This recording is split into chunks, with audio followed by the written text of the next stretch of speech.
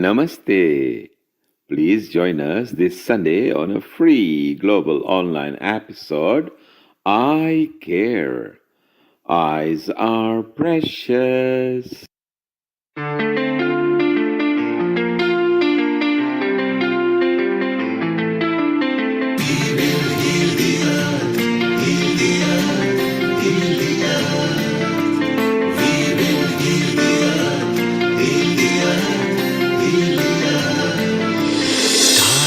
They can tell you stories which are brighter than yesterday. The streets have never been so quiet. The squirrels found a new hideaway. Tomorrow will never be the same. There is so much hope in our hearts. Brick by brick we shall overcome and walk right into a new start. Welcome to the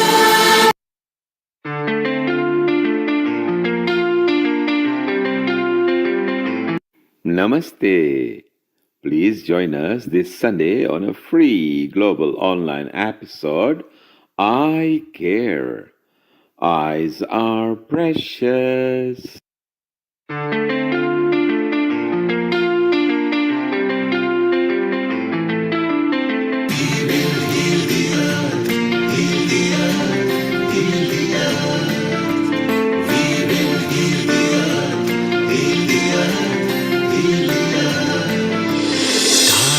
They can tell you stories which are brighter than yesterday. The streets have never been so quiet. The squirrels found a new hideaway. Tomorrow will never be the same. There is so much hope in our hearts. Brick by brick we shall overcome and walk right into a new start. Welcome to the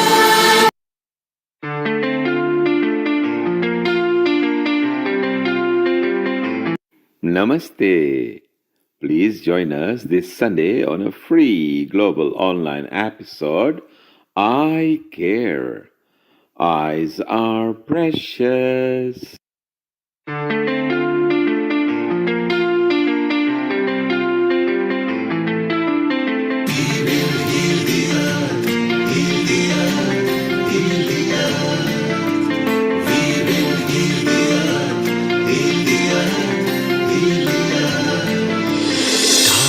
They can tell you stories which are brighter than yesterday.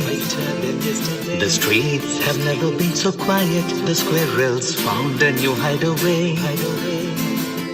Tomorrow will never be the same. There is so much hope in our hearts. Brick by brick we shall overcome and walk right into a new start.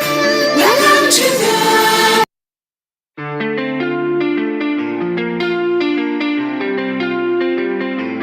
Namaste.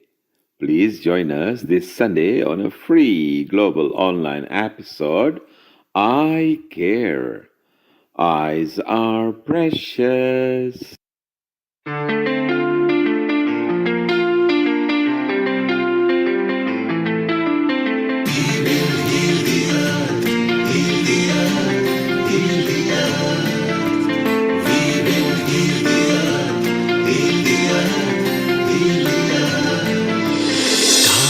They can tell you stories which are brighter than yesterday. The streets have never been so quiet. The squirrels found a new hideaway. Tomorrow will never be the same. There is so much hope in our hearts. Brick by brick we shall overcome and walk right into a new start. Welcome to the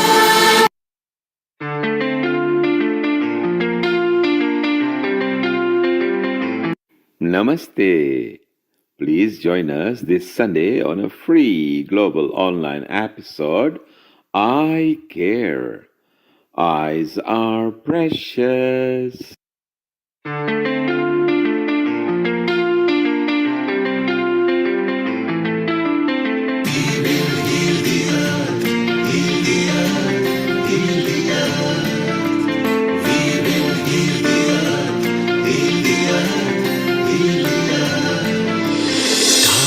They can tell you stories which are brighter than yesterday.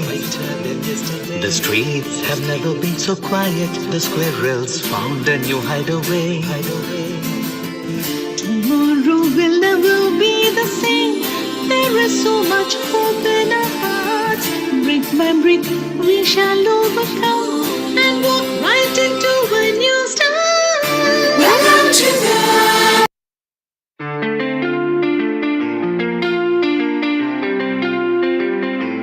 Namaste. Please join us this Sunday on a free global online episode. I care. Eyes are precious.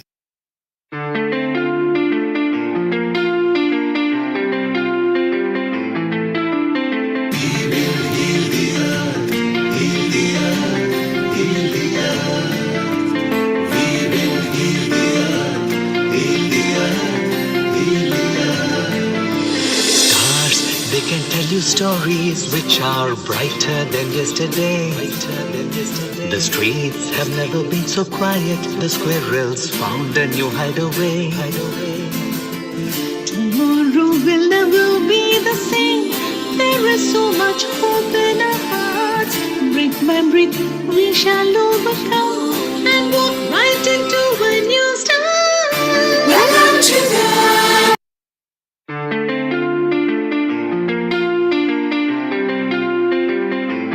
Namaste. Please join us this Sunday on a free global online episode.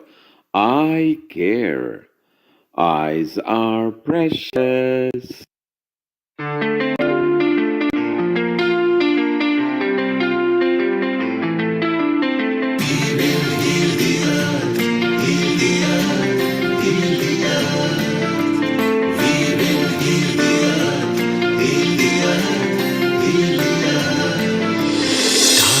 They can tell you stories which are brighter than yesterday.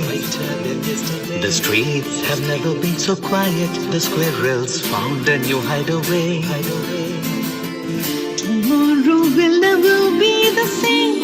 There is so much hope in our hearts. Brick by brick, we shall overcome and walk right into a new start. Welcome to the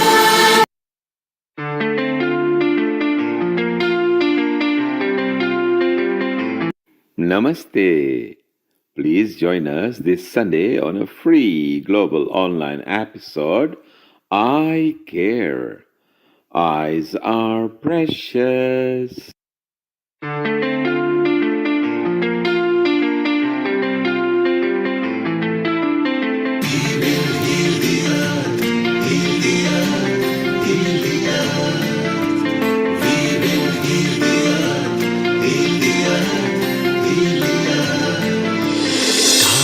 They can tell you stories which are brighter than yesterday.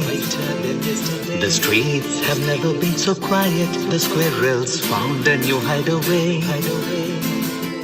tomorrow will never be the same.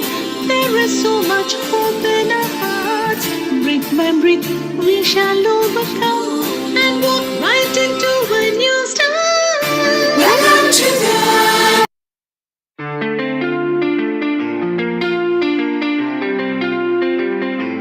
Namaste. Please join us this Sunday on a free global online episode. I care.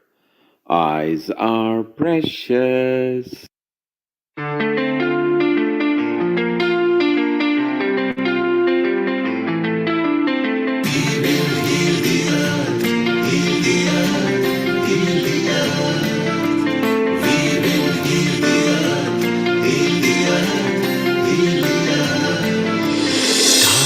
They can tell you stories which are brighter than yesterday. The streets have never been so quiet. The squirrels found a new hideaway. tomorrow will never be the same. There is so much hope in our hearts. Brick by brick, we shall overcome and walk right into a new start. Welcome to the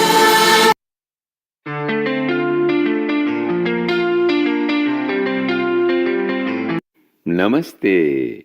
Please join us this Sunday on a free global online episode, I Care. Eyes are precious.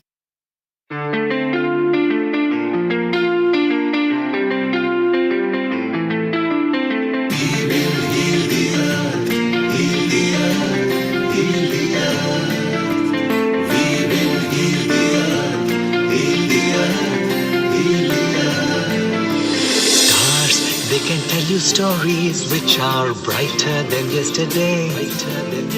The streets have never been so quiet. The squirrels found a new hideaway. Tomorrow will never be the same. There is so much hope in our hearts.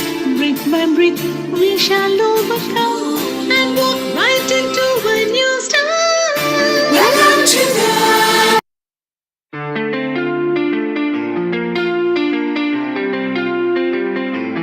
Namaste.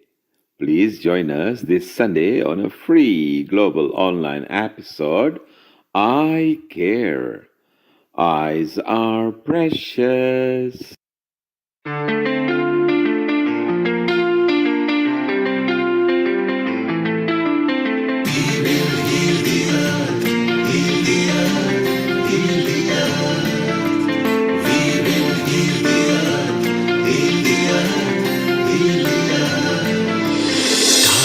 They can tell you stories which are brighter than yesterday. The streets have never been so quiet. The squirrels found a new hideaway. Tomorrow will never be the same. There is so much hope in our hearts. Brick by brick, we shall overcome and walk right into a new start. Welcome to the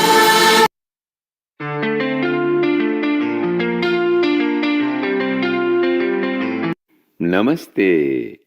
Please join us this Sunday on a free global online episode, I Care. Eyes are precious.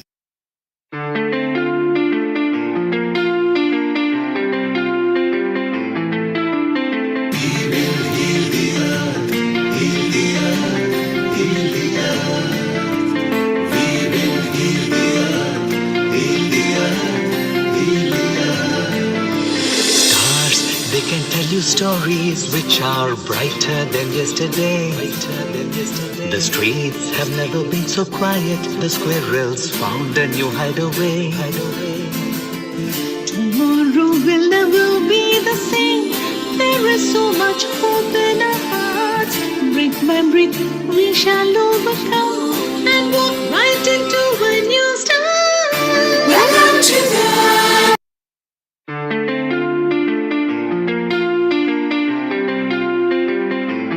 Namaste. Please join us this Sunday on a free global online episode, I Care. Eyes are precious.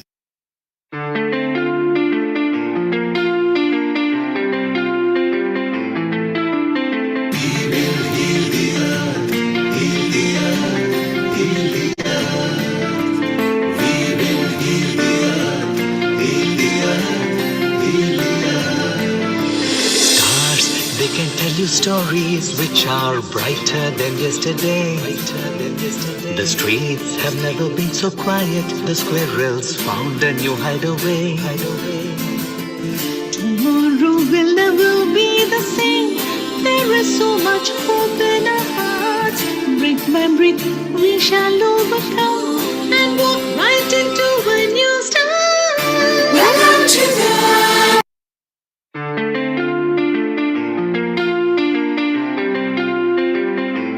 Namaste.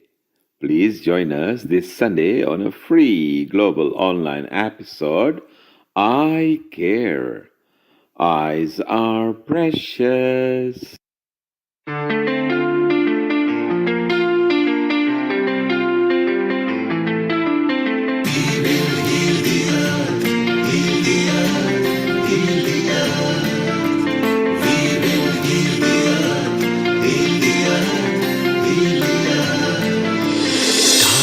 They can tell you stories which are brighter than yesterday.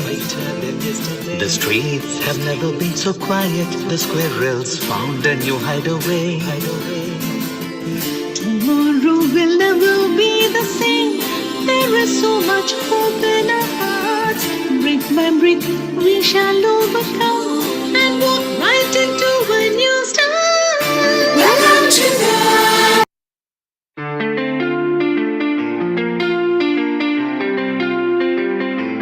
Namaste. Please join us this Sunday on a free global online episode, I Care. Eyes are precious.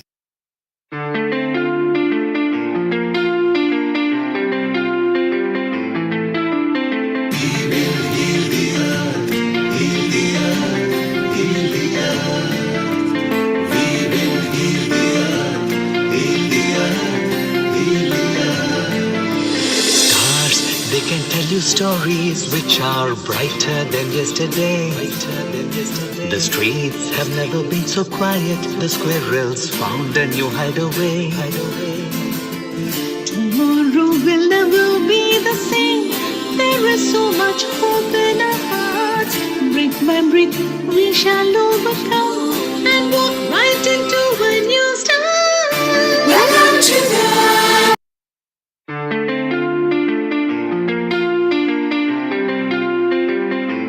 Namaste. Please join us this Sunday on a free global online episode, I Care. Eyes are precious. 10, 9, 8, 7, 6, 5, 4, 3, 2, 1.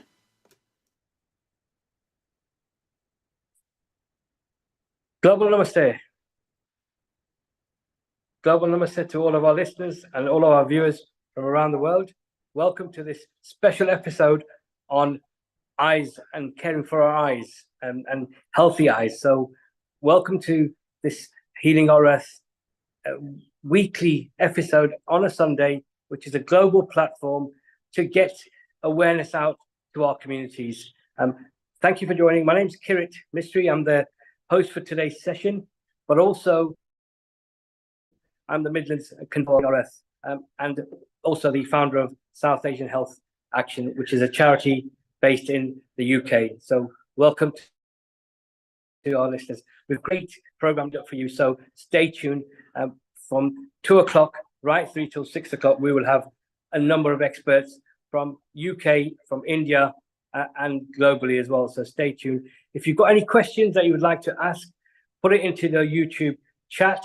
We'll be picking them up as we go through this program. This, and also we have got some questions already asked us on our YouTube channel from South Asian Health Actions.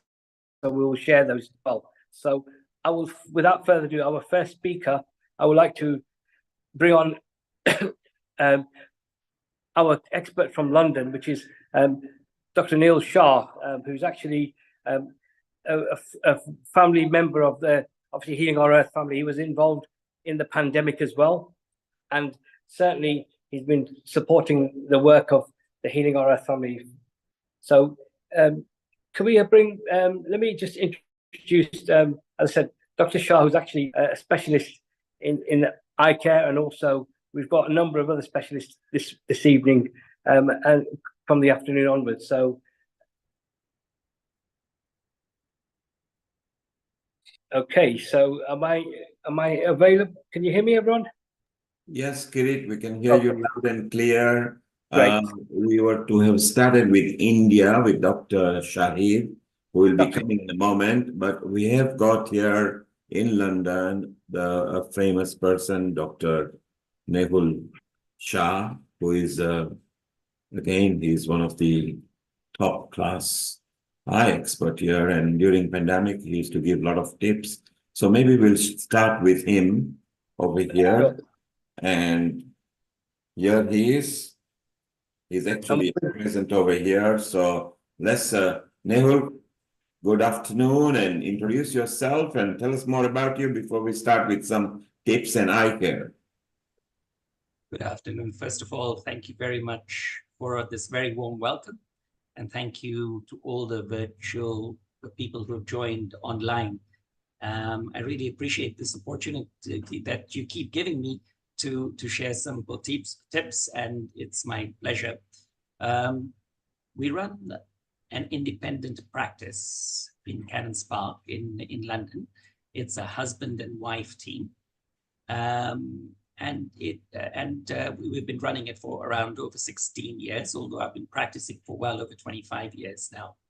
So I have a very special interest in thinking a little bit outside the box. So just not a question of prescription and glasses, but also how is it that we can avoid certain eye conditions, and how can we try and minimize the impact of problems such as increased short-sightedness, etc. So hopefully with this little chat, hopefully you'll get some insight or some into eye care itself. I'm just checking to see whether my share screen option is on. Yeah, that's fine. Yes, yes.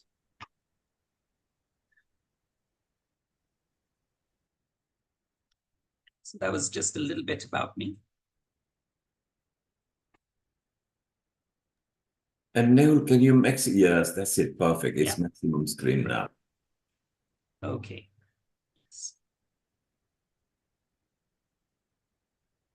You know, one of the amazing things about the eyes is the first thing that we do when we wake up in the morning is open them.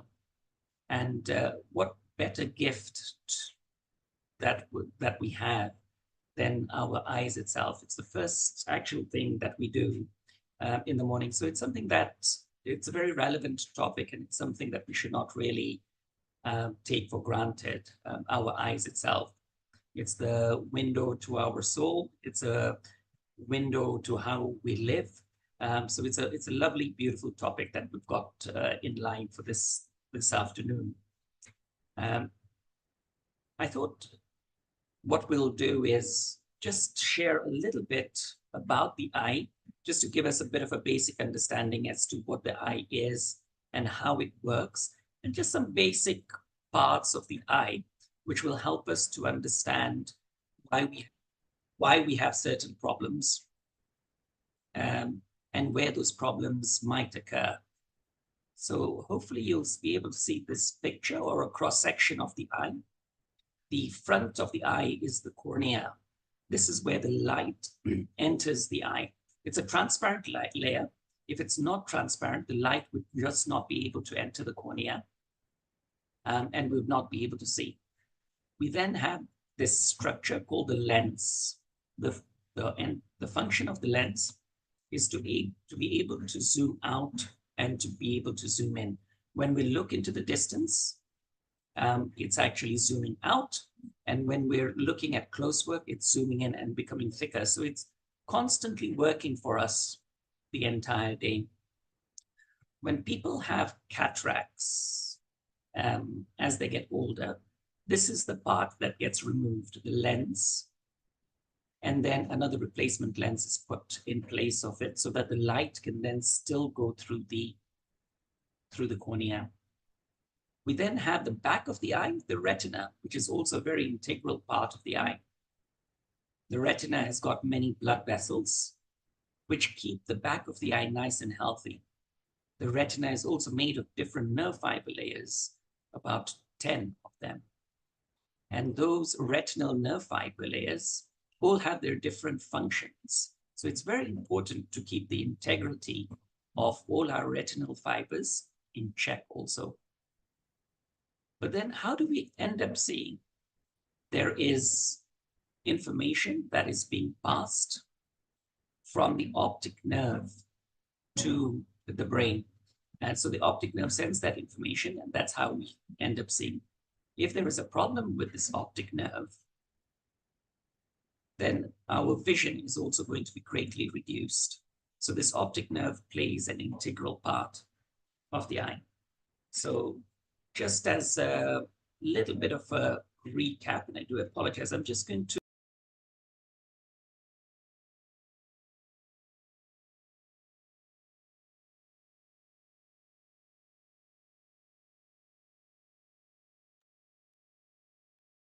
Neil, I think you're on mute. Yeah, yes, yes. yeah, I'm back again. Apologize for that. So I just wanted to share this cross section or a little bit of a recap of the back of the eye. So we talked about the cornea, which is the front of the eye. We then talked about the lens. This is the area of the eye that gets removed, and then a new lens is placed in case we have a cataract. And then we talked about the retina, which is the back of the eye. So that just gives a little bit of a summary as to what the eye really looks like itself. So the point I wanted to just talk about, and this is a normal point of discussion amongst a lot of people, myopia and hyperopia. Myopia is a short-sightedness, which means you can see short distances, but you can't see long.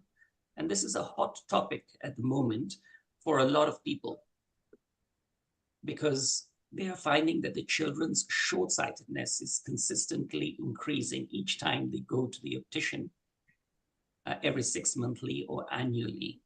And of course, we do not want eyesight to get worse.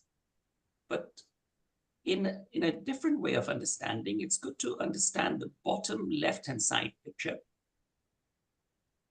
It's going to enlarge. So Neil, in case you are sharing your screen, we are actually seeing you at the moment. Okay. Oh, I see. Sorry. So you need to share the screen again.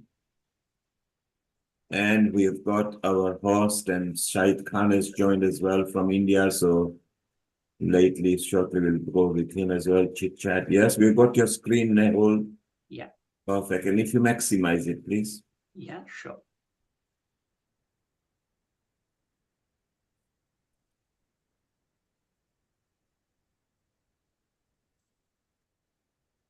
Beautiful. We've got maximize, and now anatomy is coming off the eye. Yes. Perfect. You are at myopia and hyperopia. Okay. So it's good to understand what myopia is.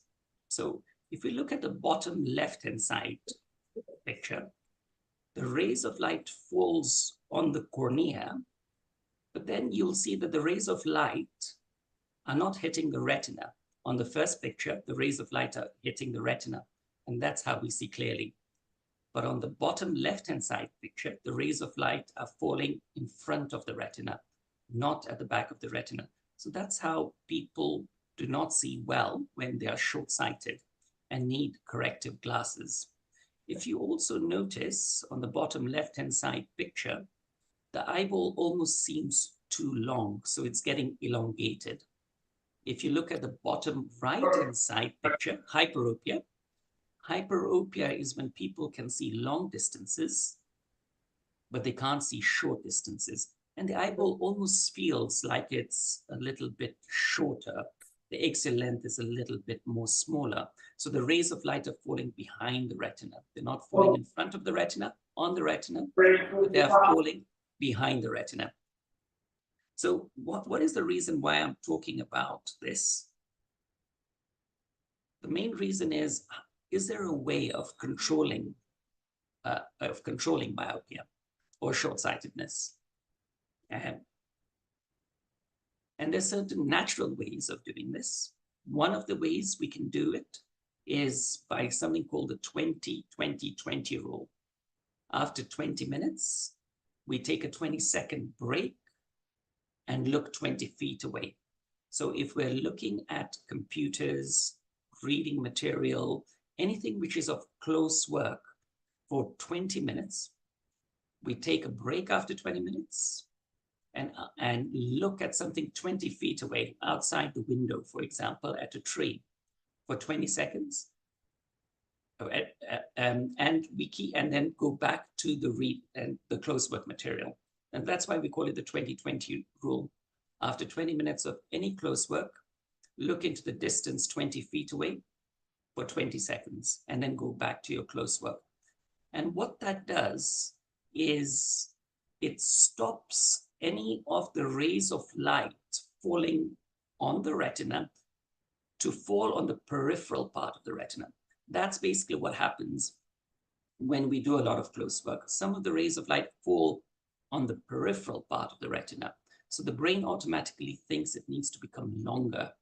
And that's how we become more short-sighted. So we are trying to stop those rays of light from falling on the peripheral part of the retina for too long. So this is a good natural way of trying to do it. And this is also the reason why we find that maybe our grandparents were not as short-sighted, or their prescriptions were not increasing just as much, because they were not spending as much time as we do now on computer, phone, laptops, etc. So that's the 20-20-20 rule. Of course, the other natural thing that we could do is participate in all sports activities which involve looking into the distance. The more we look into the distance, the less chances of our short-sightedness increasing. So that's something to think about. But what we do know is, despite doing things like the 20-20-20 rule, or having a very active lifestyle, there might be certain genetic factors that make our children short-sighted or need glasses. The good news is that we do no longer need to keep waiting for our children's eyesight to continue to get worse. There is a special type of technology inbuilt within the glasses that stops the short-sightedness from increasing.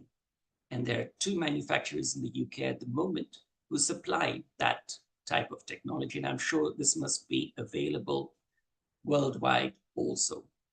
But in principle, the way the technology works is when children in particular are doing a lot of close work, the rays of light do not fall on the peripheral part of the retina when they're doing a lot of close work. They have an inbuilt technology all around the lens which stops the rays of light from falling. And I've been experiencing this technology for a good few number of years with some excellent results. And in certain cases, I have found that the prescription has also gone down by 1/4 of a diopter.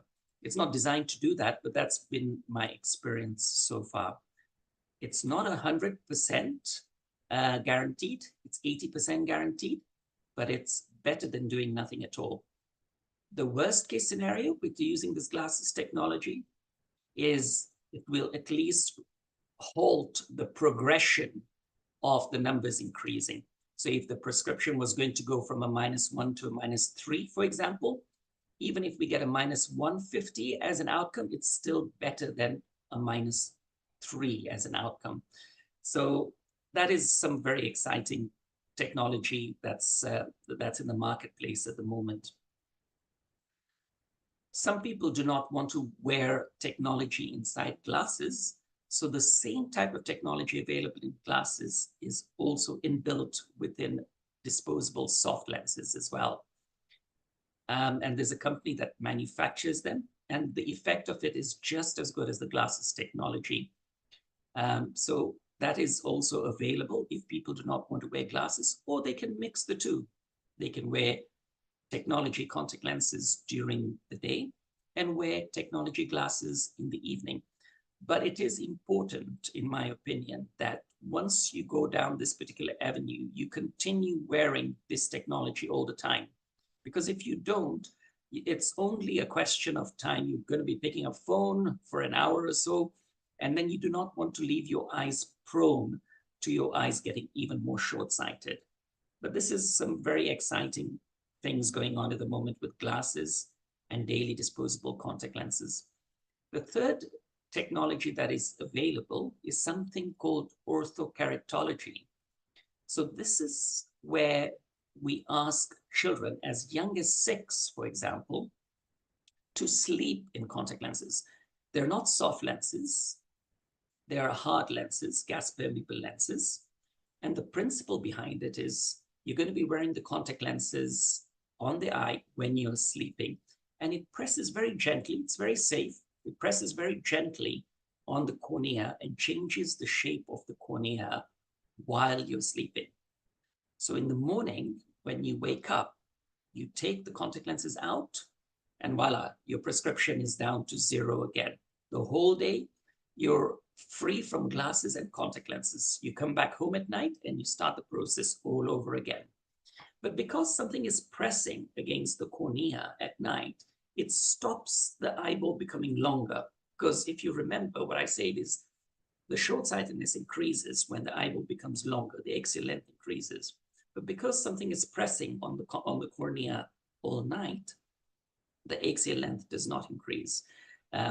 Again, it's not a 100% guarantee, it's 80%, but my experience with these lenses are that it really stops the progression, at least reduces the chances of the progression being so high. The other beauty behind orthokeratology, of course, is that you're free from glasses and contact lenses. So people who play avid sports, for example, professional young footballers, for example, love this type of technology because they're free from glasses, they're free from contact lenses.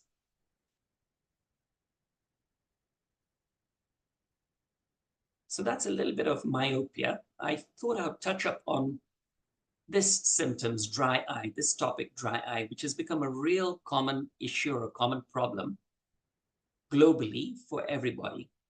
We sit in offices, there's air conditioning on, we're looking at laptops and computers all day long, we're forgetting to blink.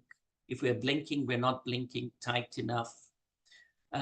When we have surgery, after surgery, we're having dry eye symptoms. As we get older, our eyes are getting a little bit dry.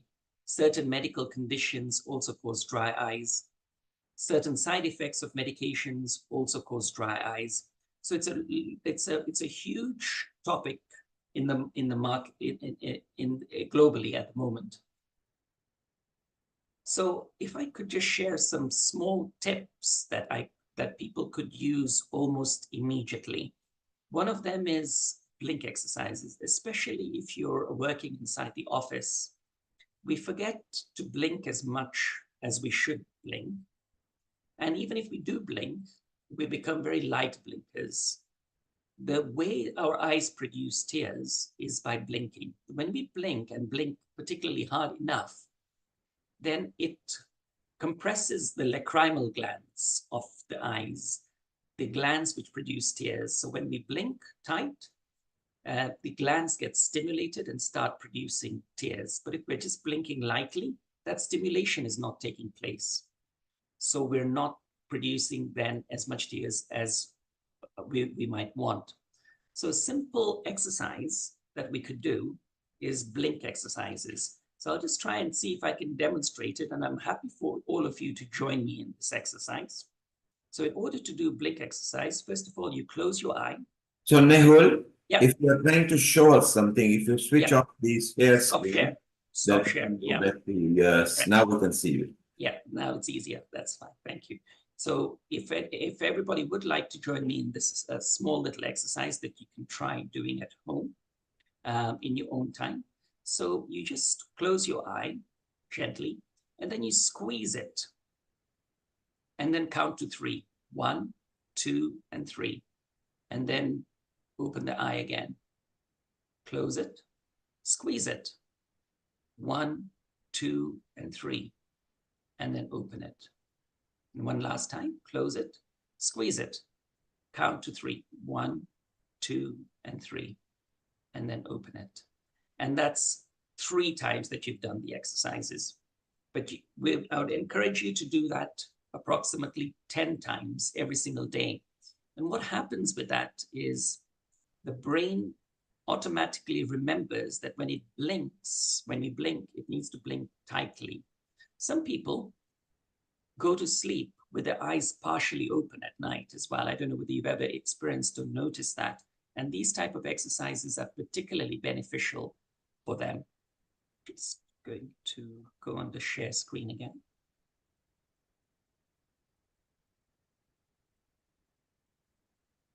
Okay, you can see my screen again. Dry eye symptoms. Yeah, okay. So that's a little bit about blink exercises.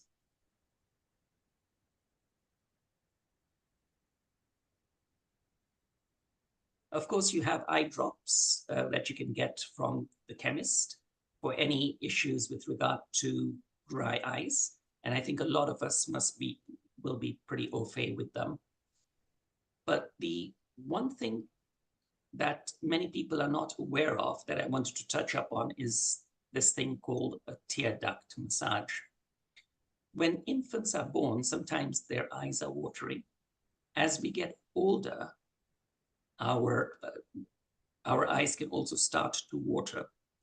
So what causes it? And that normally tends to be a partially blocked tear duct. So you'll see in the picture at the bottom where the location of the tear duct is. And I'm just going to stop share again for a moment so that I can just demonstrate how you could do a proper tear duct massage. So when you do a tear duct massage, our tear ducts are towards the nose. We have one on the upper eyelid and another one on the lower eyelid. We have two tear ducts. The function of these tear ducts is the water has to go inside the tear duct, goes around, and then come back out again.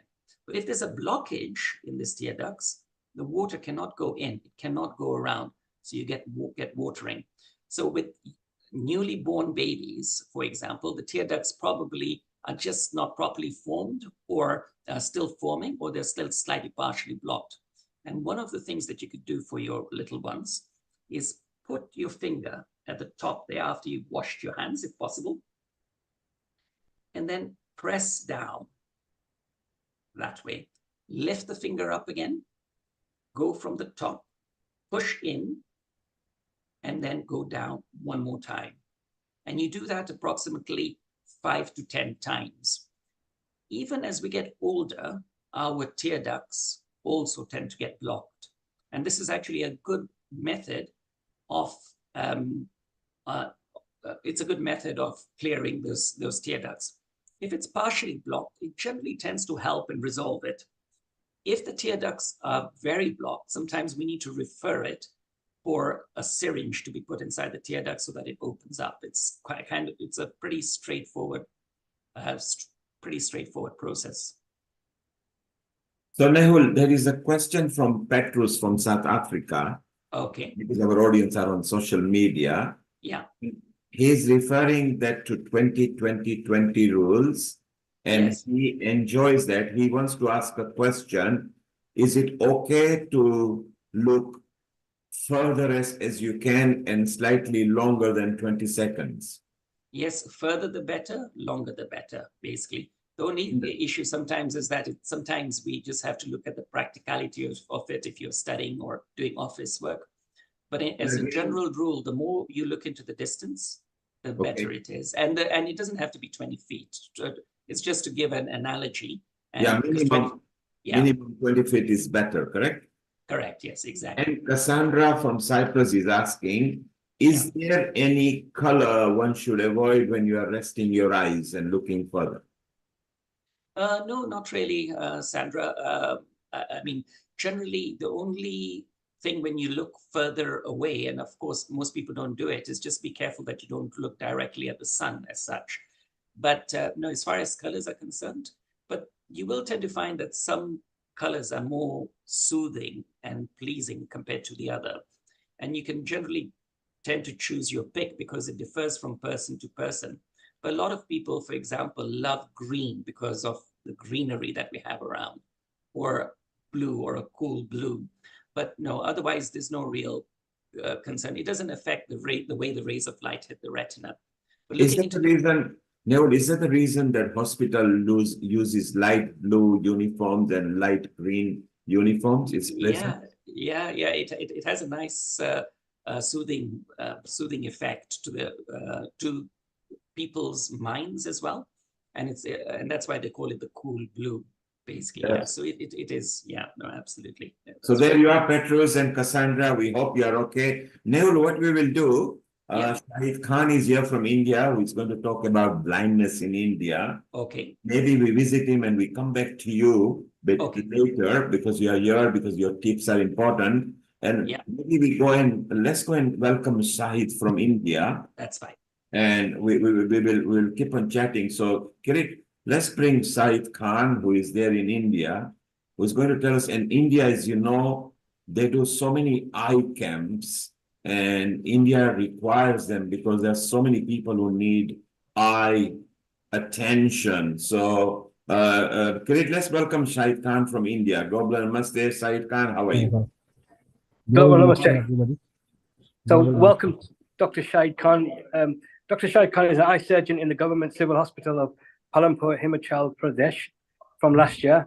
And he's done his ophthalmology in Shimla in 2005 and 2015. So 10 years experience of working in this area, and really welcome you to this Healing Our Earth platform today. And Global Namaste. And over to you to share your expertise. Thank you, everyone.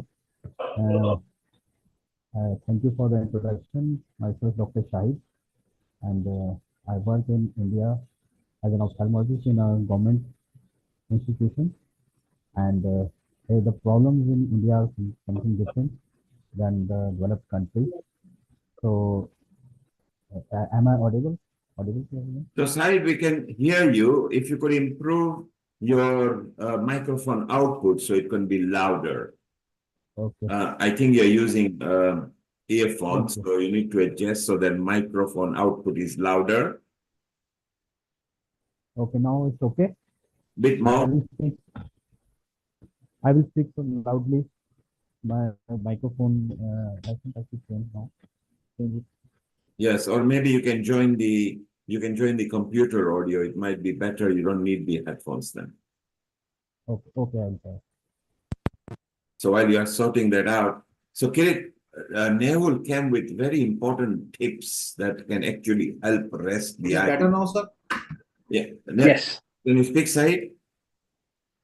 Is it better, sir? Much better. Carry on like this, Said. Go ahead. Shahid, can you hear us? Shahid, your speakers are not on, so you can't hear us. Yeah, Shahid. Shahid, we can hear you loud, but your speakers were not on, so Okay. you couldn't hear us. Sir, I'm just trying to do the. Okay, it's Now better now as well. Shahid, keep on talking. Okay, it's okay, sir. Now. Yeah, it is better now. Go ahead, Shahid. Okay, sir. Thank you, sir, for inviting me for this talk. So I chose the topic for today's discussion is blindness in India, because in a country like India, we are still dealing with blindness in a very large scale. So if you please allow me, I want to share some PPT with you. And Shahid, is it particular to India? Is there any reason why Indians suffer too much on eye problems? Is there any particular reason? Yes, sir. Sir, I will discuss the what are the challenges in India. So give me some time, sir. I want to just share one PPT which I've made to share the problems. Yes.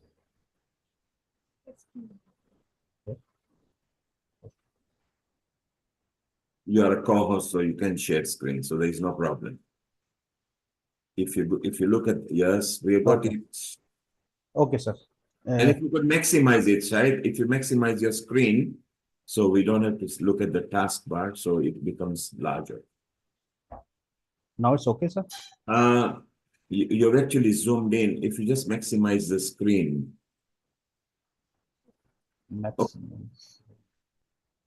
Yes. Oh, don't worry, just carry on. Shahid, if you press from beginning, from current slide, I think that will do it. From beginning, sir? From beginning and from current slide, I think that will do it, yeah. And press from current slide, yeah. Current slide. So I just start okay, sir. So my topic for today is blindness in India.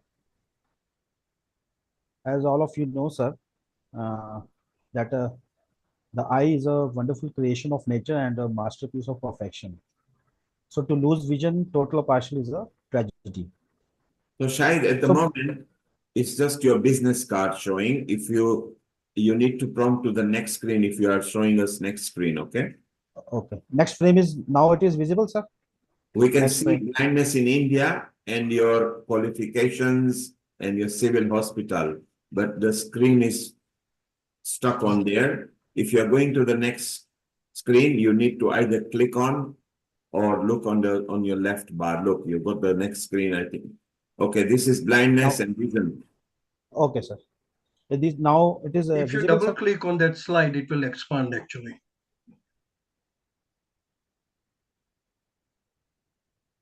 Now it is visible, sir. Yeah, go ahead. You've zoomed out too much. The screen is full. But carry on. We can see the whole definition and a partial blindness. Okay, sir.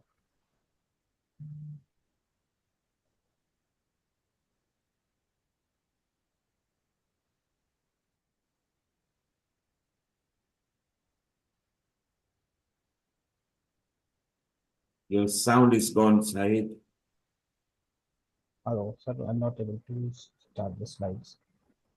The slides were moving, Said. At the moment, there is They're not moving. Not moving, sir. well, they were moving, but you Okay, need okay. Okay, sir. Then I just try to speak like this only, because okay. You can switch off your share screen, and then you okay, can talk to us maybe, okay, sir. so we can interact with you. Yes, Yeah, now it's okay. yeah, we can hear you now. So it would have been better if I showed the slides. So the slides were really interesting, but no problem. I just talk like that only, because sir, the blindness in India, as of you all know, sir, that the prevalence of blindness in India is around 0.36%, sir. About 6.2 million people in India are blind, which is very huge. And what are the criteria? What is the definition of blindness? That blindness, we say that if a person cannot read about 3 by 60 in a Snellen's chart, or in layman's, it cannot read about 3 feet from his better eye, then he is known as blind. And that is blindness. 6.2 million people, and moderate to severe visual loss is the people suffering from moderate to severe visual loss is 1.06% of 55 million.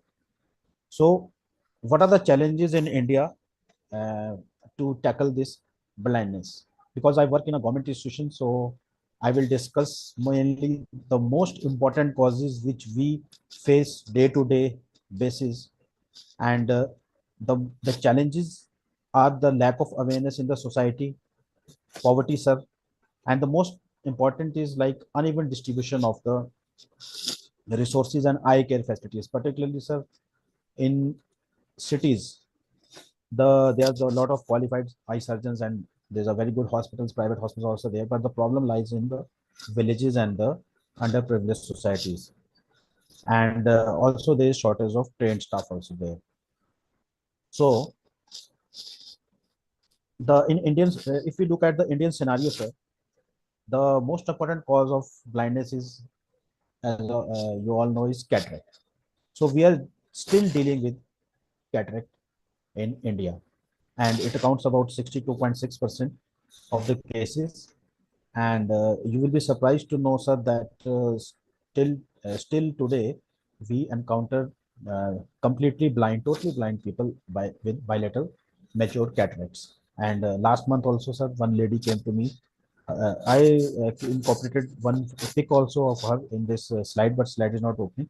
So when she came to me, and she was completely blind, and she had bilateral mature cataract. And when I asked his son that why didn't he bring her to the hospital, so he said that she was diabetic, and her sugar was not under control, not in, and he had some financial problems also, and he was a daily wage worker. So he said that I didn't get the time, and some so she was sitting. Her mother was sitting in the home from the last 1 year, and she was completely blind. So we operated her in our hospital, and both eyes, and now she's doing pretty fine, sir. So There are lots of cases, sir, which we operate in the government hospitals and which are bilaterally blind with bilaterally mature cataracts. Then and the other problem, other the main problem which regard to blindness in India is the refractive errors, sir. Because in India, uh, there's but now it is somewhat the conditions are improving because in under national program of control of blindness we do this school eye screening programs and we train the teachers to get the eyes checked of the in the school going children, but still there are a lot of patients we come to at a later stage of their life with amblyopia, severe amblyopia, dense amblyopia, and so it is also a challenge to get the eyes checked in the school going children so that we can prevent the amblyopia induced blindness. And the third one is glaucoma. Glaucoma is also a big challenge in India, and particularly cataract. We are dealing with cataract, but glaucoma is a challenge because they are the glaucoma the dearth of glaucoma specialists in India. And if you can say in Himachal Pradesh, I work in Himachal Pradesh, and this is a state around 50 to 60 lakh population is there in this. So you will be surprised to know that there is the glaucoma is practiced by general ophthalmologists only. There is no specific specialized glaucoma specialist in all of the Himachal Pradesh, and uh, and uh, and the other one is cornea blindness. Cornea blindness is also rampant in India, and I will discuss some major causes in what are the major causes of cornea blindness in India. And again, in cornea, there is a I only two eye banks are available in whole of the Himachal Pradesh in Tanda Medical College and in the Gandhi Medical College. And there are lots of patients who are waiting for eye transplantation in India. So coming back to sir cataract, I've already told you, sir, that in India, or I speak of Himachal Pradesh, that the problems for in cataract is that in big towns or cities there are qualified eye surgeons, but the qualified eye surgeons are not in the rural areas. So rural people get to neglected there. So and also the new advanced technology is also not available even in government hospitals. They are available in medical colleges and in some bigger hospitals, but otherwise we are doing the old techniques of like manual small incision cataract surgery. Most of the cases are around 60 to 70% cases are of we operate like in manual small incision cataract surgery. Phacoemulsification still is not available. The machine is not available in every institute. And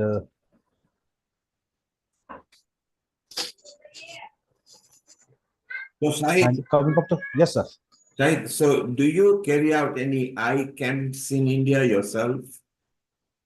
Sir, camps we used to uh, do in the past, but nowadays the camp surgeries are not routinely done because in India there are some cases that in camp surgeries some cases of endophthalmitis were there, and the even some doctors were arrested also in some Punjab or Haryana district. I've read the news. So Okay, camp so surgeries are now referring to regulations and bit of abuse or something. But how to local population, those who are very poor, is there a facility from the government that the government actually help out and yes, sir, yes, sir.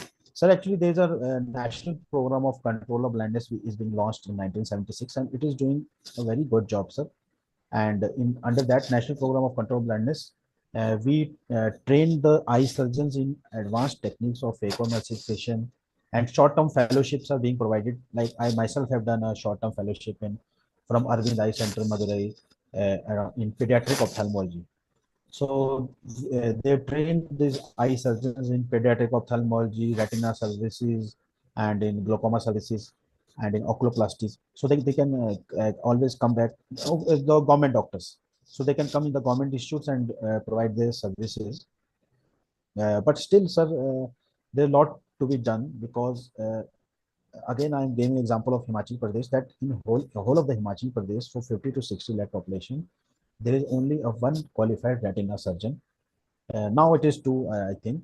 There are only two retina surgeons which are available in Himachal Pradesh. One is in Rotary Eye Hospital in Maranda, and one is in IGMC Shimla. So there are lot of patients of even retina also, which are not being dealt properly. So there's lot of work has to be done, sir, in India.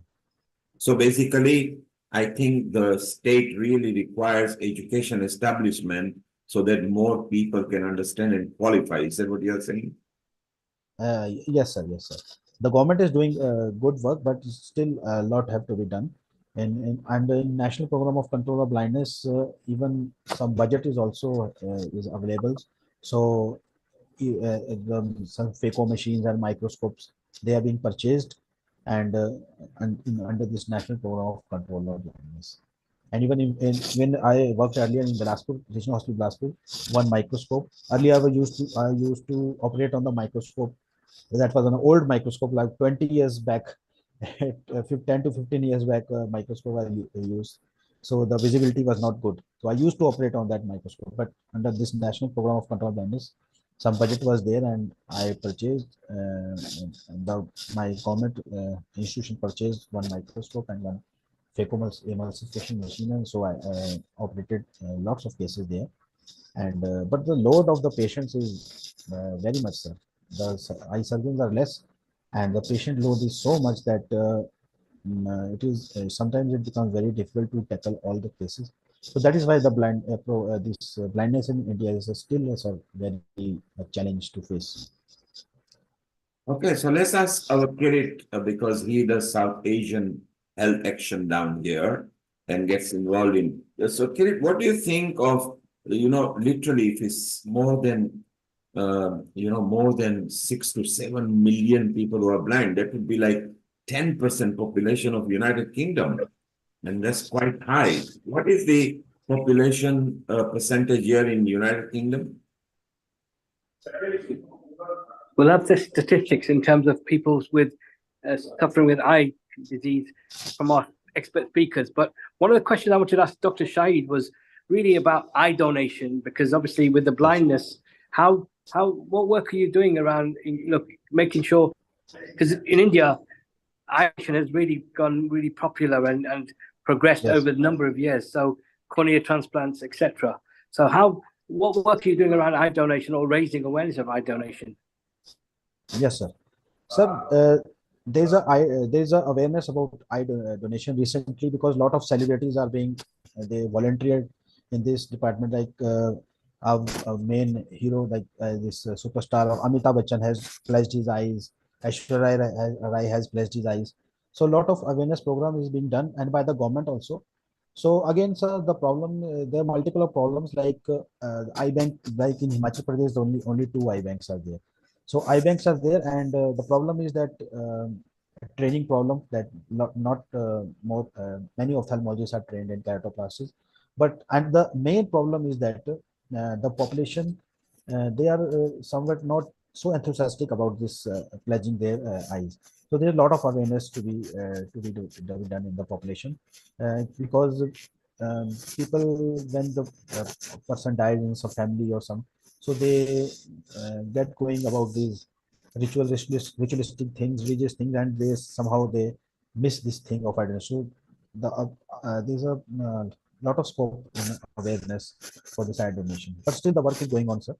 And the even corneal blindness is also a big problem in India, sir.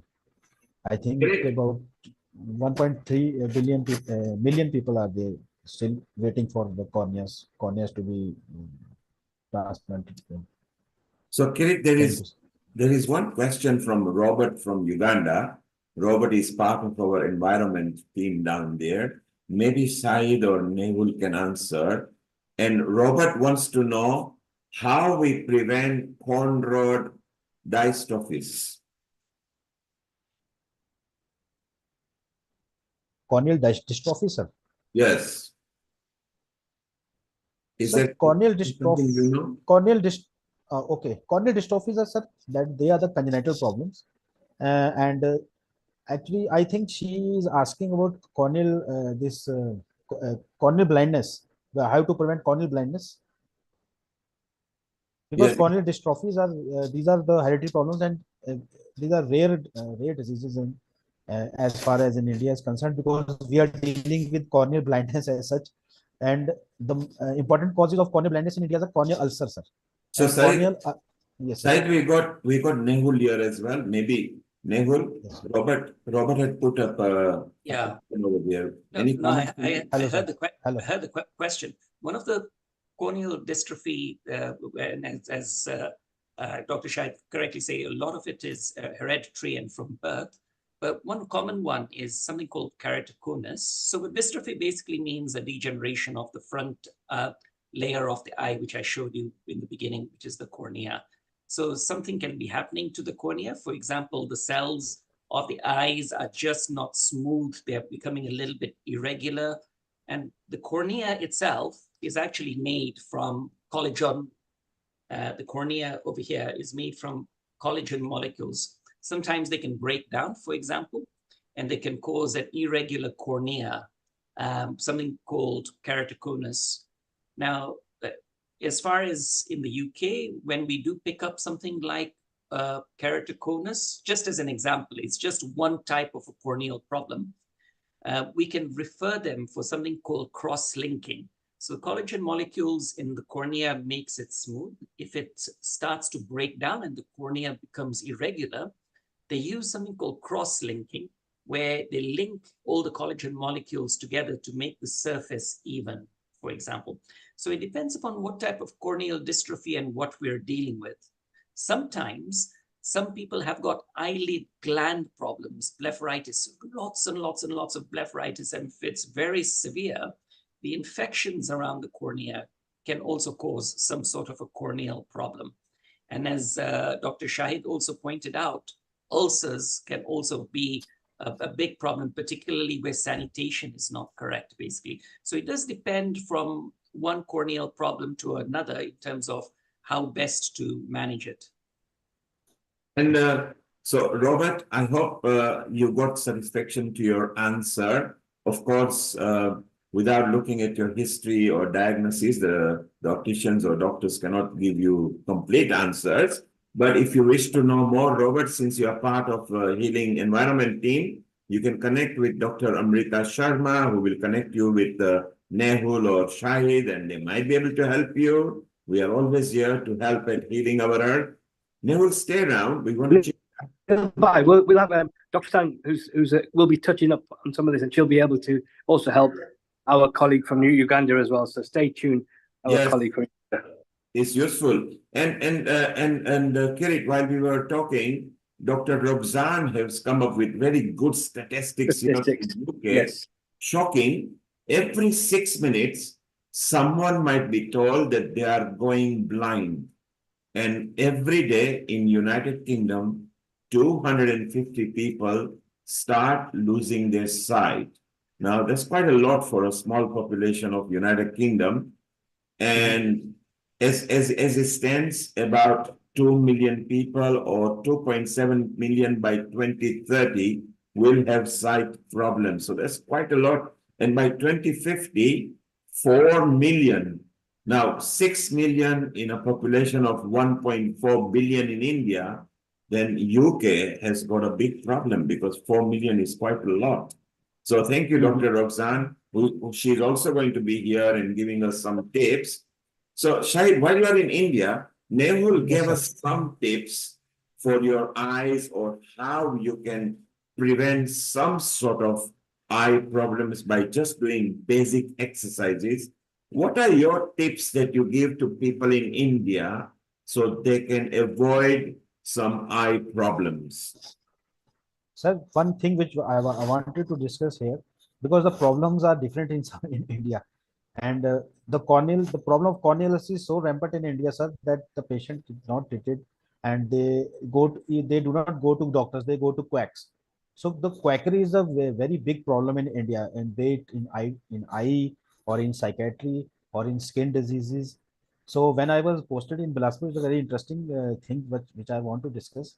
When I was posted in district Bilaspur in a government institute, many patients with corneal ulcer used to come to me, and they said that prior coming to you, we went to a local quack. She was a 80 years old lady, what she used to do, that when a patient with as Dr. Nehal and I know that when there's a conjunctivitis or some viral keratitis in the eye, the patient feels foreign body sensation.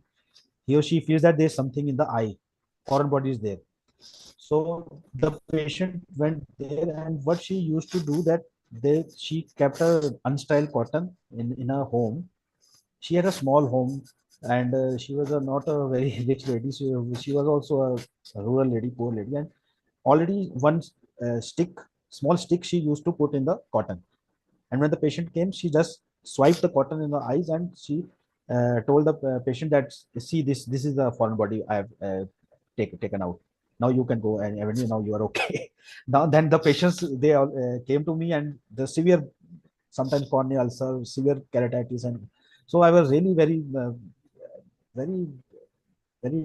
depressed, that who is this lady. So I went to her home, and as disguised myself as a patient, and then I caught her red-handed, and then I convinced her very politely that, Mataji, aisa mat kariye, please don't do like this. You're, many of the people are going blind by these activities of you. I hope that now she has not done it, but this practice, jo we say in Hindi, like kuda nikalna, it is so rampant in every 2 or 3 villages. There are some quacks are sitting, and they do this kind of things and they are also one of the more important causes of blindness in India. So a lot of work has to be done in this field. Also awareness, about awareness, that you should not go to quacks, you should come to the doctors, because people in India, I don't know why they prefer quacks more than qualified doctors. Yes, maybe because of poverty, and those people are much cheaper. I mean, they use pliers to pull a teeth out, and they're sitting on the things, and they become chiropractors. They just read your neck and say, "Oh, you're okay," and they damage. Yes, we need to educate. I think India is educating. Is good. Nehul mentioned a very good point about sanitation. Now, the water that we dump into our eyes, if itself is not very safe, and India hasn't got, like, unlike Europe, where the water is more safe and better sanitized. Neville, your point was very right. Sahid, do you feel that sanitation is also part of problem in India? Yes, sir. Which is related to hygiene only. This problem of corneal ulcers and these infections are, and even trachoma is also coming back in India, sir. In earlier, some 4 to 5 years of back, there was no active. It was said that there were no active trachoma case, but now trachoma is also coming back. So it has a lot to do with the sanitation, and these infections are a lot to do with sanitation and And Sahid, what is these your things. daily tip that you teach your family or your children or your friends that is a must exercise and or tips that people could do for a better eyesight and a longer sustaining eyes? Sir, whenever it is possible, whenever we get the chance by social media or by newspapers or anything, we always try to convince people that whenever there is some eye problem or some, you go to the doctor first. First, you go to the doctor, get your eyes checked up. And even, sir, diabetic retinopathy is now also becoming rampant in India also, because there are a lot of diabetic patients now, and even there's a lot of work to be done in awareness point of view, because people not getting their fundus or retina checked in even diabetes cases. And one other important disease which has recently come in India is retinopathy of prematurity.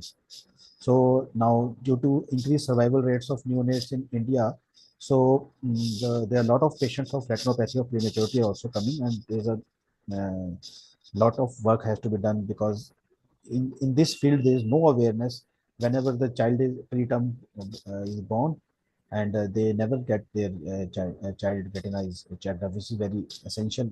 At least fun in our national program of control blindness, we make it mandatory that every child less than 2 kg and 30 before 34 weeks of gestation should get his or her eyes checked in And the first Sahid, month of life. are the chemists or pharmacists, are they equipped to give proper guidance on eyes in India? No, sir, I don't think so, because the local chemists or these there's a one which I have noticed, that they give lot of steroids, and even I have encountered these cases like they have been given steroids for months and months and years. People were putting steroids and they have almost gone to blind with glaucoma. So they are not equipped, chemists and these Let's doctors. ask, I call them quite. Said, Yes. let's ask the same question. Nehul is here in United Kingdom. He's here in London. Nehul, you're because our chemists and pharmacies are now allowed to dispense and or give certain advice for certain conditions. What is the situation when it comes to eyes? Do you feel UK Pharmacy Society and pharmacies are equipped to give advice? So in the UK, we have over-the-counter medication.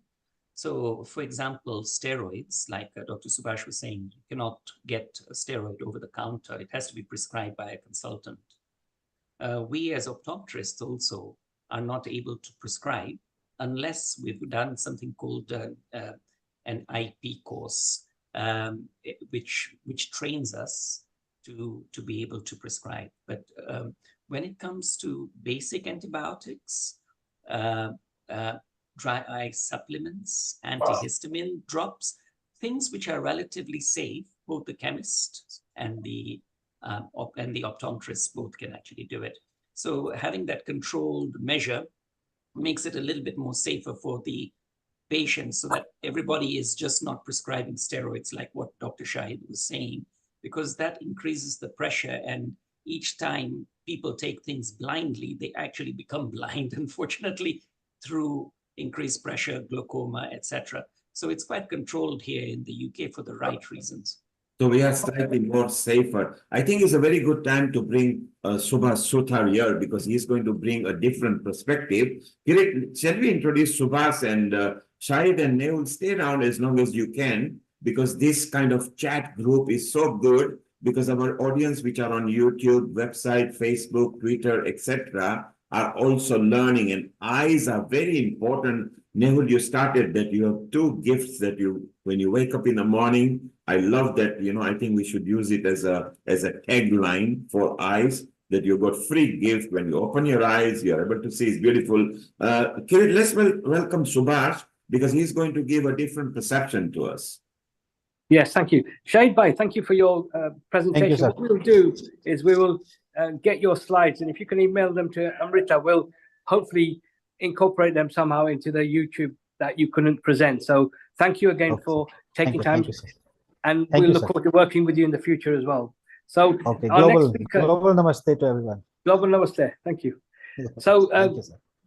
I'd like to introduce Subhash Bhai, who's actually a member, and also he's been doing some fantastic work here in the UK, but globally. But Subhash Bhai is a trained clinical therapeutic pharmacist. His focus is on eye health education. He's nationally and internationally in many organizations and delivers education sessions about eye care. He has developed the work wrist on knuckles, which he will show you around drops and how to take, how to use your drops more appropriately as well. But he delivers his talks in 4 different languages. So he speaks Gujarati, Hindi, Swahili, and obviously English. So he's doing some fantastic work. So Subhash Bhai, global namaste. Thank you for joining us and giving us your time and to share your expertise and knowledge of the work you do. Global namaste, and thank you very much for inviting me for this session. It has been quite interesting listening to the other speakers who are there. Before I start, this particular presentation which I'm going to present is also its contribution from quite a number of international alumni. And recently I was at International Society of Dacryology, Dry Eyes. It was a 3-day seminar in London, and there were nearly 300 ophthalmologists from all around the world. And the huge amount of new work has been put in. So probably I'll be able to share some of the experience of 2 eminent consultants as well. And they have been kind enough to provide some very good slides here as well. Next slide, please. My area of work has been with basically the end user, that means the patient. So when any patient who goes through any of ophthalmologic examination, especially, for example, glaucoma, dry eyes, macular. And there are a number of times these patients will be on eye drops as well. And in that turn, dry eyes also became one of the big focus in the whole treatment paradigm. Now, let's start with dry eyes first and blepharitis. Next slide, please. The common symptoms which everyone feels when they have the dry eyes is sore, gritty eyes, stinging and burning, watering of the eyes, smelly vision, irritation from air conditioning or wind, red eyes and eyelids. I mean, Nehul just said that, you get up early in the morning, you open your eyes and that opens your vision. But this is where actually people find out that when they wake up in the morning and they have these blurry eyes, they go down to the washroom, do their ablution, wash their face, wash their eyes, and suddenly the vision clears up. So there are quite a number of things involved around here. Next slide, please. Neville also presented just now the anatomy of the eye. I'm going to talk about a little bit of the external anatomy of the eye. What you see here is the upper eyelid, eyebrows up there. Then you get the upper eyelid, when you got the eyelashes. At the bottom of the eyelashes, there are small little holes which are opening of meibomian glands. Then there are lacrimal duct and as well as the lower lid as well. And then there is sclera, cornea, and the pupil is there. Next slide, please.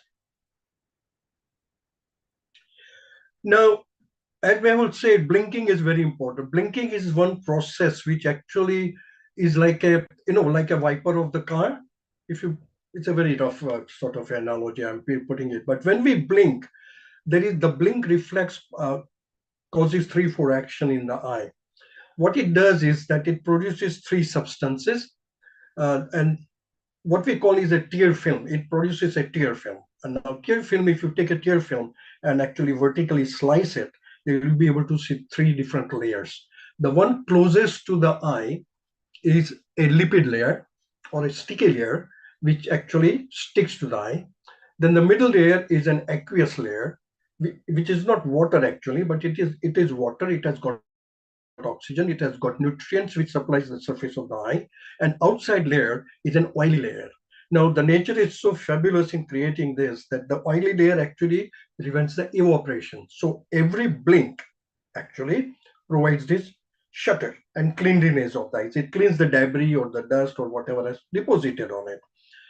Now another thing which happens is, and we should understand this, on an average, a human being blinks about 12 to 15 blinks a minute.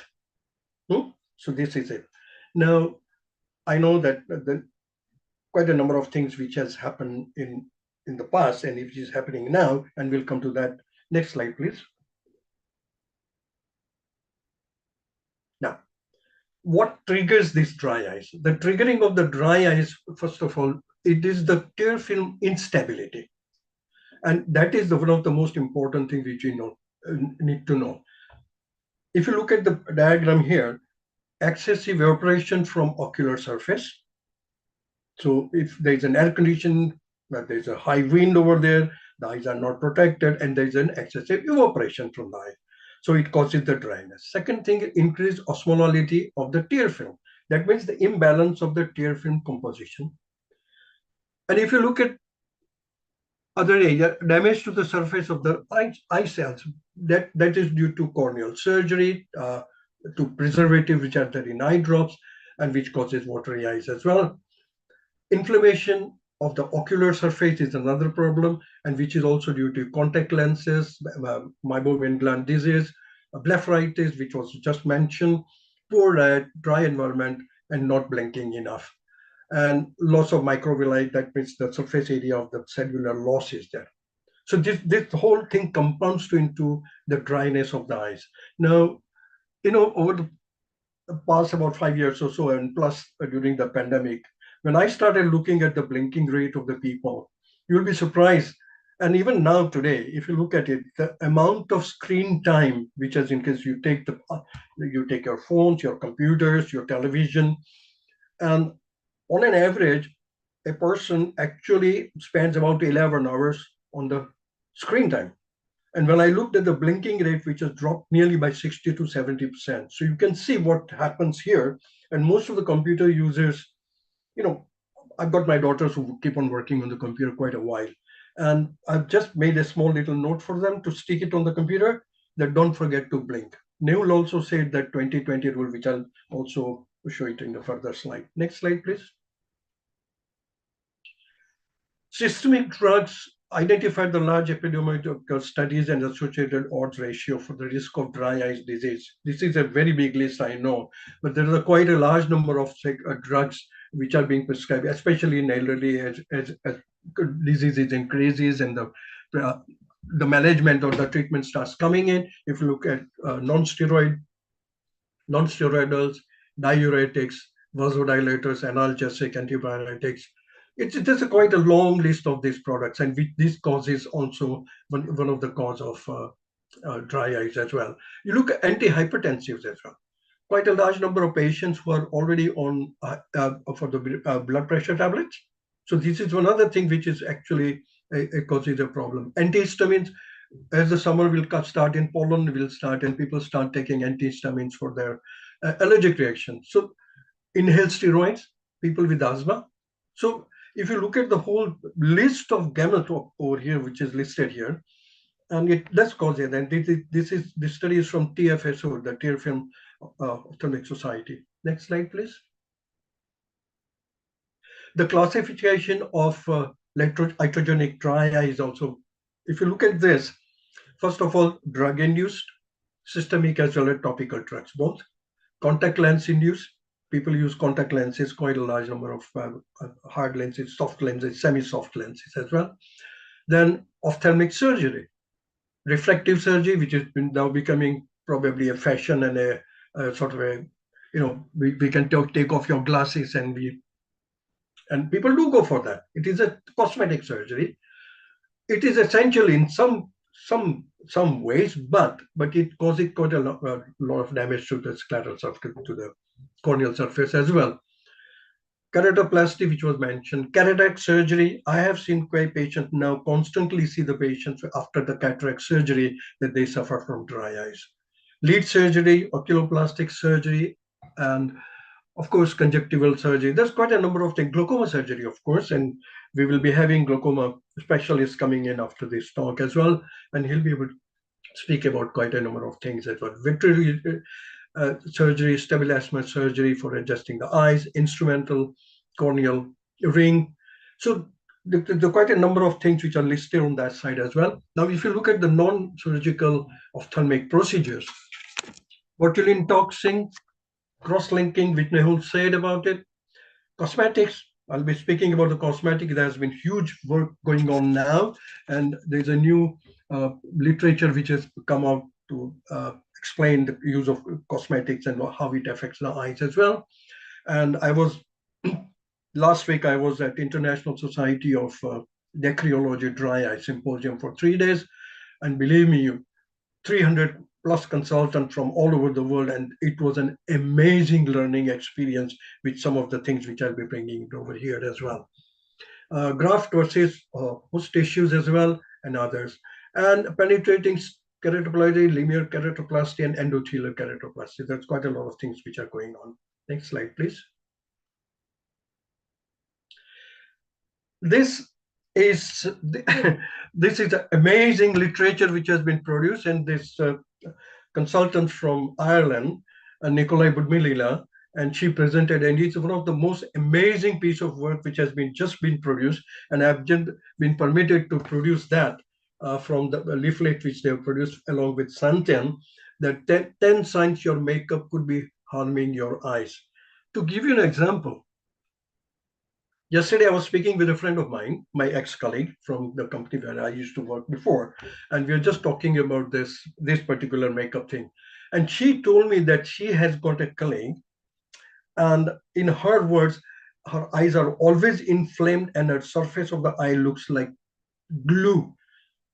And that is all because of the cosmetics. And people don't realize the cosmetic, when the mascaras, which block the meibomian gland, if you don't clean it up, even on the facial surfaces, the creams and other things, which has got quite a list.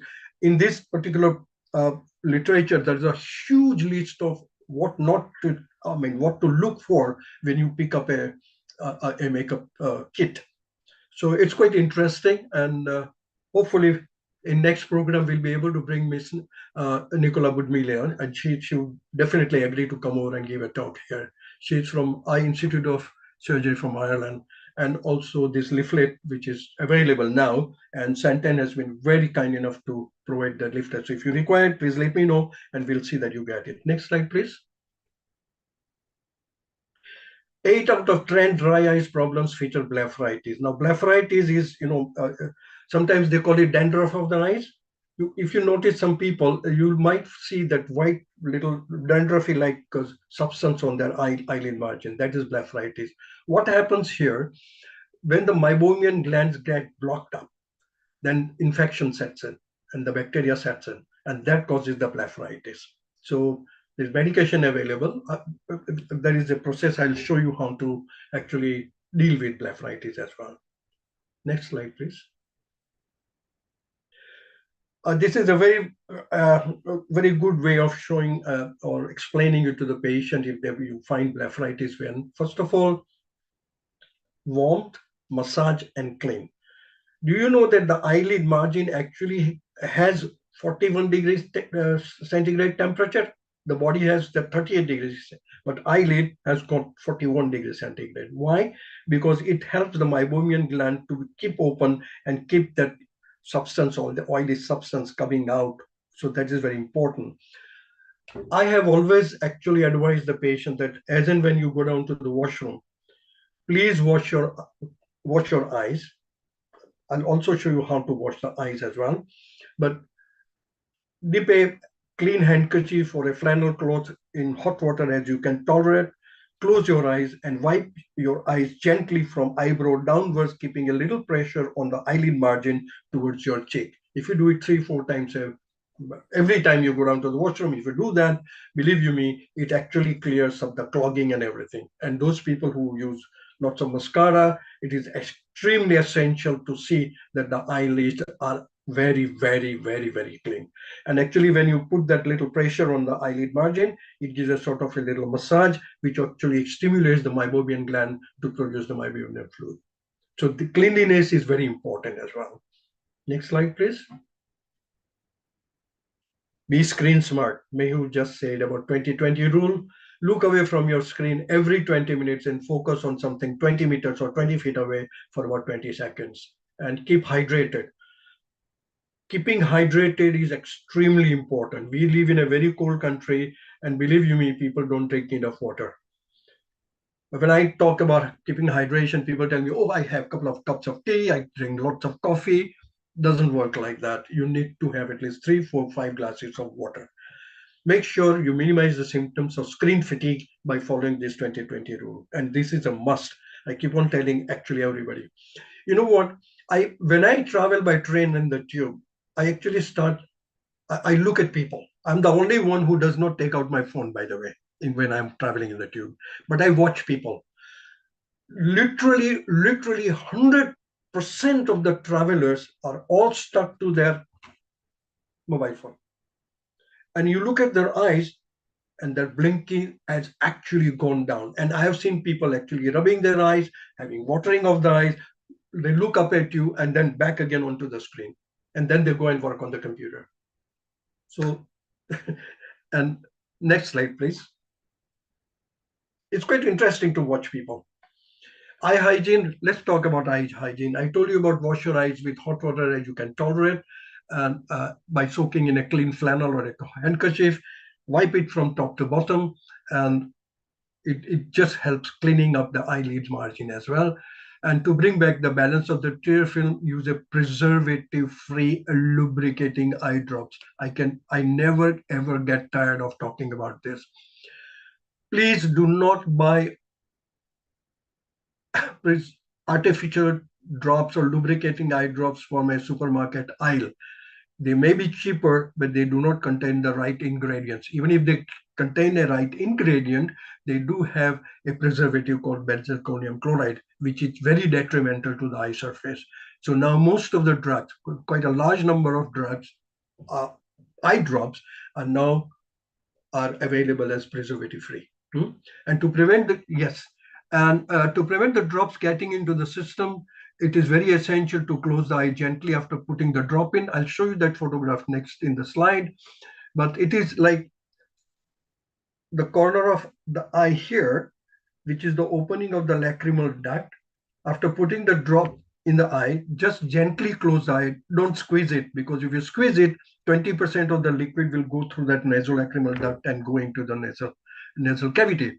When I give talks to the patient, I always ask the first question: when you put the eye drop in, do you get a funny taste in your mouth?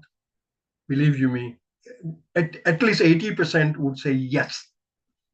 Now, why they say yes, and I actually came to know in the last conference which I attended, number of people have opening of their lacrimal duct opening is large, and some people have got very small ones. The people with small lacrimal opening probably may not have that liquid coming into that nasolacrimal duct into the nose or getting in the system, but people with larger opening has it. So this was again a learning process for me, for myself as well. But it is very essential when people are on beta blockers for glaucoma treatment. If they are on beta blockers, they are asthmatic, and if that small little dose which goes inside the body through the nasolacrimal duct would cause a problem. Next slide, please. Preservatives. Again, it is very essential to this chronic exposure to the ocular surface to preservatives now very well known. There's a huge amount of work has been going on. The number of literatures which is coming out, and the toxicity is also and the adverse reaction which it causes, and especially the next consultant, when he will talk about glaucoma surgery, probably he would also mention it, or even in cataract surgery, that the patients who have been on a long-term preservative drops has got ocular surface problems, and the healing also gets problem after the surgical procedure. So there are many in vitro and in vivo studies demonstrating that benzalkonium chloride can induce corneal and conjunctival epithelial cell apostasis. And it damages the corneal nerves. It delays corneal wound healing and interferes with the tear film stability and causes a loss of goblet cells, which are on the scleral surface. Preservative-free drops may be a better choice for patients who have pre-existing ocular surface conditions and or need frequent installation of eye drops, especially glaucoma patients who are on a number of drops as well. And even patients with suffering from dry eyes, now they are always the prescribed lubricant eye drops. And it is very essential to see that they get preservative-free eye drops.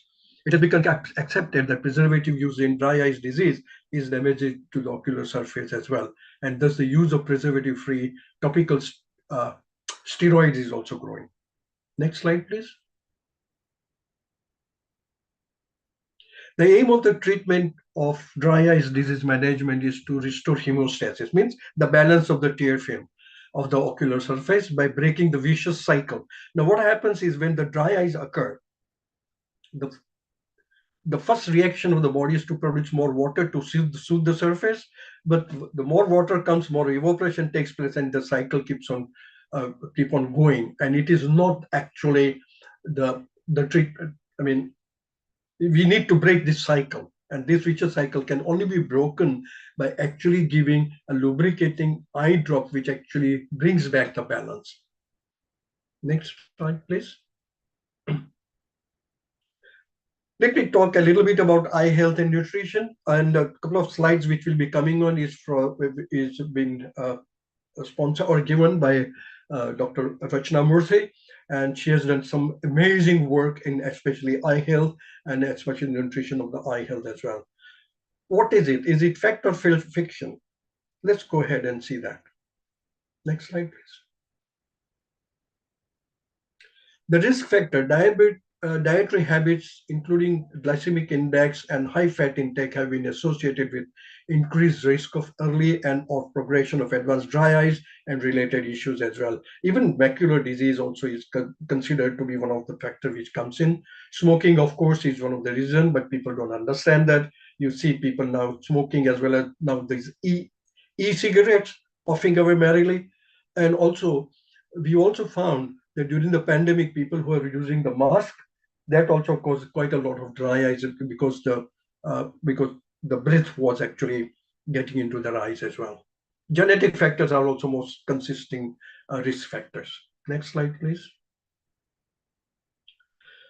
This is Dr. Jonathan Roos and Rachana Murthy, and they have done dry eyes disease and lifestyle epidemics. 3 years of tremendous work has been done, and they've got a huge amount of literature. And probably in future we might be able, we will bring Dr. Rachana Murthy on this program, and she will be able to give a very big insight into it. Next slide is from her.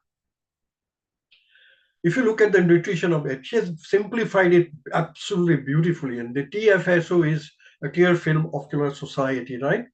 And if you look at the possible positive impact on the eye surface and possible negative impact on the eye surface, both is balanced here. And if you look at caffeine, herbs, honey, minerals, omega-3, spices, and vitamins on the left-hand side, which has positive impact, and possible negative impact, if you see on the other side as well, is quite a large area which is there. So the food intake, and next slide will explain a little better because this is quite. Next slide, please. Right. An increased intake of dietary antioxidants, especially carotenoids, vitamin A, vitamin C, may reduce the risk of early and possibly advanced AMD as well as the dry eyes as well. A combination of intake of vitamins with omega-3 fatty acids may be beneficial. But remember, any supplement should be taken under advice from a medical professional. This is very important to know, because if you overindulge into taking lots and lots of vitamins, it's not going to work very well. It might even cause some problems as well. It is always advisable to have a balanced dietary intake in form of green leafy vegetables, fruits, nuts, and foods in high omega-3 fatty acids. I know there are quite a lot of vegetarians or maybe on the line as well, but even for vegetarians, omega-3 is available in the really good oils as well, like olive oil as well. Next slide, please. So how to find a dry eye drop that works? Choose preservative free. I never get tired of saying this. Choose hyaluronic acid. Choose bioprotectants and easy to use economical bottles. Now, number of companies, pharmaceutical companies, have reverted to this, and you get different brands which are really, really very good for controlling, bringing the hemostasis back into your dry eye surface. Next. What I find, even if I asked you a question just now here, that if you were given a bottle right now to put the drops in your eyes, show me how would you do it. I asked this question at the International Society of Dracology, where in the audience there were more than about 100 people, consultant present, and not a single consultant showed me how to put the drop correctly in their eyes. So you know the problem here. Patient gets an eye drop bottle, goes home, reads through the literature, finds out all the side effects that have been listed, and they think they get it. It is very difficult to put in the eye. If you've got dexterity problem, there is a problem. If you don't have a dexterity problem, then they go on to Dr. Google. And believe you me, I saw 2,000 pictures on Google, which has shown absolutely terrible, terrible way of putting the eye drops in, right? So how do you do it? I developed this wrist on knuckle technique. There is a story behind it. I will tell you some point because I might be running short of time at some point, but it is walk, wrist on knuckle method. First of all, when I talk to the patient, I always, and if they are on drops, I ask them, do you know why these drops have been prescribed for? People must understand the medication, why it is being prescribed for. Why do I need to take them? Explain it to them. It is very essential for them to understand that it does help them. And how do I put them in? That is the biggest problem they have, because if they find difficulty in putting the eye drops in, they're not going to use it. If it burns and stings, they're not going to use it. I can tell you stories and stories, and I can go on for hours explaining this to you. And next is, when do I put them in? So for example, for glaucoma drops, there are timings. They say put it in the morning, put it in the afternoon, twice a day, 3 times a day. One drop is put it before going to bed. What time do you go to bed?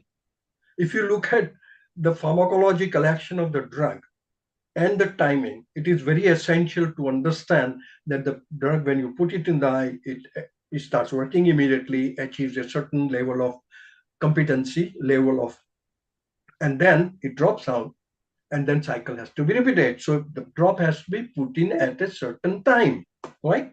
Next slide, please. Subhash, you've got about 2 minutes. If you could just show the technique. Yeah, here we go. I say walk this way. Next slide, please. First of all, it's very simple. If I am a right-handed person, and what I do, I create a fist with my left hand, putting my thumb on the palm. So my actually thumb pushes my middle finger a little bit up, right? Once that's done, you see it forms a little hollow. This hollow, you put it on your cheek like this. You hold a bottle. I have a bottle. Yeah.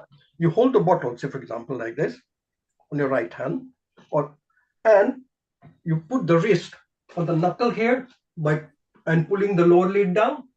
You press it, drop goes in. Next, drop goes in. Simplest, easiest method of putting the drop in without any injuring the eye, because what you need when you put the drop in, it is very essential that your eye drop bottle doesn't touch your eye at all. So it will not cause any infection or injury to the eye. So it is very simple. This is available as a Word document. If you want it, I can send it to Kirit and you can give it to anyone in the world if they want it. Okay. Next slide, please. Thank you very much. Subhash, thank you very much. You've covered so much in the short time you've given us, and it's great to have you and obviously the fellow colleagues. So what we'll do is we'll take questions after Dr. Roxanne's presentation, and then we can, if there are any listeners and viewers, if you've got any questions, put them in YouTube. Yeah. Can we do one thing? Because the presentation was on while Subhash was actually showing. So Subhash, if you could just courtesy one more, how to put the eye drops very slowly so people can see that explicitly and clearly. Over to you, Subhash. Absolutely. Give me a second. I'll get a proper small little bottle. And meanwhile, let's welcome Dr. Amrita Sharma, our anchor from India in I think she's in Himachal Pradesh or somewhere around there. Global Namaste to you. Global Namaste, everyone. Thank you so much. Global Namaste, Kirit Bhai. Global Namaste, Dr. Subhash. We are ready. Eye hygiene. Yes, go ahead. Oops. Yes, he was not.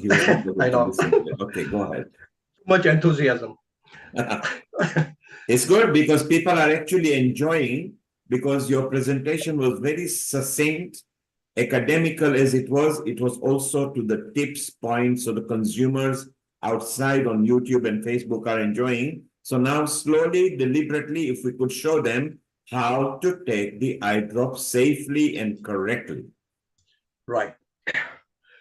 First of all, eye drops are available in quite a number of different shapes and sizes: bottle, square bottle, flat bottle, small bottle, large bottle.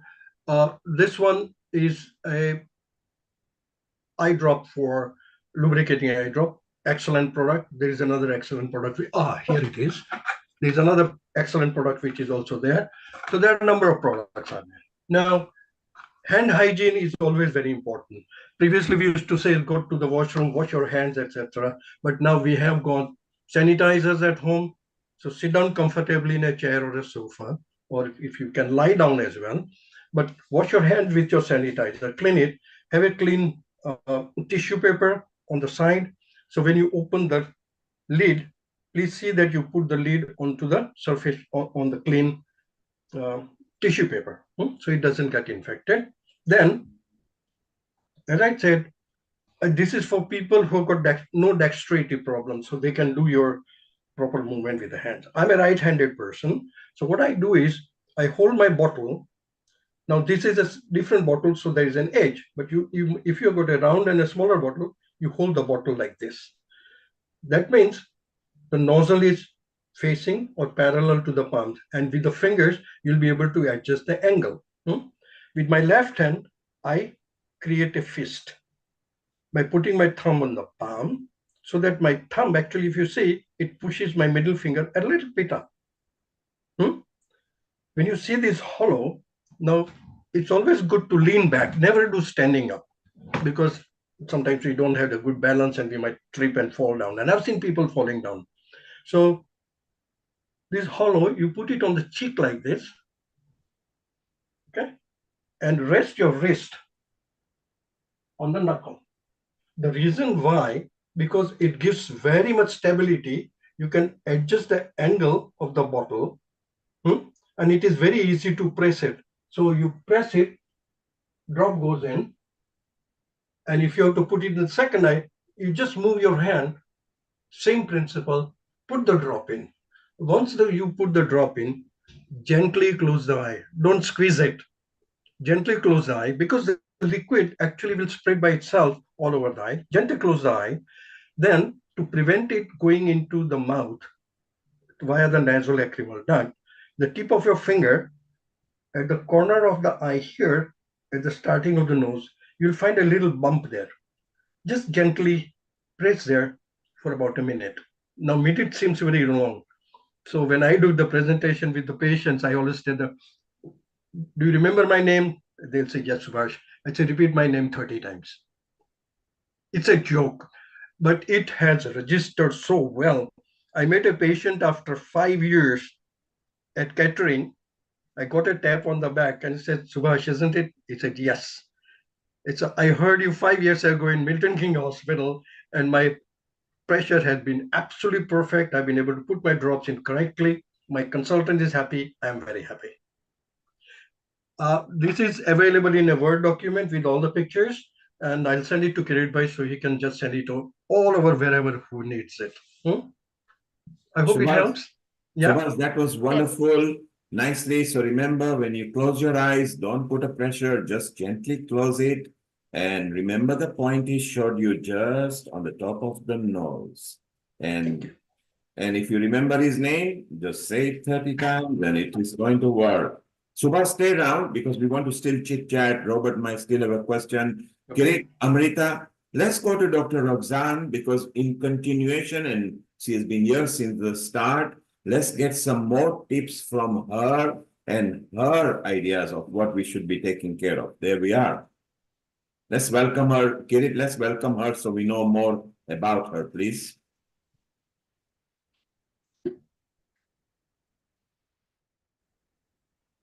Global Namaste, Dr. Roxana. Thank you for joining us. Dr. Roxana Crosby Niobe is a clinical academic ophthalmic nurse and an honorary associate professor at University College London, Institute of Ophthalmology. She's also a National Institute for Health Research clinical lecturer and an interim program director for the NIHR Research Leaders Program.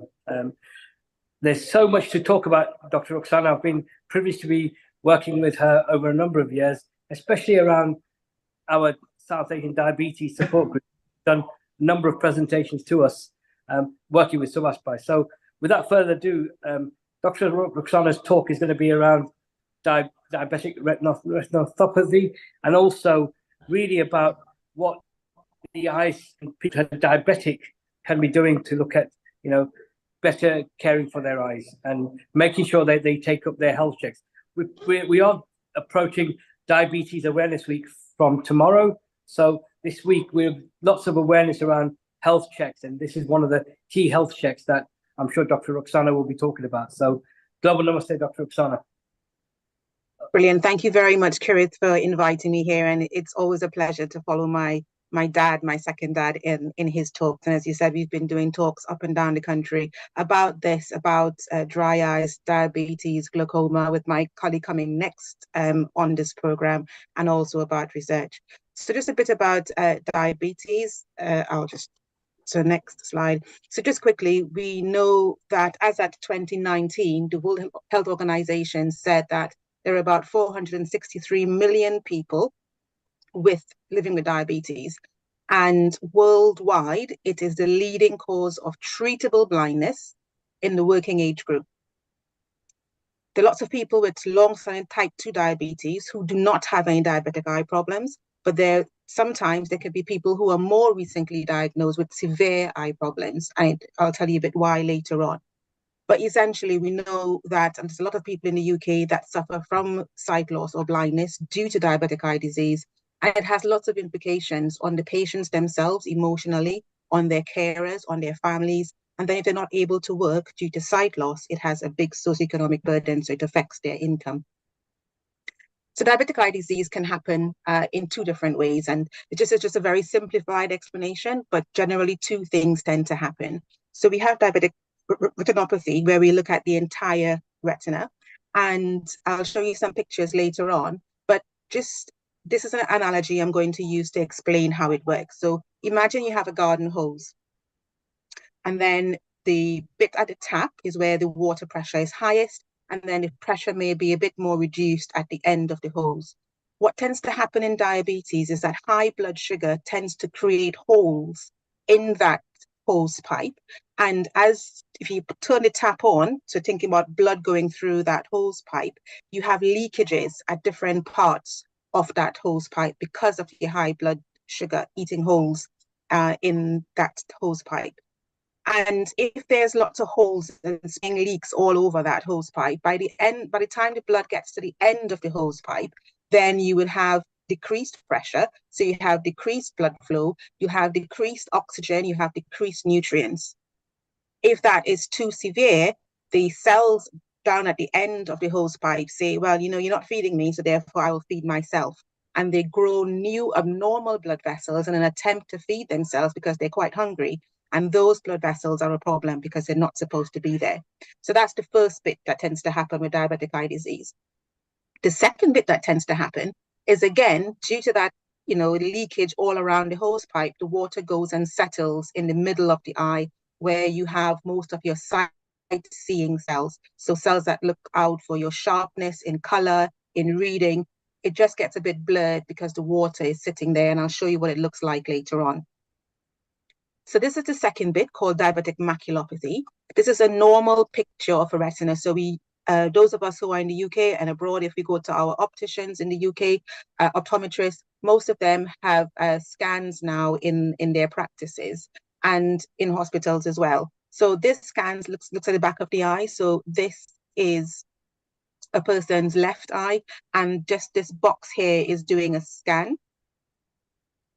of the eye, and the light just goes from top to bottom where these lines are. And this is what we see on the eye. So we have a nice little dip here in the middle, and we have what we call a chocolate cake layers. So you can see nice chocolate cake, then you've got some icing, chocolate cake icing, and this is a lovely picture of the middle of the retina.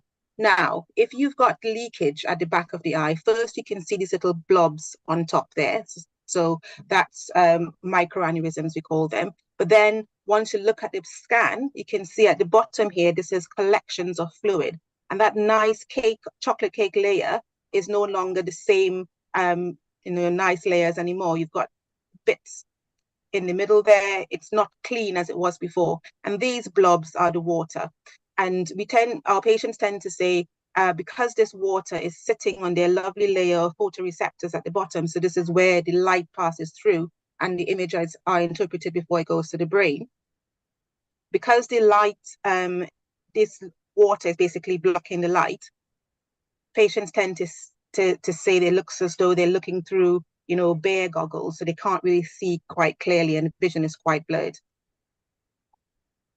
So in the UK, we've got a treatment algorithm in which we treat patients. So I'll go through what each of these terms mean in a later slide. But essentially, if you've got anything called R0, R1, or R2, which is no disease, some disease, and a bit more disease, we tend to observe you in our retinopathy clinic. So currently, we've got an annual system where we call patients back.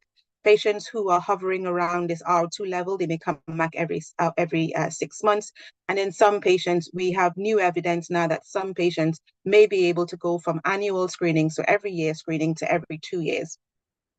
And that's in place in Scotland already, and it's coming to the bits of England quite soon. But once you get to the proliferative stage, that's where those new blood vessels are growing. We then bring you into our hospital screening service because you need to be treated with laser.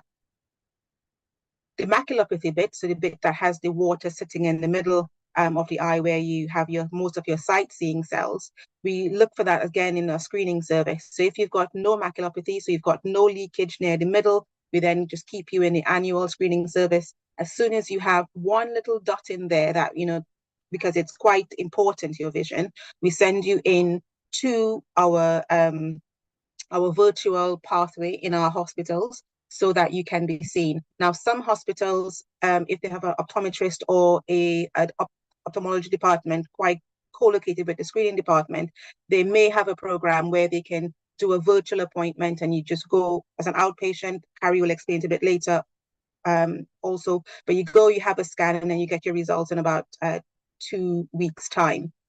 If there's nothing wrong with the eyes, then we just send you back again to the screening appointment. But if you need to be seen because that fluid is too near your sight-seeing cells, we then bring you into hospital, and it can be treated with laser or with an injection, depending on where that fluid is. But again, this is all about saving your sight because it's in that really, really important area. And I'll explain a bit later on as well in terms of your management, how we can keep you out of hospital, hopefully, for these two conditions. So this is R1. This is the background retinopathy, so a really little bit, and it looks like this, a normal picture at the back of the eye. And this person, this grader, just saw one little dot. So you can't see it in this normal picture, but in this picture, that's a black and white picture, you can see that one little dot where my mouse is circulating. That's that one little dot that would diagnose you as having background retinopathy. Now, it could be a little bit more than this, but just to show you what it looks like at the beginning stages. Secondly, we go on to R2. So this is pre-proliferative. So proliferative bit refers to those new blood vessels growing. This is the pre-proliferative stage, so just before you get to that stage. And you can see the eye doesn't look very well. There's lots of hemorrhages here. These little white spots where the cells unfortunately have died. The eye doesn't look as well as it did in that first R1 picture because lots of stuff are going on. And then these little yellow things are what we call exudate. So that's a leakage of your cholesterol and stuff into the back of the eye. You will also note that these vessels are quite thick and dilated, and some of them are, quite tortuous, so undulating, so because the eye is just not well at this stage. Now, moving on, again, this is where we have the new blood vessels. So you can see on the picture 1 with the R1, it was basically a nice looking eye. There was no problems going on there. But with this one, you can see these new blood vessels, these new growths, abnormal, not supposed to be there. So we call this new vessels elsewhere, and then new vessels disc. That's these little cauliflower shaped things going on in the disc. Again, it's abnormal. We will bring you in, treat you with laser so that we can stop this from progressing. Because if it does progress, we can have a bleed at the back of the eye. And you can imagine if you have blood in the back of your eye, then the light isn't able to come through, so you won't be able to see for a bit. And it can be quite traumatizing to patients, not being able to see. So we'd like not to have you get to that stage. Now, when you come into hospital, for us to be able to treat you, we need to be able to see exactly where this bleed is happening. And because it's leaky and the blood vessels are leaky around that stage, we give you a dye in the back of your arm, in your arms, called a fluorescein. And this is like a very fluorescent dye, and it's picked up on light. So dye goes into your arm, and you have lots of pictures with the camera, and you can see the vessels are glowing. So that's to tell us, yes, there is lots of leakage going on, but there's leakage, especially at this point, and this is the area that we need to treat. Now, moving on to the CSMO, so this is clinically significant macular edema. So just to recap, we can have the macular edema happening. It can just be one little spot just there, Or if it's clinically significant, that means we've got lots of stuff going on and the water level has risen to a point where we need to treat you because it can affect your vision. And this person will definitely have clinically significant macular edema, so would need to come in off the screening service, definitely into hospital for treatment. Now, if the exudates are, so this is the macular region here where I showed you that green square box previously. Anything outside that square box, we might tend to treat with laser. But if you have anything going on within that square green box, we will need to treat with injections, because we don't want the lasers damaging your precious sight-seeing cells. Laser burns, tend to kill some of the cells, so we don't want it spreading. So therefore, we would treat you with laser if it's outside, but if it's inside, we treat you with injections. Now, this is what laser burns look like. These pictures are probably about 5 to 10 years old, so they don't look as bad now because we have new lasers coming forth. But the aim of the lasers is to kill those cells that are what we call hypoxic. So those cells that are crying out that, we don't have enough food, we don't have enough oxygen. We want to shut down, basically put a plaster in them out, what they're saying. So essentially, we give laser in certain areas and it kills the cells. But the laser burns sometimes tend to spread, so that's why we can give you one little dot, but it spreads a bit bigger. But essentially, that shuts down that drive and it causes those new blood vessels to recede, so go away. So therefore, the risk of bleeding is significantly less. And you can see we laser outside the arcades. We don't laser inside the arcades. I think I call this is the right eye. Sorry, I said right eye before. This is the right eye. The other one is the left eye. You can tell I can't drive. Anyway, yeah, so this is outside the arcades, and you can see we're not lasering for what we call PRP, pancreatic photocoagulation, within the arcades, because the essential sight-seeing cells are there. So treatments available. So we've got laser, depending on where we need to treat. So if it's maculopathy, again, outside that green box, we will treat with laser. If it's there's new blood vessels, we will treat with what we call PRP, that last image. This is a picture of a laser. So the operator, most times a ophthalmologist consultant, sits here where the hand is, and then the patient sits here and puts their head on this white bar and their chin within this chin rest. And it's a quite easy procedure. It depends on how much laser shots you need, but you could be there from anything from 10 minutes, probably to 20 minutes, but maybe not even that long. Most people says it doesn't hurt. Some people, it does hurt, so we advise them to take some paracetamol after, and they're usually quite fine with it. It's a day procedure. No special preparations are required before or after it.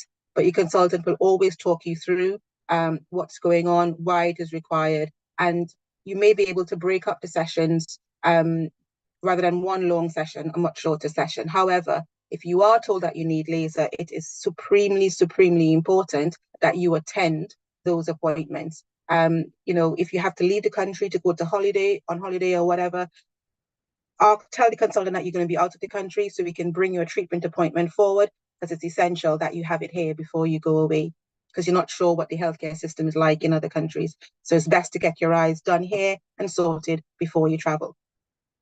For our injections, they're called anti-VEGF, so anti-vasal endothelial growth factors. That's the chemical that causes that those hungry cells emit and cause the new blood vessels to grow. So therefore, we give this injection into the eye. Again, it's a painless procedure. You should feel a pressure going into the eye, but you shouldn't feel any pain, because we give you tons and tons of anesthetic and also drops to clean the eye out. And then these are vitrectomy is a surgery that we do if you've got a bleed at the back of the eye.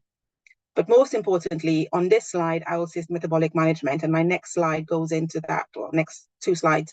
We also know that cataract is people with diabetes are at increased risk of developing cataract. It comes on at a younger stage and a much faster progression.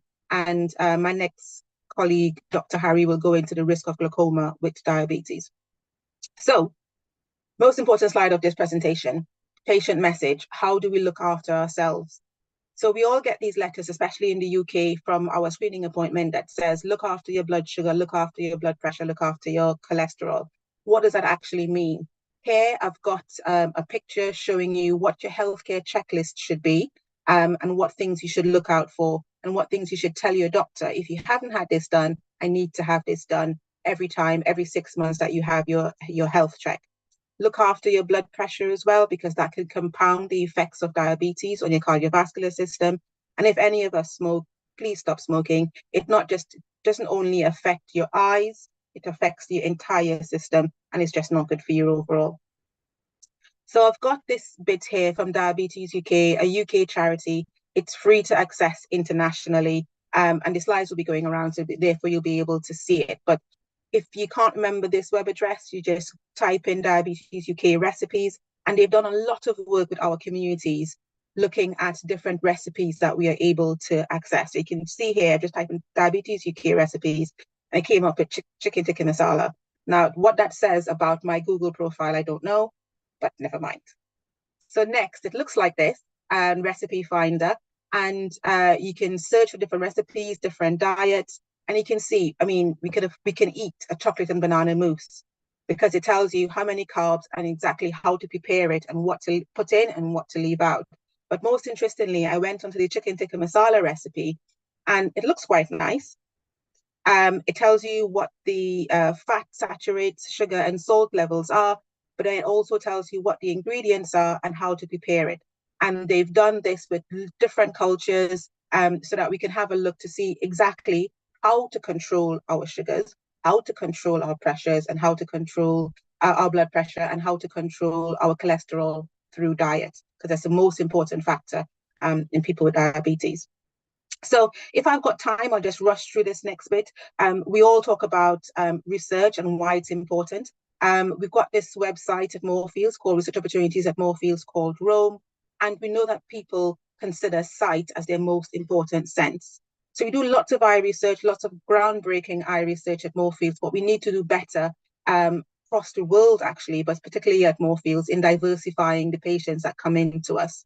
So quick infographic, we have a population of people, lots of different colors, but you can see this sample that was taken completely leaves out people in orange and people in yellow. So this sample is not diverse. And this is what tends to happen in some of our clinical trials. We need to get more people looking like us into these clinical trials so that they can work for us.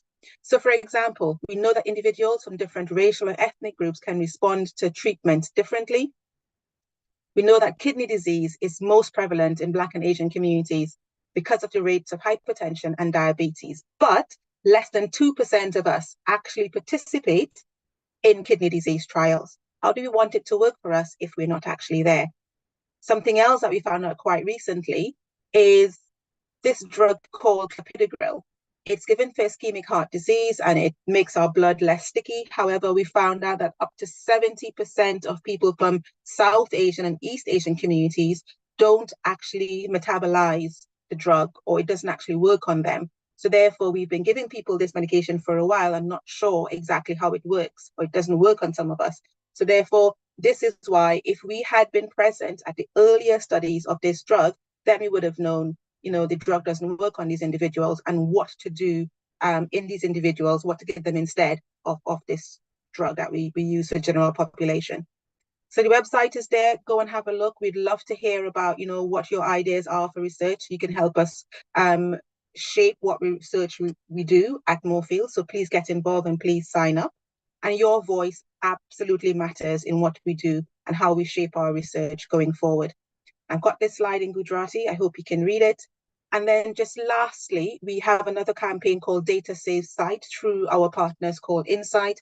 And any people who are having images done in the UK, we are then able to use their data anonymously, completely anonymously, to predict eye diseases. So just recently, this team found that just by looking at OCT scans, so that lovely chocolate cake scan I showed you previously, looking at those scans, looking at retinal images as well, the orange images, they were able to predict Parkinson's disease up to 7 years before symptoms actually occurred in different individuals. So it's vitally important that we're able to use this data to progress our care.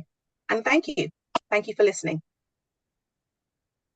Thank you, Dr. Ruxana. That was a great presentation and lots of valuable information and the checks, the importance of the health checks. And I'm glad you brought the issue about research, because this is one of the things that we've been pushing more in terms of how do we get our communities more engaged in clinical trials and research, because we are not, we want to help our future generations in terms of predictions of future diseases. So thank you for that great presentation.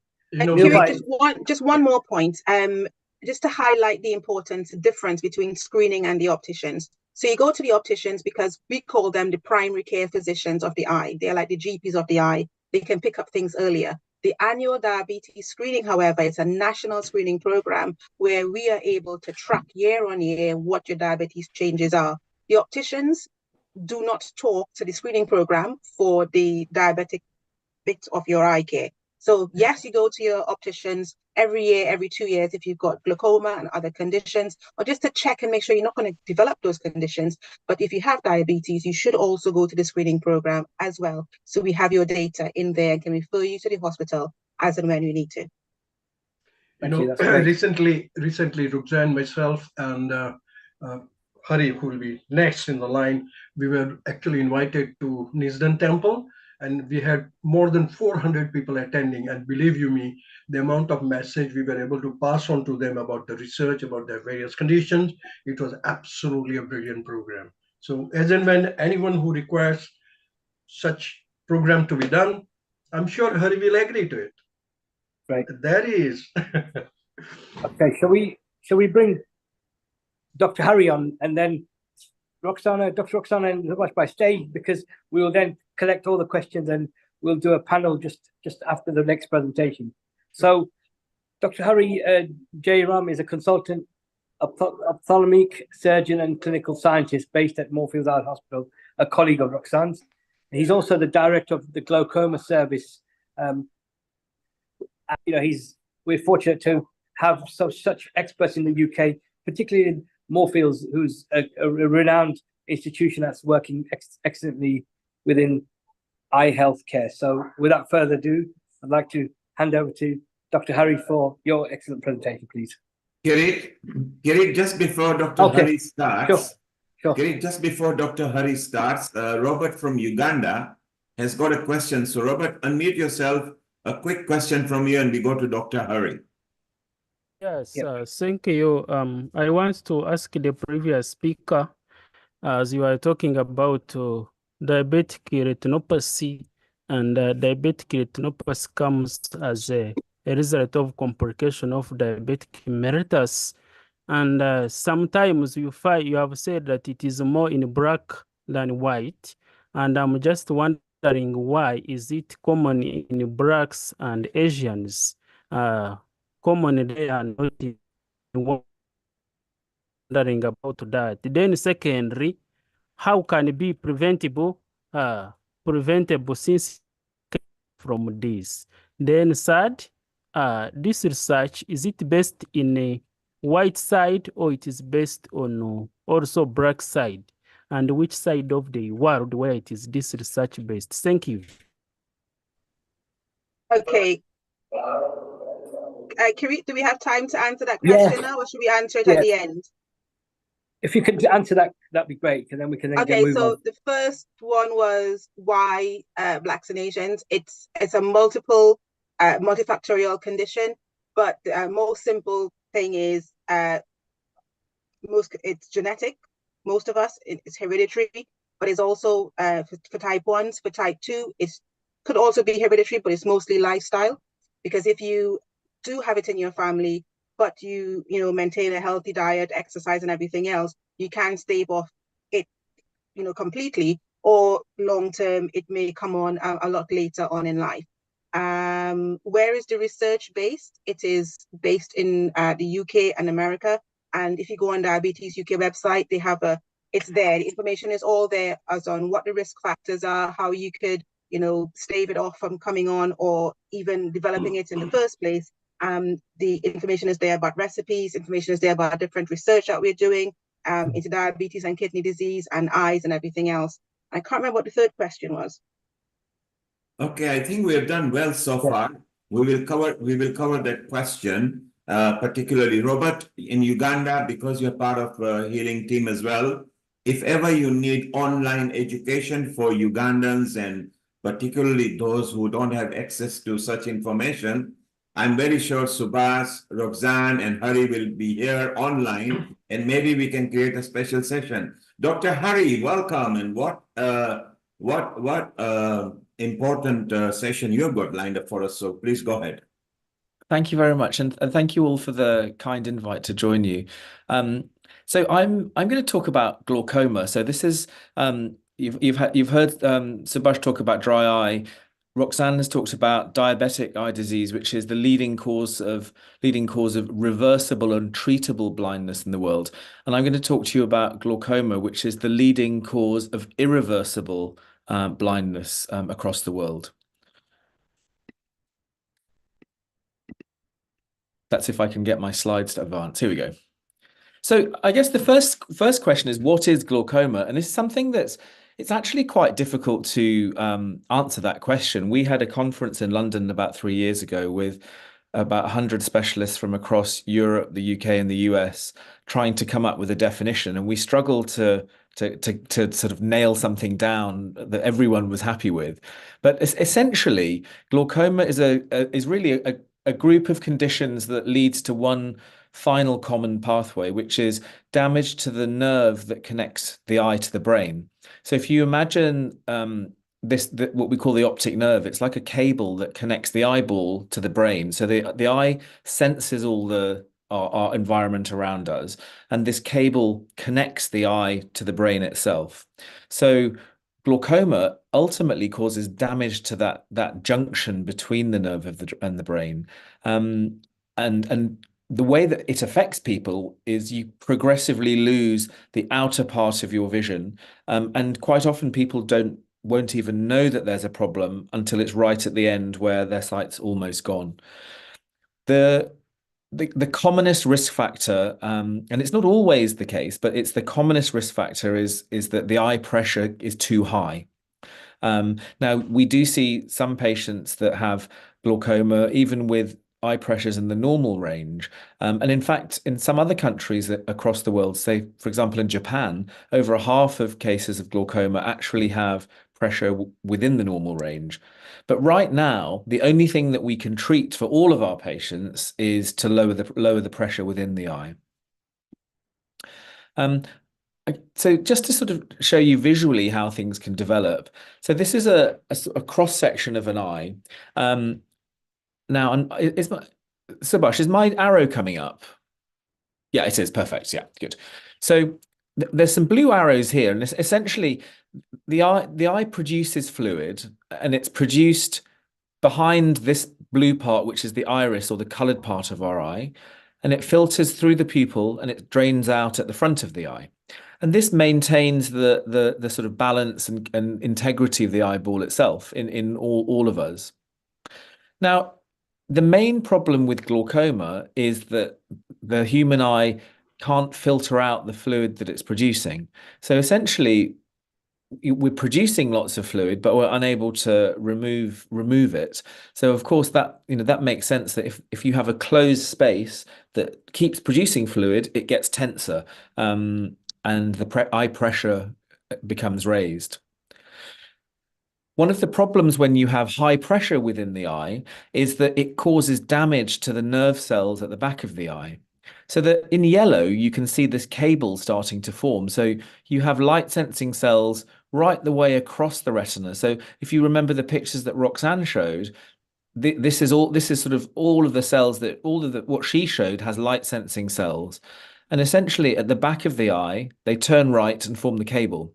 Now, as they exit the eyeball, they're very vulnerable to changes, fluctuations, and high pressure. So this is the point of damage in glaucoma. So when you have high pressure within the eye, the nerve cells become damaged and people slowly lose their peripheral vision.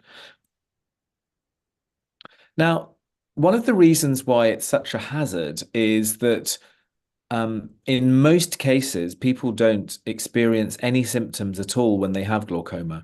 For example, if you have diabetic eye disease, you may still have some symptoms, although screening will pick things up very, very early. But if for example, when Roxanne showed you that, problems at the macula, the central part of your vision, people may notice that their eyesight is not so good. Now, for glaucoma, because it's very, very subtle and it's the peripheral, the outer part of the vision, there are no signs for this. And that's why it's quite often called the silent thief of sight. And this is why it's so important to have regular eye tests. And just as Roxanne said, the high street, certainly in the UK and across the world, the high street opticians quite often know more about, well, not quite often, they do know more about eye care than most doctors that aren't eye specialists, more than general practitioners in most situations. So this is why having a regular eye test is so important, because problems can be picked up at a very, very early stage before they affect your eyesight. And again, this relates to some of the things we've talked about. People often want to know who is at risk of developing glaucoma. The honest answer is anybody's at risk, but we do know that certain populations have greater risk than others. Glaucoma is almost definitely, I mean, we know that it becomes much more common as we get older. There are some theories that it may be an accelerated form of aging in many ways, because as we get older, our tissues get a little bit stiffer, and therefore, if the pressure is higher, those nerves leaving the eye are much more susceptible to strains and stresses when we're older.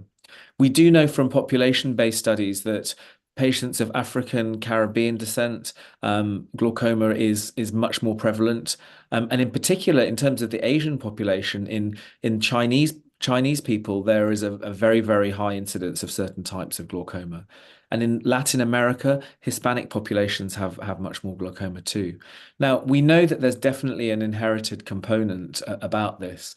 And some of my colleagues are doing research into this sort of area.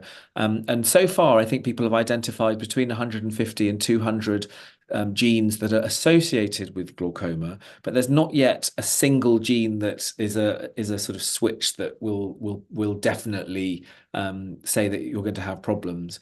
So a lot of research that we're doing at the moment is trying to look at various combinations of genes and come up with potential risk scores for certain populations that might help with treatment.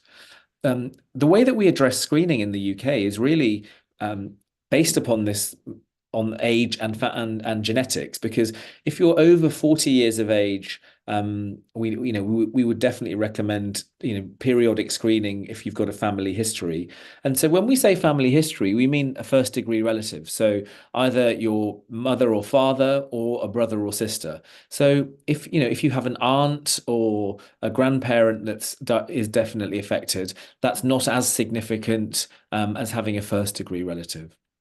We also know that your glasses prescription has an impact. So if you're nearsighted, so if you need to wear glasses for everything in distance, let's say like I do, or if you're farsighted where you just need glasses for everything and have a very plus prescription, those two populations do confer a greater risk of developing glaucoma.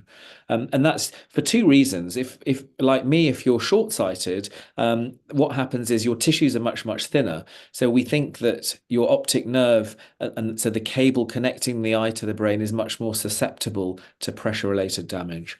People that are farsighted, that have a very positive or plus prescription, they are at risk mainly because their drainage channels are much more likely to block off and cause very high pressures as well.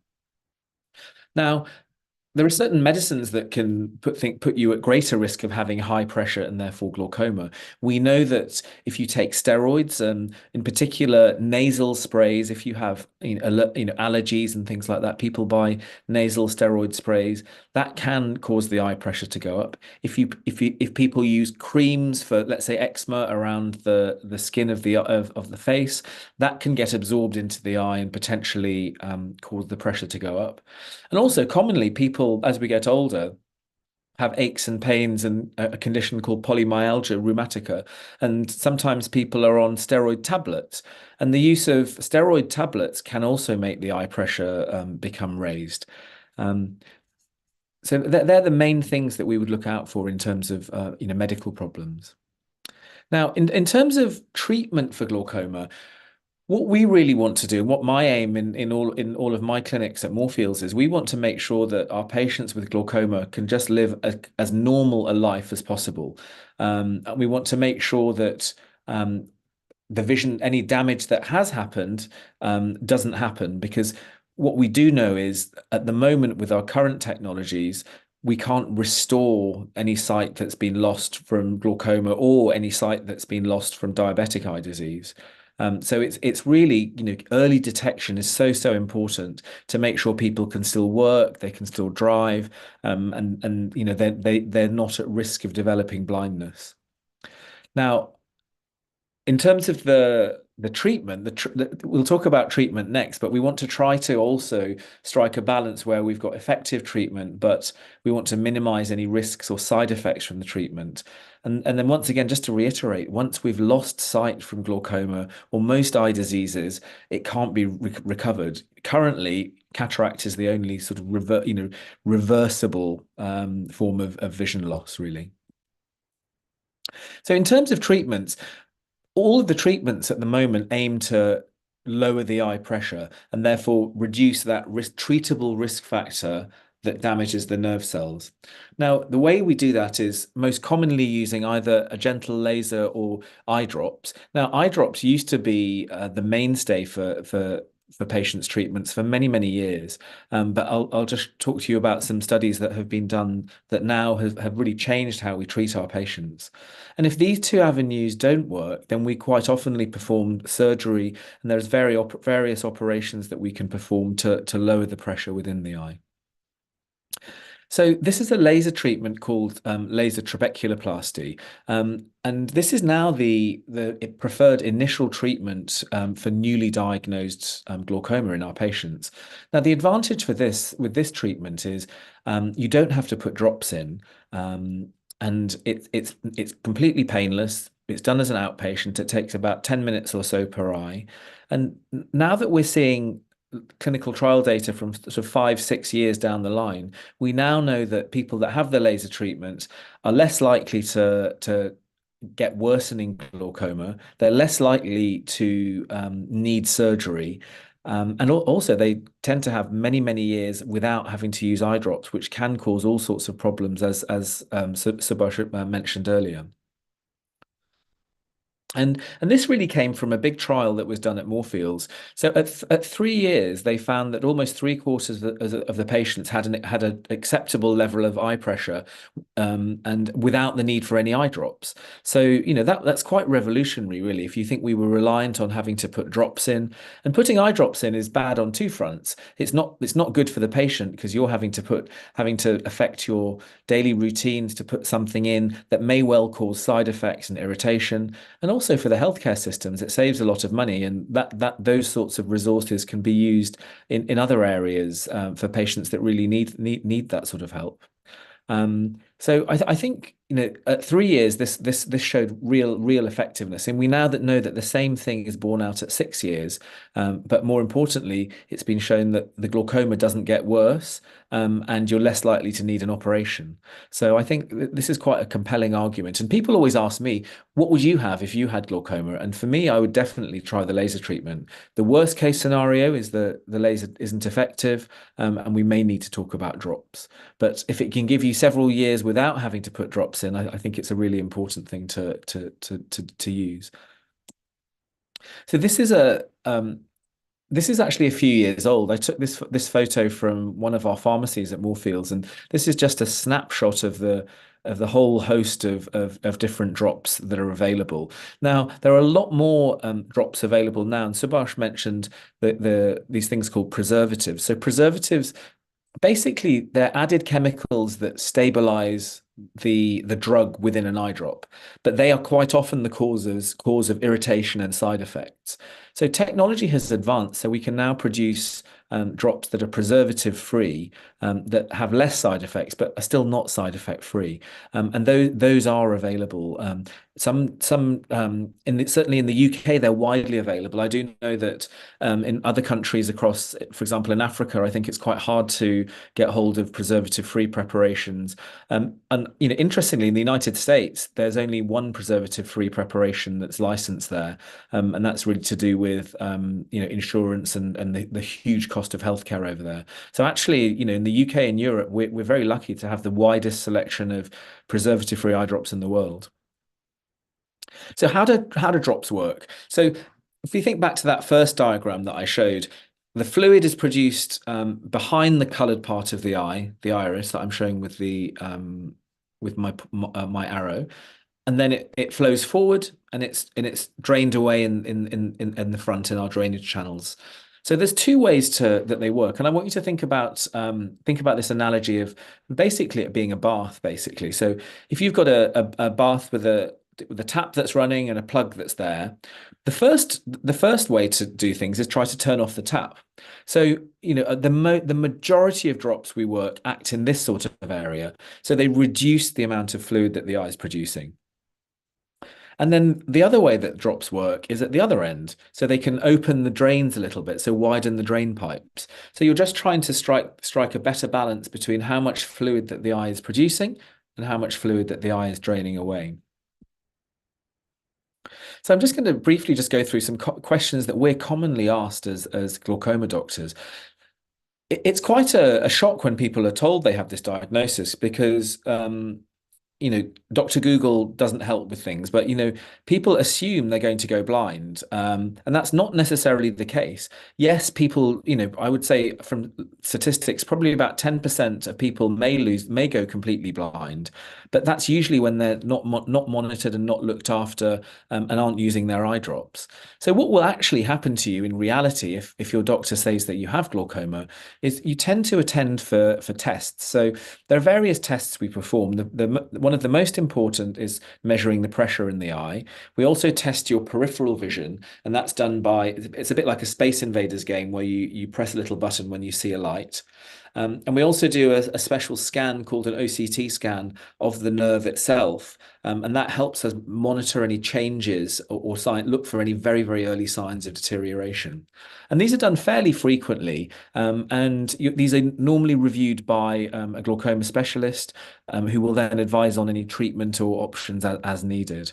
And what we tend to find is once the eye pressure is better controlled and people are happy with their drops, the frequency of visits tends to reduce. So people tend to come up to about 3 times per year in their first year, and then after that, it may reduce down to 1 or 2 times per year in total.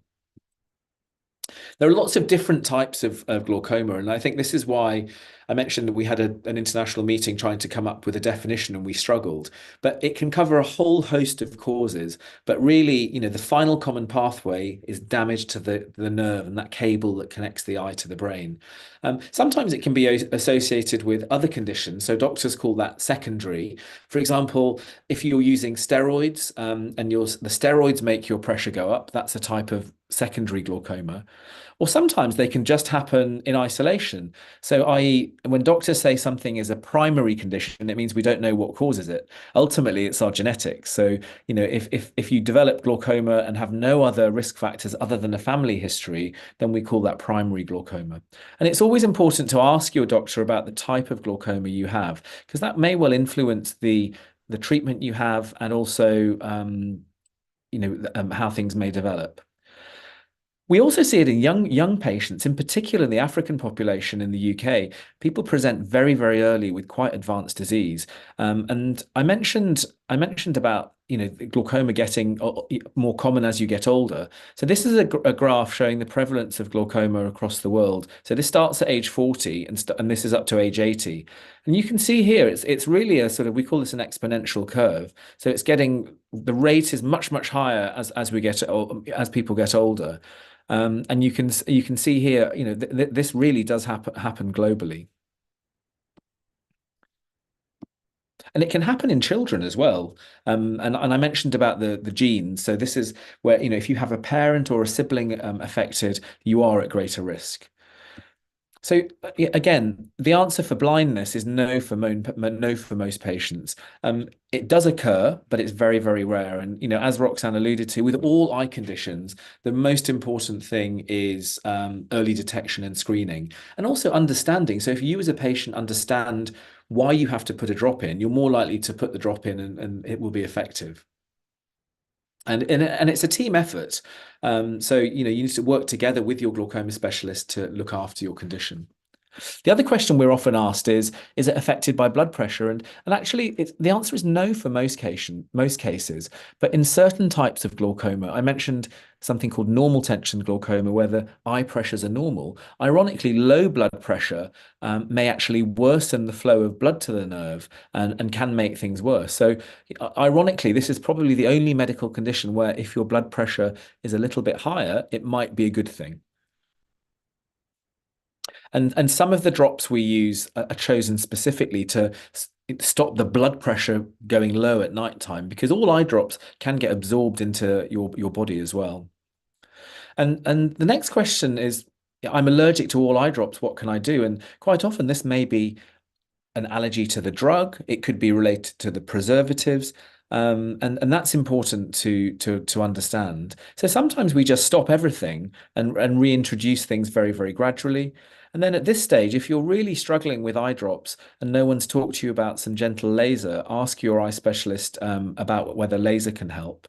And also nowadays, something that's very common is when our patients with glaucoma have cataract surgery, we can put small stents in as well that reduce the need to use eye drops in the long term also.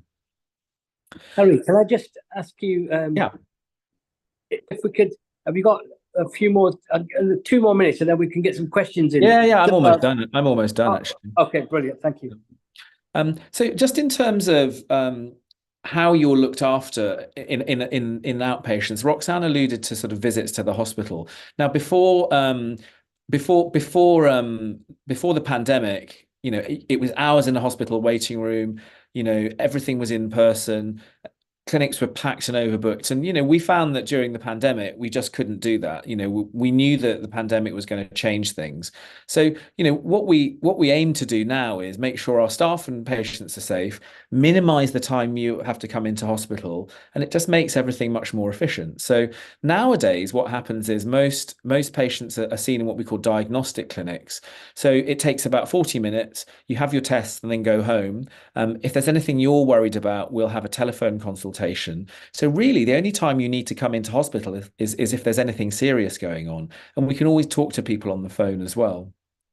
And finally, just in terms of research, I just want to talk about a couple of things that are going on. So there's a big trial that started at Moorfields about the use of vitamin B3 to treat glaucoma. And this has shown promise in early studies, and currently we have a trial for newly diagnosed patients to see whether this helps as a supplement. And like Subhash said, this should only be done under medical supervision, but there may be changes to treatment in a few years' time. The other thing is when we take cataracts out and do cataract surgery, we know that lowers the pressure as well. So one question that we want to ask is, should early cataract surgery be offered to all newly diagnosed patients with glaucoma? And just another plug as well for, ethnic diversity in research is not good at the moment. I talked about genetics. Most of all the genes that have been identified for glaucoma are in white European populations. So I think we need to encourage people that look like us to take part in research to help our families and our relatives and our sort of descendants in the future as well. So finally, glaucoma, once it's diagnosed, can be treated. Blindness can occur, but it's very, very rare. Nowadays, you're not going to have to come to hospital much because technology allows things to be monitored in the community. And really, research into glaucoma is an exciting area, which we want all of you, your family, and our patients to help shape, to make the world a different place in the future. So that's all I wanted to say, really, but happy to take any questions now. Thank you, Dr. Harry. That was a great presentation, along with your colleagues and Subhash Bhai as well, and also the other speakers that we've had today. Neil, come on, have we got any questions? I know Robert's put one in the chat, which is why is glaucoma more common in African than whites? Again, I think we know that this has to be an inherited component. I think there is a higher prevalence of the genes that are at risk in those populations because it runs in families, in particular in Ghana and Nigeria, for sure. We see a lot of patients in the UK. The other thing that's possible is it may well be related to the anatomy of African eyes. The African and Asian Indian eyes are slightly bigger than white European eyes. So there may be some structural susceptibility to the optic nerve to changes in pressure as well.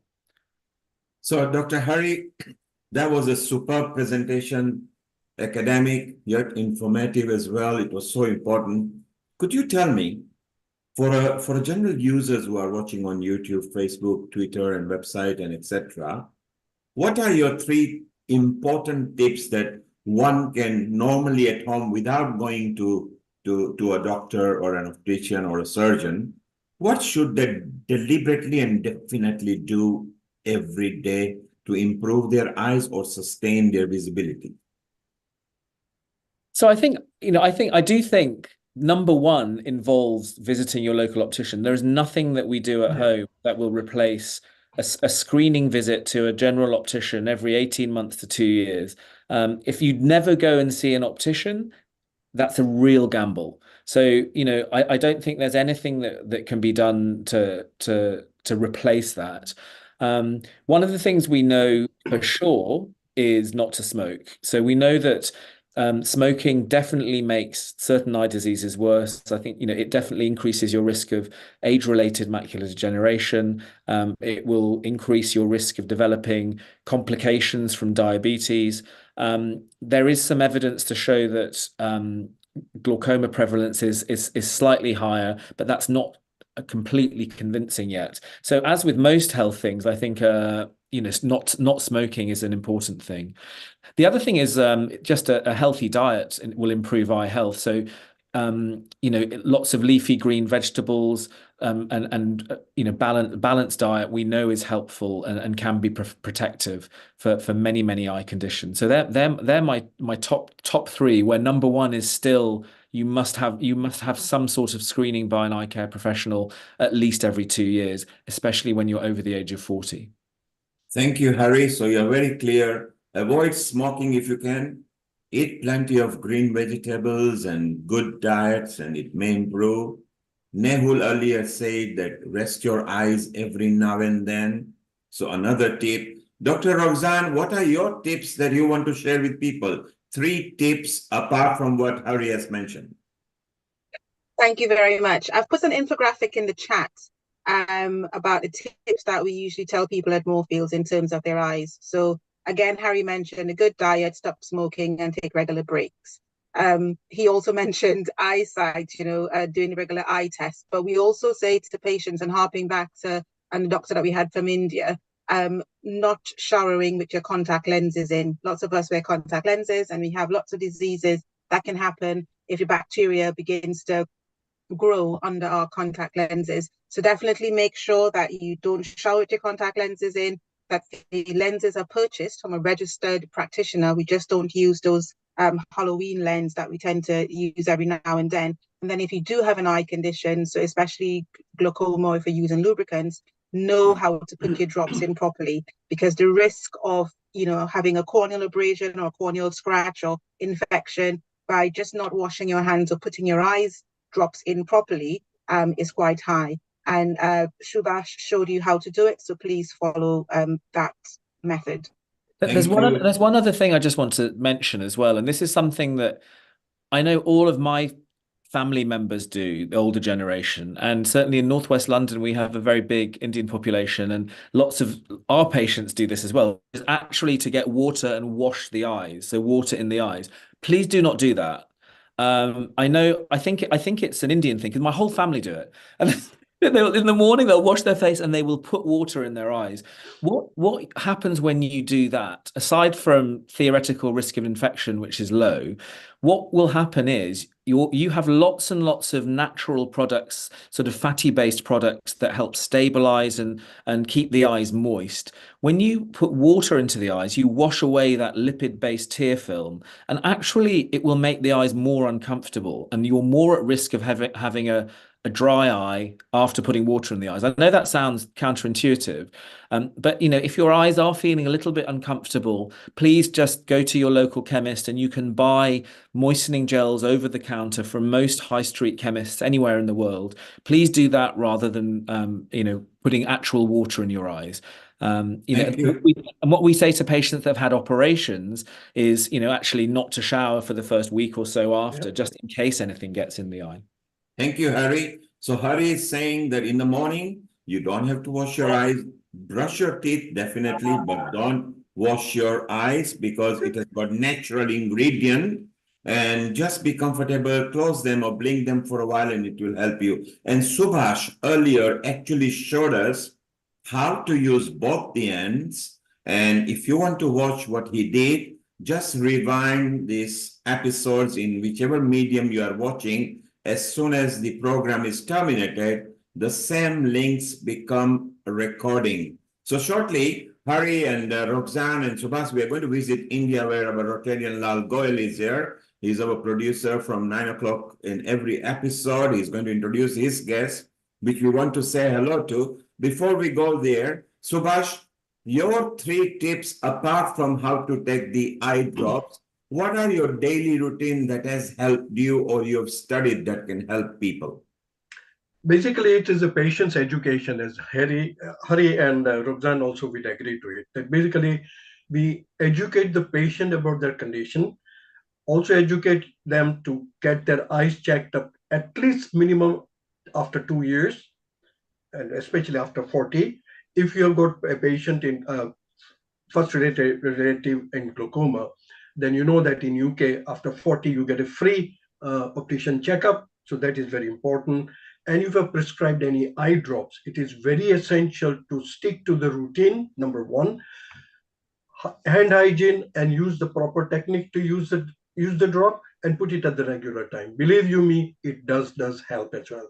Reference to dry eyes, if you've got dry eyes, yes, again, splashing, as Hari said, splashing the water in the eye is not a good idea, but actually cleaning the eyes, closing your eyelids, and actually washing your eyelid margin with hot water, which you can tolerate, that helps quite a lot.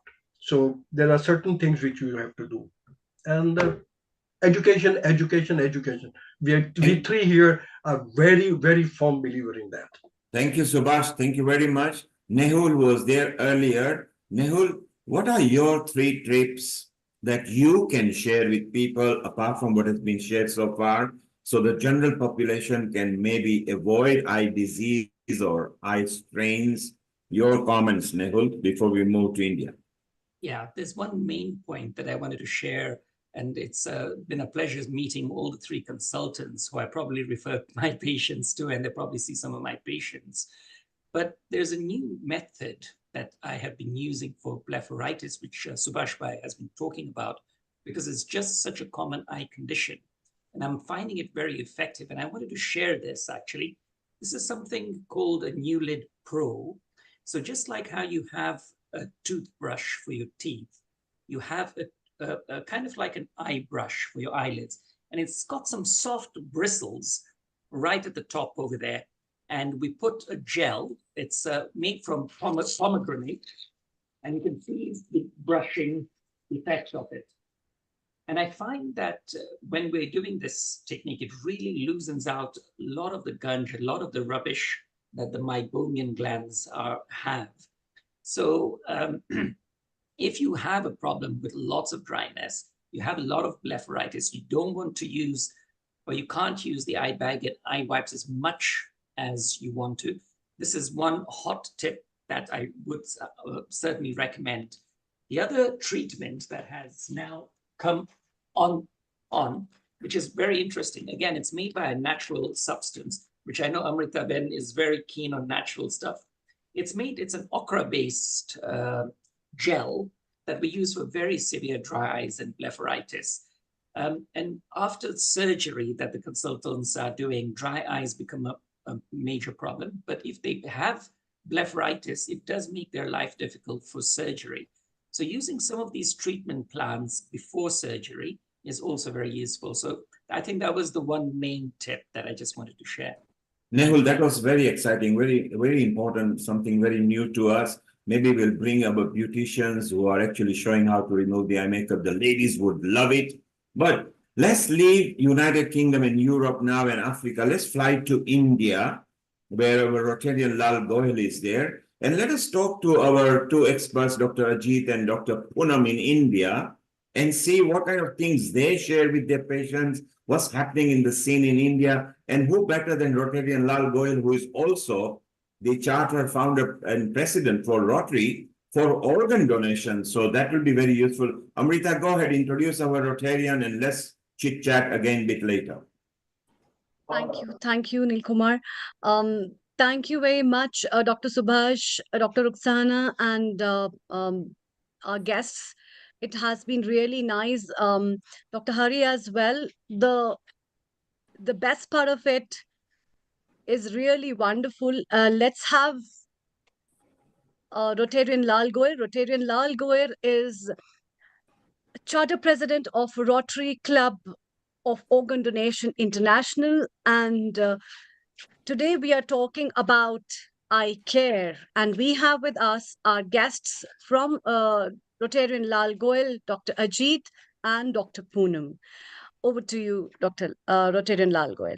Thank you. Thank you very much, Amrita, and thank you very much, Mr. Neil Kumar, for organizing this program, and lots of excitement for this program. Although today there is a match going on between India and Pakistan, which people consider that the cricket is religion in India, but in spite of that, people are excited to participate and to watch this show because it's a very, very important show. It's basically for the eye care. And eyes are precious because they provide us with the invaluable gift of sight, allowing us to perceive and navigate the world around us. Though our eyes, we experience the beauty of nature, the joy of seeing loved ones, and the ability to read and learn. Sight is a crucial part of how we interact with and understand our environment. The loss of impairment of vision can significantly impact our quality of life, independence, and ability to perform daily tasks. Therefore, preserving and protecting our eyes is essential to maintain this irreplaceable sense. Eye care is essential for maintaining good vision and preventing eye-related diseases. Regular eye exams can help detect problems early, ensuring prompt treatment and better outcomes. Protecting eyes from excessive screen time, wearing sunglasses to shield from harmful UV rays, and using proper lighting while reading can prevent strain and damage. Maintaining a healthy diet rich in vitamins and minerals supports eye health. Avoiding smoking, managing chronic conditions like diabetes, and using protective eyewear in hazardous environments are also important. Proper eye care practices help ensure long-term vision health and overall well-being. And to discuss and to present their cases about the eye care, we have a very elite, knowledgeable, experienced panelist with us from India. And I would like to introduce my first panelist guest, and she is Dr. Poonam Agrawal. Dr. Poonam Agrawal is a senior eye surgeon at Ma Saraswati Hospital, Mathura. She has been associated with the eye department of the hospital since its inception 24 years ago. In these 24 years, the eye department has become one of the best and most trusted eye service care centers in Mathura. Dr. Agrawal has been a brilliant student since the beginning. She was the topper from her school to college. She comes from a very humble background and a very small city, Chandosi, in the district Muradabad in Uttar Pradesh, which is known as a brass city. She qualified for the prestigious medical entrance examination on her first attempt with limited resources available. She got a seat in the best medical college in the state, that is King George Medical College, Lucknow. She also qualified for PG in the first attempt and chose the ophthalmology branch at King George Medical College again. Having completed her postgraduate studies, she started working in a 100-bed Rotary Eye Hospital in Chandosi in 1997, and within a very short period gained name and fame in the city and nearby areas. She always had a dream to serve humanity with her skills and worked in charitable hospitals where she did hundreds of free cataract surgery camps. To date, she has done more than 50,000 cataract surgeries. It is a matter of pride that patients from far off places come to her for eye surgery at Ma Saraswati Hospital, Mathura. Besides being a skillful medical practitioner, Dr. Poonam is a wonderful human being, an adjusting wife, and a caring mother. Welcome, Dr. Poonam Agarwal, on our show.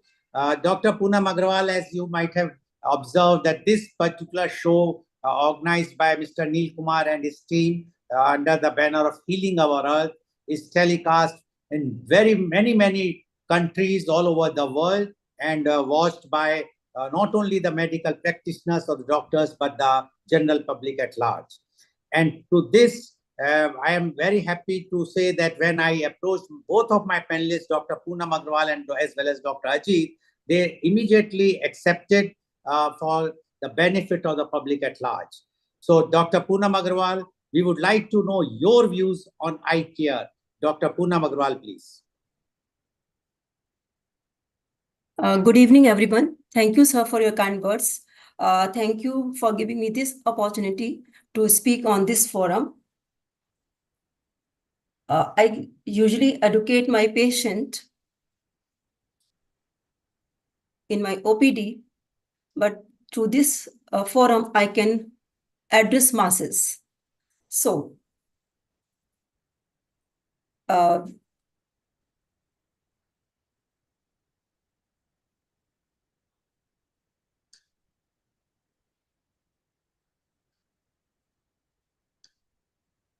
we know the world is very beautiful, and to enjoy beauty of this world, we need to have good vision. And to have good vision, we need to take care of our eyes. What happens when we go to a doctor for any of our problem? Sometimes we are told that you are late. If you would have come early, we would have done something to prevent the propagation of the disease. Then we repent for being ignorant, or I would like to say, for not being aware. So these type of the diseases fall in a preventable group of the diseases. Approximately 2.2 billion people are suffering from a visual impairment. Among these, 80% are preventable. It means that if we are aware of the causes and we can diagnose these diseases early and manage them in time, the great amount of the blindness can be prevented. So I am here to discuss some of the causes of preventable blindness. I have chosen amblyopia, glaucoma, diabetic retinopathy, vitamin A deficiency, and a dry eye. Why only these causes? Because there are some other causes of preventable blindness, but most of them have symptoms. And when there is symptom like visual problem, pain, redness, or watering, the patient can himself go to a doctor. When there are no obvious sign or symptoms, patient is ignorant about his condition and may not seek treatment in time. So I'll be discussing amblyopia, glaucoma, diabetic retinopathy, vitamin A deficiency, and dry eye. Amblyopia. Amblyopia is also known as lazy eye. So what is amblyopia? Amblyopia is poor vision in one or both the eyes due to poor neural connection between retina and brain. What happens? To understand amblyopia, we need to understand the development of visual system. When the child is born, this amblyopia occurs in younger children. When the child is born and when he starts seeing, the image of the object is formed on retina and the visual impulses are being carried from the optic nerve to the brain. And brain processes this image to recognize the thing. Brain receives this image from both the eyes. The image formed with one eye is in 2 dimensions, and brain fuses the image of both the eyes to make it a 3-dimensional image. And to fuse the two images of both the eyes, the images from both the eyes should be clear, distinct. If image of either eye is not clear, brain gets confused and cannot fuse the images.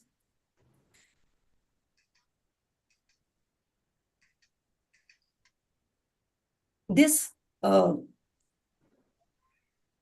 image from one eye, to avoid this confusion, brain suppresses the stimulus from this eye, this poor vision eye, to avoid confusion. And this suppression ultimately becomes permanent if it is not treated in time, till the maturation of the visual system. And the causes for this poor image may be either in like because of the refractive error, or maybe because of media opacity. Media opacity may be due to the corneal opacity or because of the cataract, and it may be because of the misalignment between the two eyes. Misalignment, as we know, is a squint. So in the diagnosis of amblyopia, because as we know, the patient is of younger age, so we usually miss, the diagnosis is missed in a younger age. The child is not able to tell their parents that there is poor vision, and they don't know what is normal. And again, because we have two eyes, if the vision is poor in one eye, the parents are not able to recognize that the child is not having good vision in one eye, because child is able to perform all his activities normally with one eye. So there is need for early diagnosis. So screening should be done. Screening should be done before the age of 8 years, because by the 8 years, this visual system gets matured. And after the maturation of the visual system, this amblyopic eye cannot be reverted back. Before the age of 8 years, this separation of the visual stimulus from the poor eye can be reverted back. So this screening should be done before the age of 3 years, at the age of 3 years. And if there is any family history of amblyopia in siblings or parents, this can be done even early, at the age of 6 months. To treat amblyopia, we need to treat the cause for the poor image and a poor vision eye. The causes can be in the form of refractive error, which could be treated with the spectacles. And if it is because of the misaligned eye, it can be treated with squint surgery.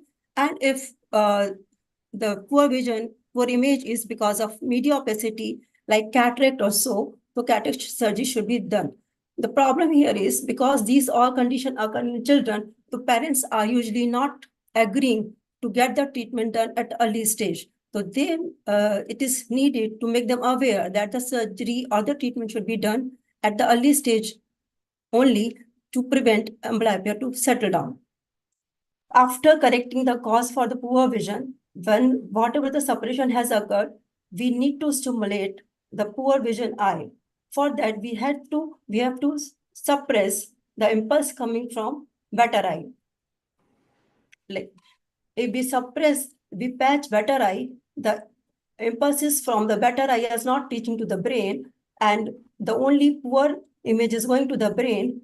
Then brain is not having any confusion, and he start developing connection again. But this patching is little bit bothersome for the patient and for parents. For it is to be done for a longer period of time. If the amblyopia is diagnosed at a later stage, kids are going to the school and they are not able to put patch for a longer period of time and not able to do their routine activity if vision is very poor in their poor vision eye. So now new modality of the treatment has come in the form of vision therapy, amblyopia therapy, in which the specific centers in the retina are stimulated, and it can be done in a shorter period of time and in an effective way. So next is glaucoma. Glaucoma is also known as kalapani or samalbai in local language. Glaucoma there is a progressive loss of vision, and this progressive loss of vision is due to damage to the optic nerve. When there is increase of the pressure in the eye, inside the eye, it causes pressure on the optic nerve, which is the nerve which is carrying impulses to the brain. And this causes the loss of vision. So in the glaucoma, the problem is the loss of vision is not central. So patient is able to see the image till the later stages of the disease. And as the loss is peripheral, here he is able to, in a normal patient sees this much of the field of vision. And in early glaucoma, here periphery is started restricting. And at this stage, patient is not able to realize that something is happening. And when he realizes here, it is perceived in daily routine like someone overtakes you and you are not able to realize that someone has overtakes you. So then he realizes it when he goes a little further. So, and this loss is permanent. And if the disease is diagnosed this stage, that this much of damage has already occurred. And sometimes, to diagnose glaucoma, we need to check intraocular pressure. Sometimes early diagnosis of glaucoma are missed because these pressures are normal. So we tend to miss the diagnosis of the glaucoma. So we should get thorough eye examination with our ophthalmologist after the age of 30. Thorough eye examination, I mean that without examining optic nerve, we cannot diagnose or rule out glaucoma. And with ophthalmologist, because ophthalmologist is also only going to investigate and further diagnose your disease. In India, sometimes here, the people are going to spectacle shop and getting their spectacles changed. And for many years, they are not able to understand their disease status. Here, I have written age 30. 30 is a little early, though glaucoma starts at later stages. But as the diseases now are occurring at earlier stage, so at least they should get one thorough examination at the age of 30. This screening should be done at least once in 2 to 3 years if there is no family history of glaucoma. If there is any family history of glaucoma, this screening should be done yearly. And once, if you are suspected of having glaucoma, it should be done 6 monthly. Because in early stages of the glaucoma, it is sometimes difficult to confirm whether it is glaucoma or not. Unfortunately, if you are having glaucoma, then you should use your treatment religiously. For in advanced stages, even single time treatment may contribute to the damage. Some general thing the glaucoma patient should avoid. They should avoid any activity which increases intra-abdominal pressure, like holding breath, and few yoga poses in which your head is below your heart, like Shishasana or downward facing dog. You should also advise drinking large amount of water in one go, because drinking large amount of water in one go increases the blood volume and more water is filtered inside the eye, and which increases your eye pressure. And one should avoid putting steroid drops without supervision of your doctor, because then he will be keeping check of your eye pressure. Fine. I would like to say a few words about diabetic retinopathy. In diabetes, there is a raised blood sugar level, which our body cannot utilize due to abnormality of insulin hormone. This raised blood sugar level damages the inner wall of small vessels in our retina. This damage of the inner wall of the blood vessels causes either leakage of the fluid or blood, which causes swelling of the retina, or these blood vessels get occluded. And when there is occlusion of the blood vessels, there is poor oxygen supply to the retina. And when brain senses this poor oxygen supply, it orders for new blood vessels formation. These new blood vessels formed are very fragile and they bleed easily. So this blood and the swelling on the retina causes poor vision.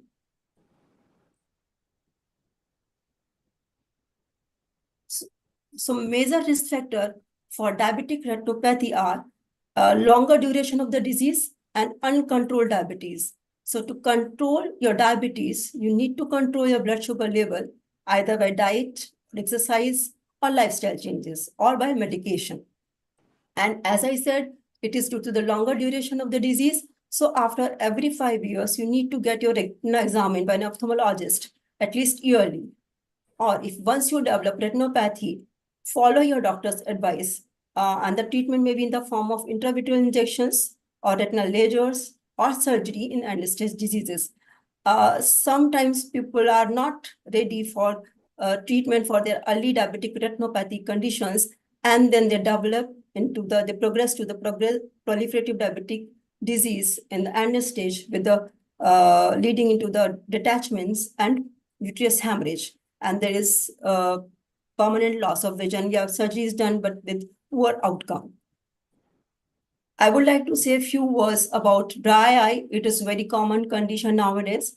Dry eye, as we understand, is because of the poor lubrication. It may be either due to decreased tear secretion or increased tear evaporation.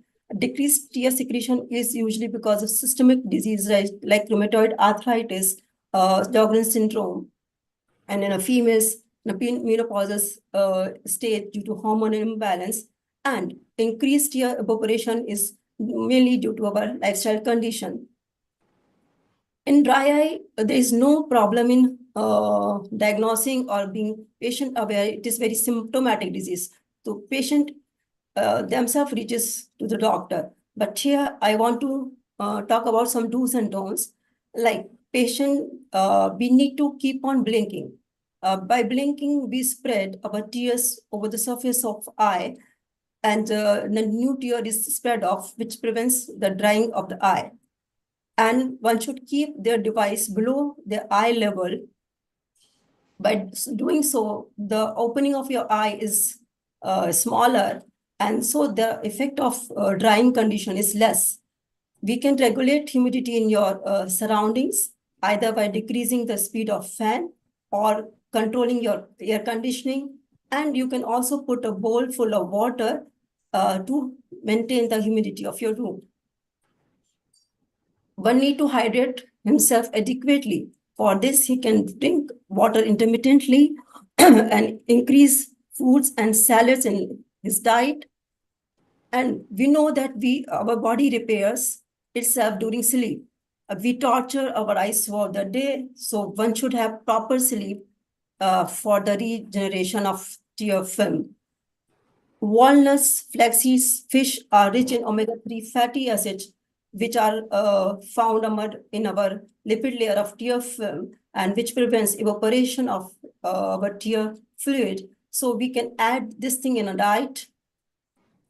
One should use spectacle correction and protective glasses, which will again help in preventing evaporation of the tear film.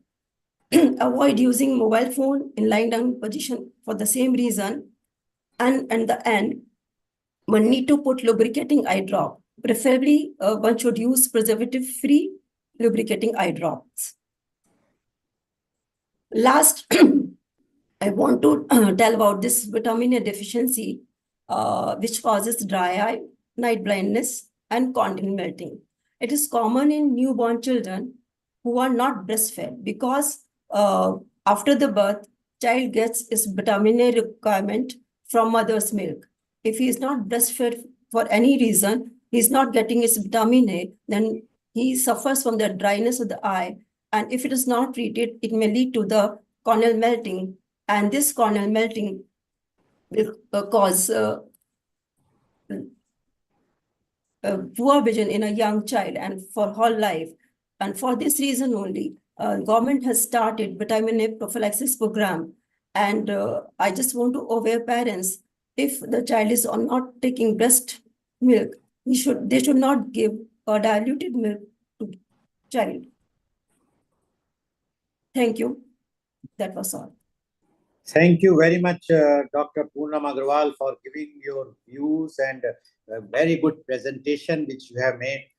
If you just stop your PPT presentation, Dr. Poonam Agarwal, can you just stop the sharing? Yeah. So thank you very much. And I'm sure that with your so much descriptive PPT presentation. Definitely, it will be very helpful for the viewers who are watching our show.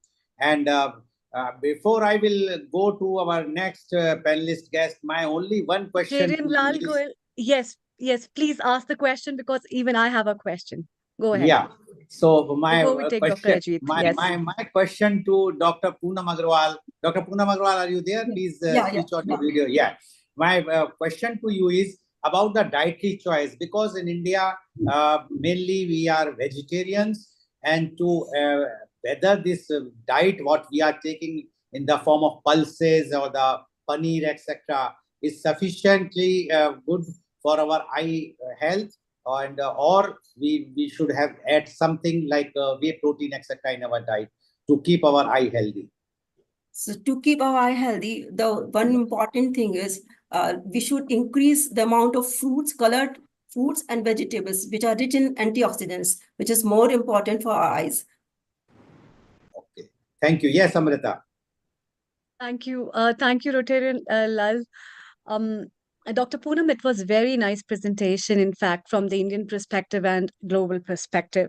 And I just wanted to ask you, though I have a lot of questions from all the contributors today, but I wanted to ask you about the last point that you mentioned, that if a person is, the newborn child is with vitamin A deficiency, avoid giving diluted milk. So can you precisely tell our viewers, what do you mean by diluted milk and which milk are you specifically talking about? Over to you. Thank you. In India, when the child is not on breast milk, people in villages, they give 50% diluted cow's milk. So the nutrition value of this milk goes very low.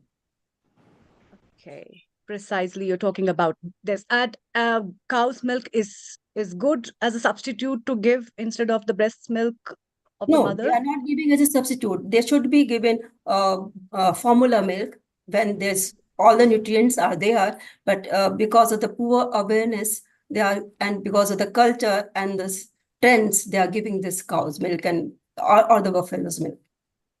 Okay, thank you so much.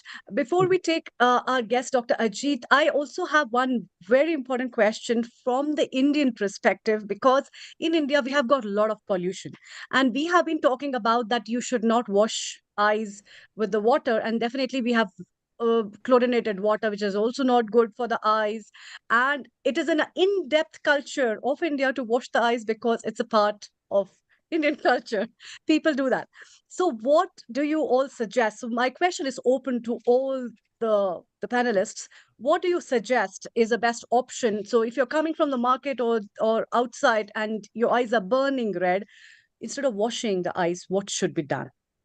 So, yes, Dr. Poonam, over to you. So we do suggest washing the eyes, but as Dr. Subhash said, closing eyes. By keeping your eyes closed, lids closed, you need to wash your skin, not the tear film of the eye. He rightly said, because the lubricating tear film will wash away. The lipid layer will wash away, and the patient with the dry eye will feel more discomfort after washing the eye with water. Thank you. Yes, Dr. Subhash, over to you. Thank you. Last time I was in India, and that was just beginning of the summertime, and I saw lots of people using Bisleri bottles washing their eyes, and it was quite amusing to see that. And well, it is a cultural thing, as Hari also said it, that Indian culture is just splashing the eyes in, always they do it. And the only thing I could recommend is always close your eyes, please. Don't wash away your tear film. I know there is dust and all that. But then again, protecting the eyes and asking them to have the right type of spectacles. Now, during this discussion, few things has been actually bugging me so much, and I have to please mention it. And I think this is very important thing because there's a lot of public, audience from India as well. Two things. One thing is buying spectacles just like that. Even in UK, we have got a problem. People just walk into any supermarket and just buy the specs for reading, which is not right. My colleague always has been insisting, Jayashri, who's a dispensing optician, that even for reading glasses, you must get your eyes examined properly from an optician and get the correct reading. That's one thing. Second thing, and I think I'm going to put my foot in it and create a hornet's nest. 5 years ago, a friend of mine came from India and he brought a bottle of Drishti eye drops, Patanjali. well, he didn't put the eye drops, and he said, no, Subhash, I would not do it before I just speak with you. And I wanted to know the formula as usual, but he said, no, let me send you the photograph. He sent me the photograph, and I have been struggling with this. I've even spoken with Professor Danda from AIMS. Hari, when he came over to our mixed meeting about a couple of years back, where I was presenting, and you know what is the formulation? Have you ever seen the formulation? I think as ophthalmologists, you better see and take a really, really good objection to it. It costs 23 rupees. It has got the composition.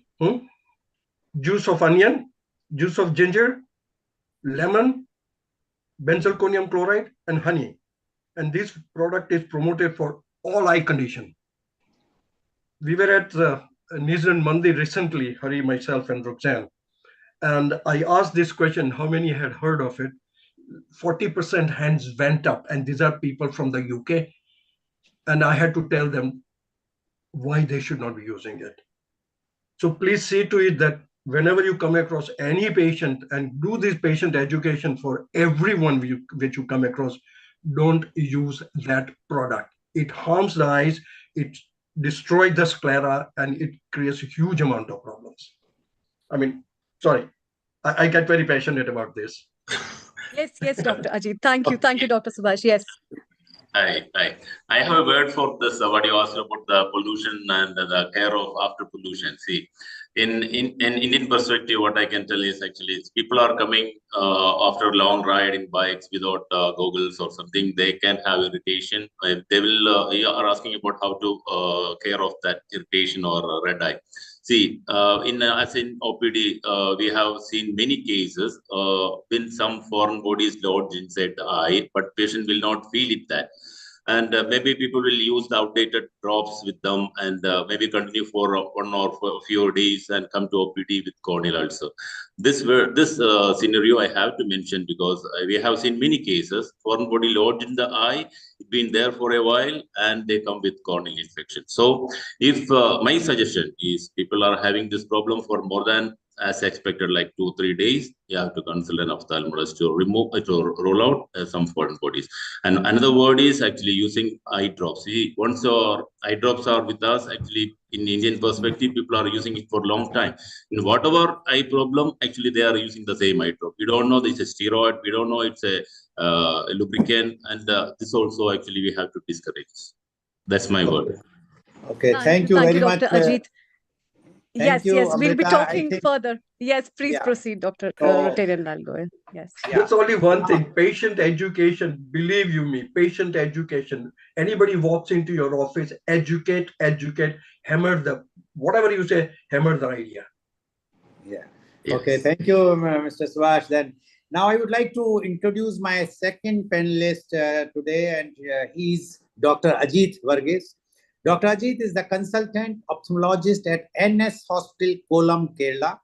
He's a highly accomplished and competent eye specialist with extensive experience in ophthalmology.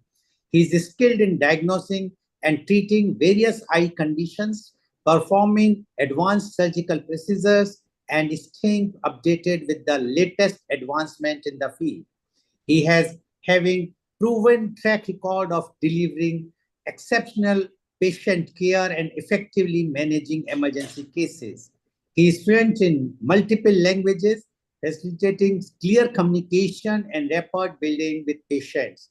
He is adept at teaching and mentoring, actively engaging in educational initiatives. Welcome, Dr. Ajit Varghese, on our show. Dr. Ajit Varghese, already you have been interacting with the panelists today, and you have heard what Dr. Poonam Agarwal has mentioned about the prevention of blindness. We would like to know from your views on eye care. Dr. Ajit Varghese, please. Thank you, sir, for the invitation, for allowing me to present my ophthalmologic experience. Let me share my page first. So this is my page for today. Can you hear, please? Yes, please go ahead. Yes. So actually, I will start from Rotarian Goalji. See, Yeah, What's the can you please importance make of? it full screen, Dr. Yeah. Ajit, if you can make it full screen, presentation mode. Thank you.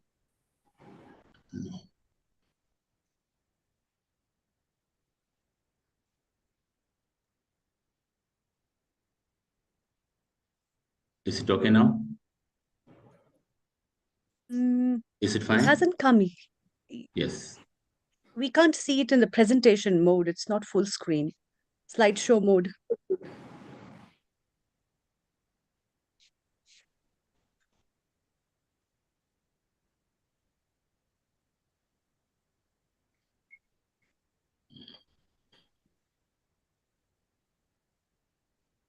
If you can reshare again, that will be better, as I think.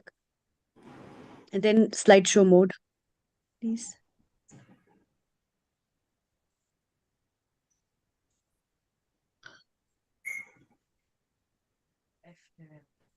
Yes, to close and again reshare. No, sir, actually. Yet. Oh, no. I think you have to exit and then again you have to share. You have to close the sharing and then you have to again share it. Okay, let me stop here. And now again you share with the presentation mode. Yep. Please reshare. Share.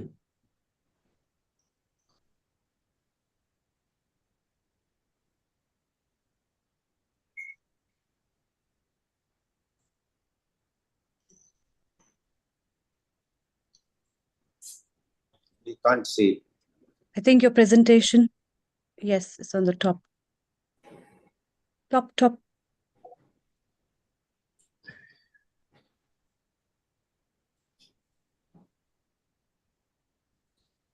You have to share the presentation now.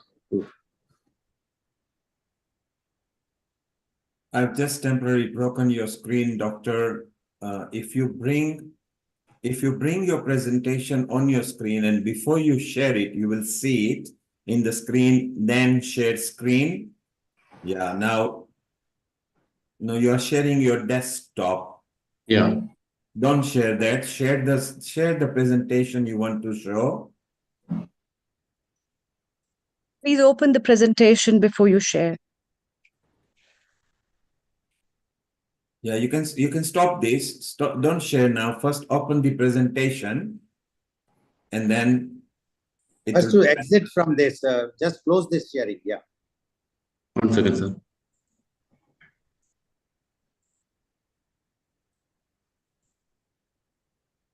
Okay, now what you do, bring the presentation on your screen first before you share screen. As you share screen, you will see it in the opening window of the screen share, then you share it, okay? So it'll be very important to see that, Dr. Lal Goyal, because as you say, Dr. Ajit is a very eminent Is it okay now? Consultant. So Is it okay now, sir? Not yet. If it's in your screen, now share it on the share screen. You will see it. Before you share, you will see it will open up a screen and it will show your presentation. You got it the last time. It was correct. You just had to maximize this, doctor. Print the meeting. Yeah, that's fine. Take your time. Now, can I go back to my presentation here? Yes, you can share it. Share it now. If it's open in your screen, now go to the green button at the bottom taskbar and click on share screen and you will see your present. Yes, let's see. Yes. If you just maximize it, there'll be double opposite arrow. Yeah. Is it okay now? Let's carry on as it is. That's good enough. Carry on. Okay, sir. So I will. Sorry for the disturbance I made of so far. I will start from Rotarian Lal Goyal. Why I is important? Dr. Ajit, if you just go to the top bar and click on slideshow. Yeah. Just top of the screen, click on slideshow. So you've got home, insert, design, animation, slideshow. There's a slideshow on the top. The top bar. Next to home, you've got insert, design, animation, slideshow. On your taskbar at the top. The top. Yes. You've got home, the home tab. Then to your right, you've got insert design. Yeah, home tab, go to the home tab. Then you got insert design Go up. animation slideshow. Even above where your cursor, even more up. Above Yes, design, yes. Design, To your right, animation, yeah. slide. Next one, slideshow. Then the slideshow. Come to the Slideshow, slide. good. Yeah, click on there. And then Yeah. just do current slide from current slide. So the second option there. More Hide to your slide. left. To your left. No, to your left. To your left. Is it Go to your setup left. slideshow? Next one. Set- Next one. No, to your left. Custom slideshow. Left again. Left again. Left Next. again. There. From click on there. From Click on beginning? this. Yes. No, from current slideshow. Is it okay? Yes. Perfect, perfect. Yes, Please that's go ahead. brilliant. Thank you. Thank you. Thank you, Roxanne. Just helping those of us who are over 40 and can't see. Okay, so I'll start from here. Start from Rotarian Lal Goel about the preciousness. Why eye is precious? It's because 80% of our environment information is coming from the eye, through the eye. Though I don't need to tell about the eye specialties, like it can focus up to 50 times per second.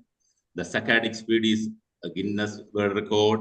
Avascular cornea, only the area in the body where there is no vessel is cornea.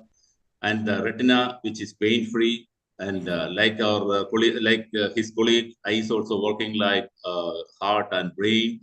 And this equipment, this of the eye, require more than 1/3 of its entire capacity in order to function well to see an impression. So, in a nutshell, eyes are the second most complex part of your body, surpassed by only by brain. So, from my side, what I want to say is enough reason for to preserve our vision for long time. So, I'll come to my topic. I am going to the general topic. It's meant for not for a specialty cadre. It's meant for general physician. It's meant for general audience. It's meant for specialist doctors. Why? Why primary care physician is important in looking into the eye? Since ages, we have seen physicians are looking into the eye for looking at the level of anemia or patient is jaundice since long. But from my side, what I want to enumerate in here is what are the systemic diseases a primary physician or other people look into the eye to see it's a part of systemic illness. A neurologist, a pediatrician, endocrinologist, rheumatologist, cardiologist, oncologist, hematologist, gastroenterologist, they have diseases which can be perceived from the eye even for the diagnosis or to assess the grade of the disease. That means eyes provide an extraordinary window into the body, especially brain, and it allows a non-invasive tool to evaluate the diseases like diabetes or hypertension, what else. So I will come into some general diseases which are interested to public or general physicians, which have implications or effect into the eye. First one of its kind is, it's under the term vascular disorder. First one is hypertension.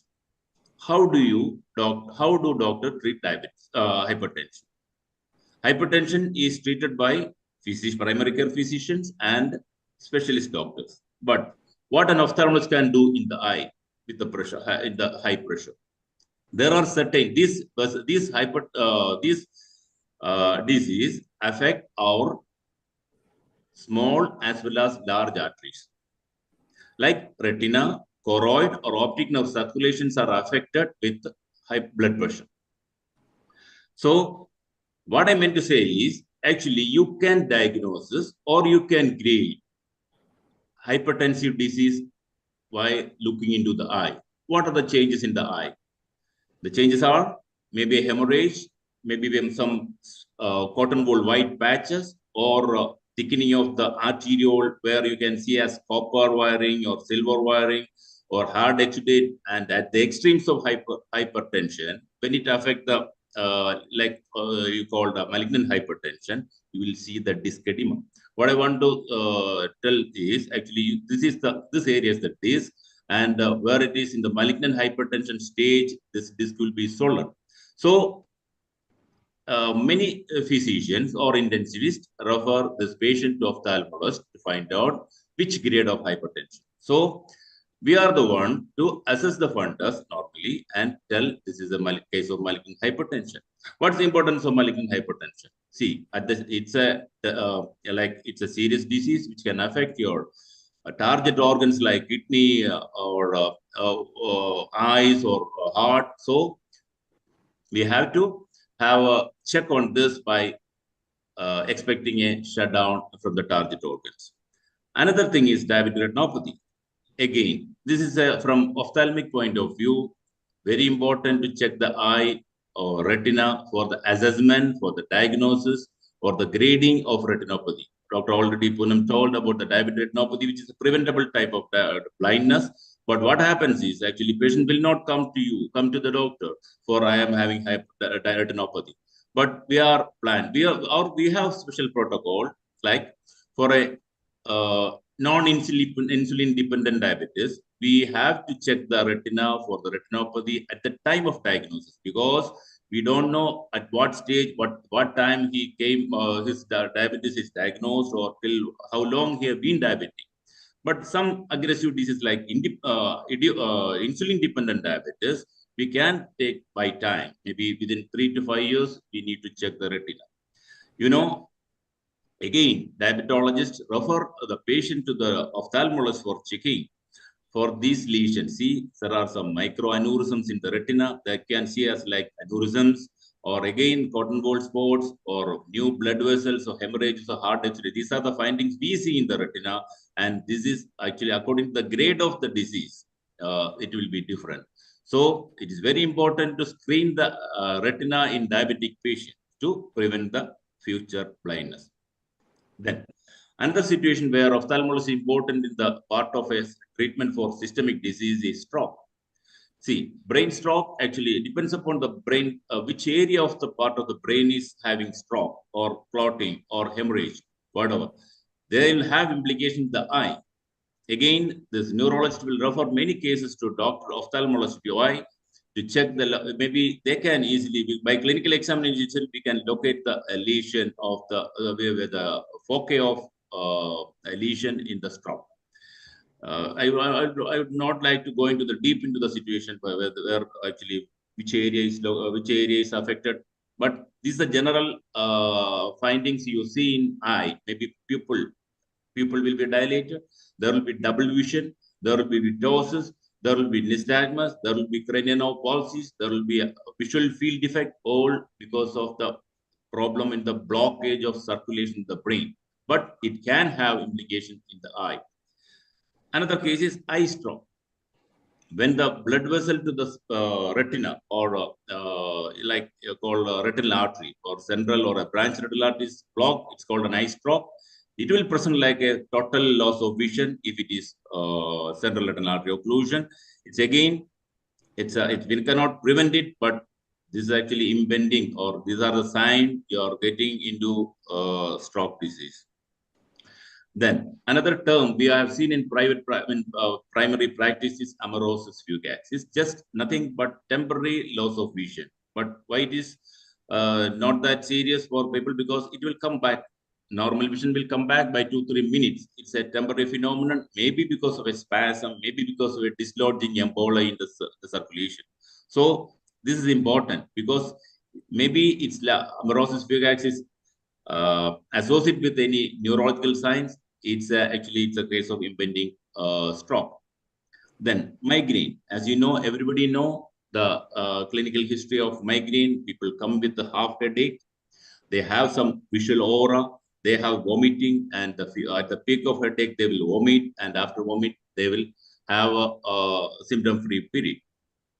But there are cases like ocular migraine or retinal migraine. There are specific symptoms present with the eye, like scintillation, transient obscuration of vision, or loss of field in homonymous field. What you call is actually homonymous hemianopia. That's a part of migraine, of retinal migraine. But what happens is this retinal migraine, if it is associated with neurological symptoms like some paralysis or some part of body, it's a predictor of stroke. And I'll go into another part of systemic diseases where you call autoimmune disease, where our body, our immune system react against our own body and produces some diseases like connective tissue disorder, thyroid eye disease, myasthenia gravis, many things. So these all serious diseases have effect on eye. How? Maybe the commonest one is a Sjogren syndrome, where you see dry eye. And usually rheumatologist doctors send to ophthalmologist for estimating what the grade of dry eye. Or and the rheumatological features of diseases like ankylosing spondylitis, rheumatoid arthritis, SLE, you call systemic lupus erythematosus, sarcoidosis. Many of the collagen vascular diseases are connective diseases, mainly autoimmune etiology, have findings or symptoms or signs in the eye. Maybe it's a dry eye, maybe it's anterior segment inflammation like iritis, maybe you can see a red eye with episcleritis or scleritis, maybe even going to the back side of the eye affecting the retina or optic nerve. All they have findings in the eye. We cannot avoid this thyroid disorder in the avoiding the eye, because many are presenting with eye lesions, like maybe a lid retraction, maybe a proptotic eye like exophthalmosis, maybe simple red eye or puffy eye. These are all part of thyroid disorders. Many diseases are actually, in the, especially Indian perspective, they come into the OPD with the puffy eyes. Then we check for proptosis. When we check, the thyroid profile is different. So that's an important part of systemic disease which having effect on the eye. There are more than 20 findings in the eye. When you come across thyroid disorder, there are more than 20 signs. I don't want to discuss all these signs because these are, again, this affect the eye. Then another situation where multiple sclerosis, everybody know, people are having a serious neurological disorder. They have central fatigue, cognitive impairment, visual problem, musculoskeletal problem. But what I want to say, there are some people come with optic neuritis, like sudden or insidious onset of loss of vision in one eye. Maybe they have some pain, their eye movement become painful, and they go to the ophthalmic doctor. They see that it's optic neuritis. Many of the optic neuritis patients, in 5 years, they have progress into multiple sclerosis. Again, this optic neuritis is a predictor of multiple sclerosis. This is the one important aspect of ophthalmic findings. Then intracranial hypertension is another aspect of systemic disease, where when the pressure in the brain increases, it can present like a optic nerve head swelling. It's called papilledema. Many neurologists actually refer patient to assess the papilledema is there or not, because it depends whether papilledema is there or not, their treatment or their investigation. Like lumbar puncture, it will depend whether the intracranial hypertension is too much. They will not attempt for lumbar puncture. So they have to assess the eye to determine the grade of intracranial hypertension. There are certain like brain tumor. Many the disease which swells the brain causes intracranial hypertension, but there are idiopathic cases. Again, that physician will not have any idea what is the role of, what is the cause of this brain hypertension. So again, they will refer this patient to ophthalmologist, whether to find out there's a simple papilledema without any neurological signs. Again, there has a ophthalmologic role. As you know, another situation where HIV, hepatitis, acute immune deficiency syndrome, AIDS, there are specific findings in the eye, like a CMV retinitis, a Kaposi sarcoma. There are they may not present with eye findings alone, but along with the systemic problem, we can see some eye findings in the when detailed eye examination. Another one common disease, myasthenia gravis. They present with the bilateral drooping of the eye called ptosis, or they have double vision. If you find no other cases or no other etiology for a drooping of eye or diplopia, mean you have neurological evaluation, find any reason for diplopia or this drooping of the eye, we'll presume to be its myasthenia. So it's one of the important finding in the eye where you myasthenia present. Then we cannot avoid the cancer patients. Ocular malignancies are most commonly metastatic lesions. You know, there are primary eye tumors, maybe arise from the skin, from the lacrimal gland, from the eye globe as well, or from the orbit. But most of the one in practice are secondaries. Recently, I have a patient. They presented with the proptosis. Actually, patient was treating with the evaluated for thyroid or orbital tumors or something, and the MRI they see some small tumor behind the globe. And usually, in our practice, it's a painful. We'll put it as a diagnosis called a pseudotumor. The lady is being treated for maybe 3 to 6 months for steroids. They have a remission while on steroid, again it's recurred. Actually, we are confused on that case because a patient presented with proptosis. They have some facial palsy, which is troublesome for the patient because of the cornea getting damaged because of the exposure keratitis, and they are confused. But somebody told, or the senior colleague told, to go for a biopsy of the pseudotumor, and it turned to be the secondary from her breast. So it's important. The ocular aspect of systemic disease is very important in this case. Metastatic carcinoma, what I told about. Then neurofibromatosis, it's a general disease, but there are specific terms, specific findings in the eye, like in the iris, in the slit lamp, you can examine, and there are lesion nodule.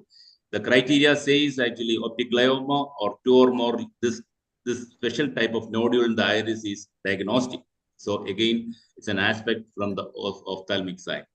As you know, anemia, leukemia, or any disease which cause hyperviscosity syndromes, they have their effect on the retina or in the eye as well, and they cause for many vascular problems like diabetes, like hypertension, like hemorrhage, like neovascularization. Many things are there in the eye, part of anemia.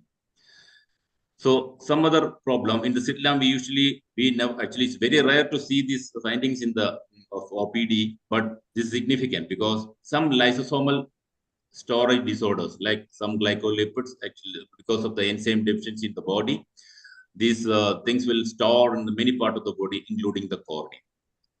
For example, Fabry's disease or Gaucher's disease, they have deposition of this glycolipid in the cornea.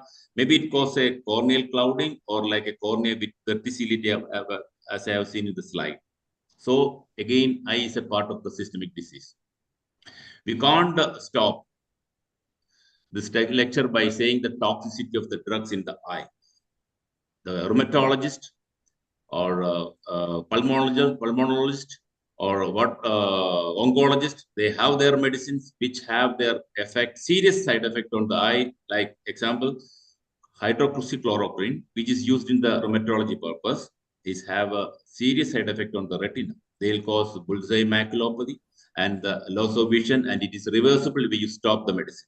Again, tamoxifen, it's used as an anti-cancer drug. There are serious side effects on the retina, and so many toxic medicines have their own effect on the eye. So eye screening is important for long-term medications, those who are taking for the systemic diseases. And this is a few of the things what we want to discuss in this table. And thank you for watching, sir. And please welcome for any discussions. Thank you very much, Dr. Ajit, for giving your very descriptive, I must say, the PowerPoint presentation. Amrita, would you like to ask some questions to Dr. Ajit? Yeah, thank you so much, Dr. Ajit. This was a magnificent presentation in a way that so many people don't know about these things, how the body is related with the eyes, because people mostly think about a lot of magnificent things of decorating the eyes, looking into the eyes, peeping into the heart through the eyes, and a lot of other things. But its relevance in relation to your physical body and its connection in every aspect is very important. And I think in today's time, it's also very important to educate people at this level to make people understand. Okay, one more quick question from my side related with today's time of India with the heat wave and plus 50-degree temperature and how to care for the eyes. So I think all those viewers who are from India and are living in extreme climatic conditions as well. So not talking just about extreme heat, but even in cold countries where it's too cold, eyes are very sensitive to temperature as well. So what are the tips? So this question is also open to all the panelists to tell about the best tips for protection of the eyes and care for the eyes during the extreme climatic conditions of plus 50 and minus 10, minus 20. So over to you. Over to you, Dr. Ajit. We take your comments first and then we move over. Thank you. Thank you. Thank you, ma'am. From my side, actually, for the climatic infection, there is no special treatment for the eye. Stay away from the humid and sunny side. And ultraviolet rays are harmful to the eye, as the doctors told. Actually, protection of eye is the most important. So even while wearing a full, not like a fashionable frame, you are the one which cover the eye, mostly protect the eye from trauma or from the hot climate or the adverse climates.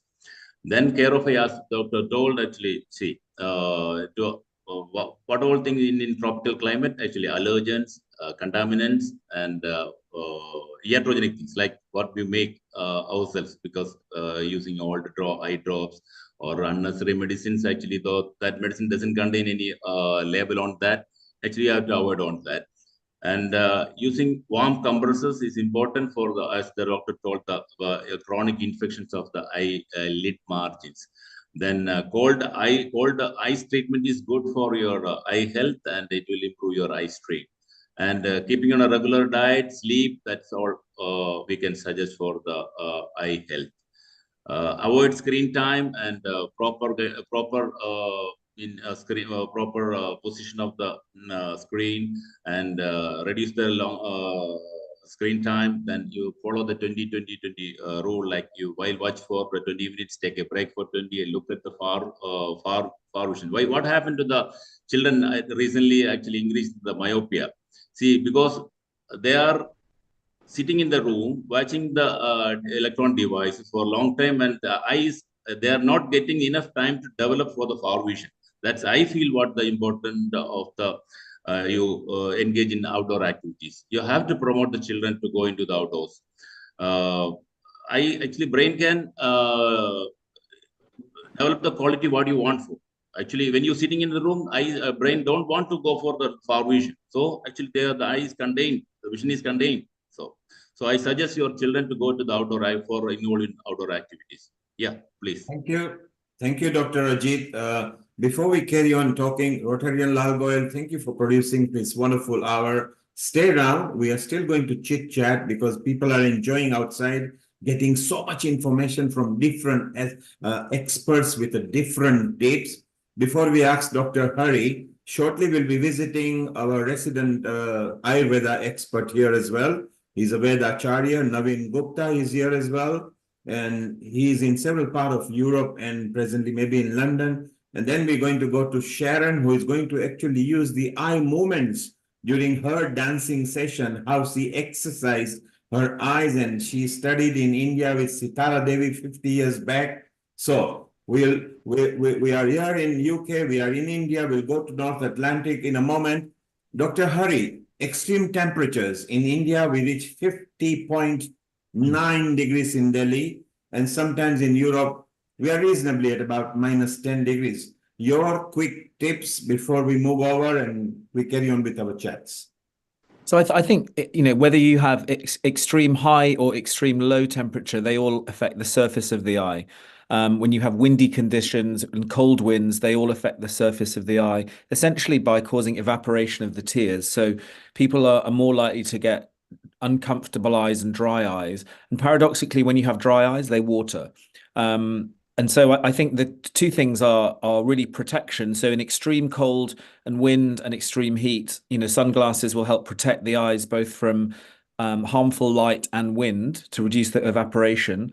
And also the liberal use of tear gels and moistening gels when you're in those sorts of conditions. And in addition, if people are flying as well, airplanes cause a lot of evaporation of tears because the air sort of blows down on your eyes. So whenever I travel, I take some moistening tear gels with me. I don't have dry eye, but when I'm in those situations, I do get symptoms. And there's one question from Oleg in Norway. He's asking, is it true that eye is one organ which doesn't change its size through from the birth to the death? Is that right? No, not really. The eye continues to grow from birth until the age of about 18, 19. It usually stabilizes by that age. In some situations, in some conditions, it may go on lengthening in a condition called keratoconus, but normally once the eye has reached adult age by very late teens, it shouldn't change significantly. There you are, Oleg, in Norway. We hope you enjoyed yourself. We are going to go back and Dr. Poonam, if you're still around, we'll keep on chit-chatting. Dr. Ajit, well done. Rotarian Lal Goyal, thank you very much. Every hour you produce from 9 o'clock Indian time to 10 o'clock Indian time on every episode. We are very proud of you. And your final comment, how do you keep your eyes tip-top? Mr. Neil Kumar, I am wearing the glasses for almost 65 years now. I was among the first student in the entire school to wear the glasses when I was only 5 years old at that time. And now I'm 70. And my screen time at present is about 17 to 18 hours a day. But still, I'm coping up. I had one eye cataract operated, but the other eye is still with the contact lens. I am managing very fine. So whenever doctors or anybody talks about the less screen time, I always feel it. And my sleep hours are about 3 to 4 hours in 24 hours. So I am doing all the things which are not recommended by any of the doctor, but still my eyes are there. So you are using 17 to 18 hours. So effectively, in about 7 to 8 more hours, or even 6 more hours, you'll break the world record, 24/7, 365. Is that right? No, it's not the world record, but yes, because my sleep is very less, and that's why the rest time I am using the screen time for producing these programs as well as for doing the work for the organ donation, which I am doing as you can see the Rotary Club of Organ Donation International. So I have to do the things. I have to speak sometimes online, and our meetings are also online. So that's why it's almost 70 to 80 hours a day. Thank you, Rotarian Lal Goyal. My advice to you is, if you can bring it down to 12 to 10 hours, you will see marked improvement in your eyesight. Then Mr. Neil Kumar, you will be missing me on your Sunday programs. Well, you can't escape healing our health. Apart from that, you are allowed to have a bit of less hours that you can do on that. Well, it's beautiful. Stay around. We still want to chit chat with everybody. Let's go and have a different perspective of eye and healthcare. So Amrita, if you could bring in Dr. Naveen Gupta, and then we'll chit chat and go to Sharon as well. Over to you, Dr. Amrita. Thank you, Neil Kumar. Thank you very much, Rotarian Lal Goyal ji. I'll be taking up other questions from all the panelists. Please stay around. Let's welcome Dr. Naveen Gupta. Dr. Naveen Gupta basically is an Ayurvedic practitioner, and he is an Ayurveda expert who has his centers in different parts of Europe, and he has been practicing from quite a lot of years. And let's hear from him another perspective of understanding, because in Ayurveda, there had been a lot of talk, which in fact, I want to put a question further about the practices of Akshitarpan and using clarified butter, which is called as ghee, which is very famous. And we'll be talking about that. But let's welcome you. Over to you, Dr. Naveen Gupta, for your talk. Thank you so much. Global Namaste to all of you at Healing Our Earth. So all the viewers and all the listeners. So this is Naveen Gupta. Right now I'm in Belgium. It's my home country. After my first home country, India, Belgium is my second home country. Apart from few other countries where I live and practice and teach Ayurveda medicine to the Westerners for the last 3 decades. So I've been practicing in India for 1 decade, and then I moved to Europe. For 3 decades, I'm practicing here. So my topic today is about eye strain, but I think Rotarian Mr. Goel and my previous speaker, Dr. Ajit, they've spoken a lot about it. And I think if I use my papers, it can go very long. But if I take the point from where they were talking about, Amrita, especially you were talking about the climatic conditions, and then another respected doctor ophthalmologist, he entered and he was speaking about till what age the eyes are growing. If you go to the Ayurvedic concept of the eye, let us go into the 3 bioenergy principles through which the whole human physiology works, and also the eye. And that is Vata, Pitta, Kapha. And these 3 bioenergies are directly responsible from the energy of the 5 elements. So basically, because of the vision, it's one of the principal sense organ. So, and this is called a specific dosha, which is called Alochaka Pitta.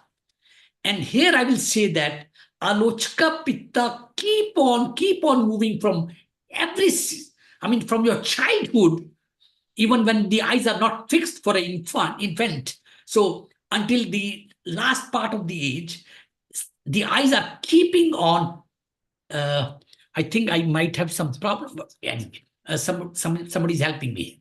So then Alochaka Pitta keep on moving from one level to the other level, and it's a special Pitta which is responsible for the vision, and you can say it's also responsible for the myopia, hypermetropia, or whatever condition you are talking about. Let me come to my topic, which is about the eye strain.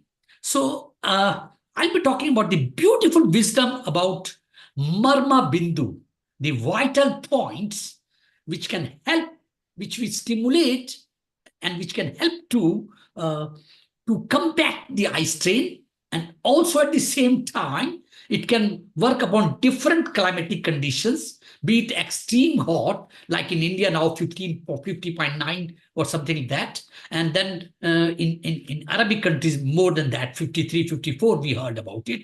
And then for me, I've also experienced and lived in Swiss Alps. For a long time, I lived there on chalet. And I've experienced minus 20, minus 27. It was so simple for me. Even the last 2 months ago, we were having minus 15. So for me, I'm well accommodated to all the temperature conditions. And I will tell this, my own experiences also living in those extreme conditions. Although I've not been in India for the last 3 years for some one or the other reason, but I can say because I was living in India, and maximum at that time, I might have experienced 46 degrees, but this is extreme. So I will tell everything about the Marma. So let me first come to my topic, which is digital eye strain, which for the last 5 years has completely changed the whole scenario of eye health.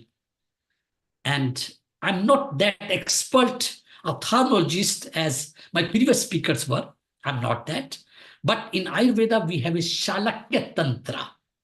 It's one of we have 8 parts of Ayurveda, and one part of Ayurveda is dedicated to Shalakya Tantra. And by the way, I passed out this Shalakya Tantra in 1981 and 1982 by 2 exams in Delhi University with gold medal.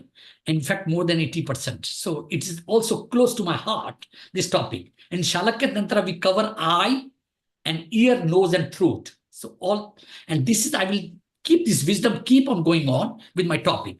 So digital eye strain is an entity encompassing visual and ocular symptoms arising due to the prolonged use of digital electronic devices.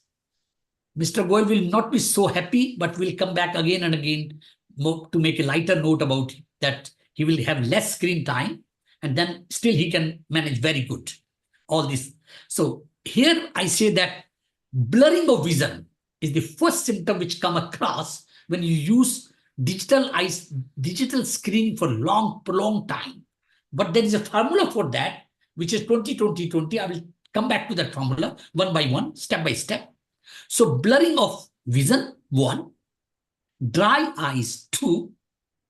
Itching of the eyes, 3.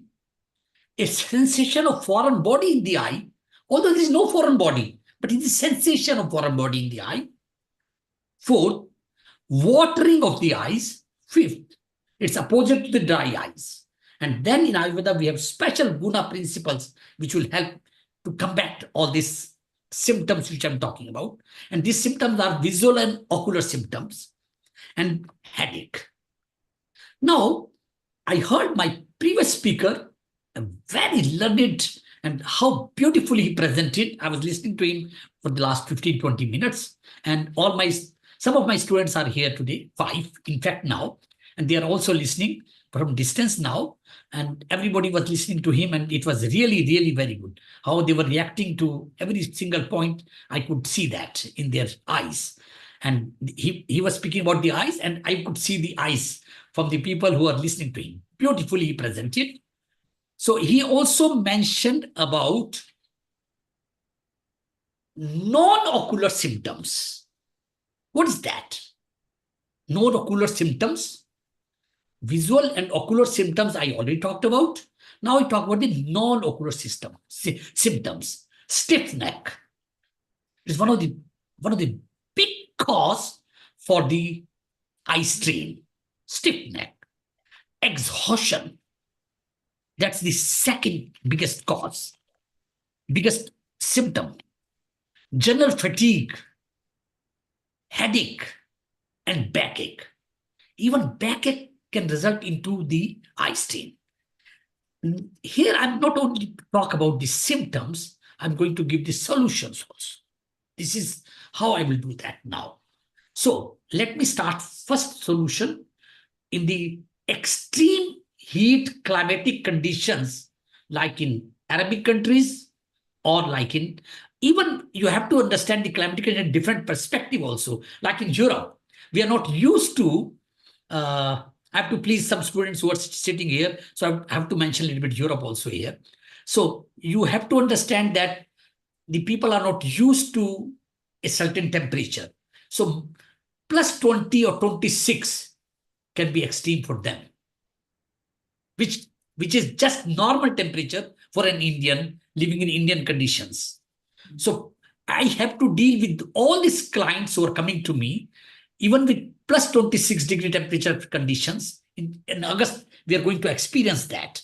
And then sometime if the air conditioner is not working because people are not having air conditioner, only 1% or maybe less than 1% in Belgium will be having the air conditioner.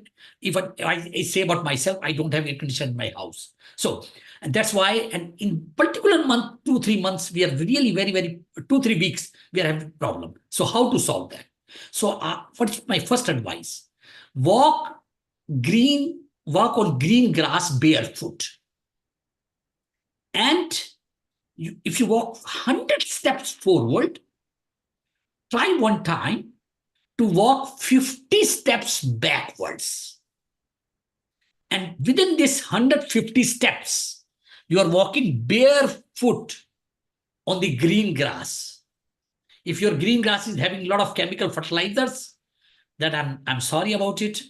So, but if it is green grass, which is real green grass, which is not, which has some properties, because why I'm talking that barefoot also, because this green grass touch or the dew drops at the green grass, it helps the foot, and the foot are directly connected to the eyes.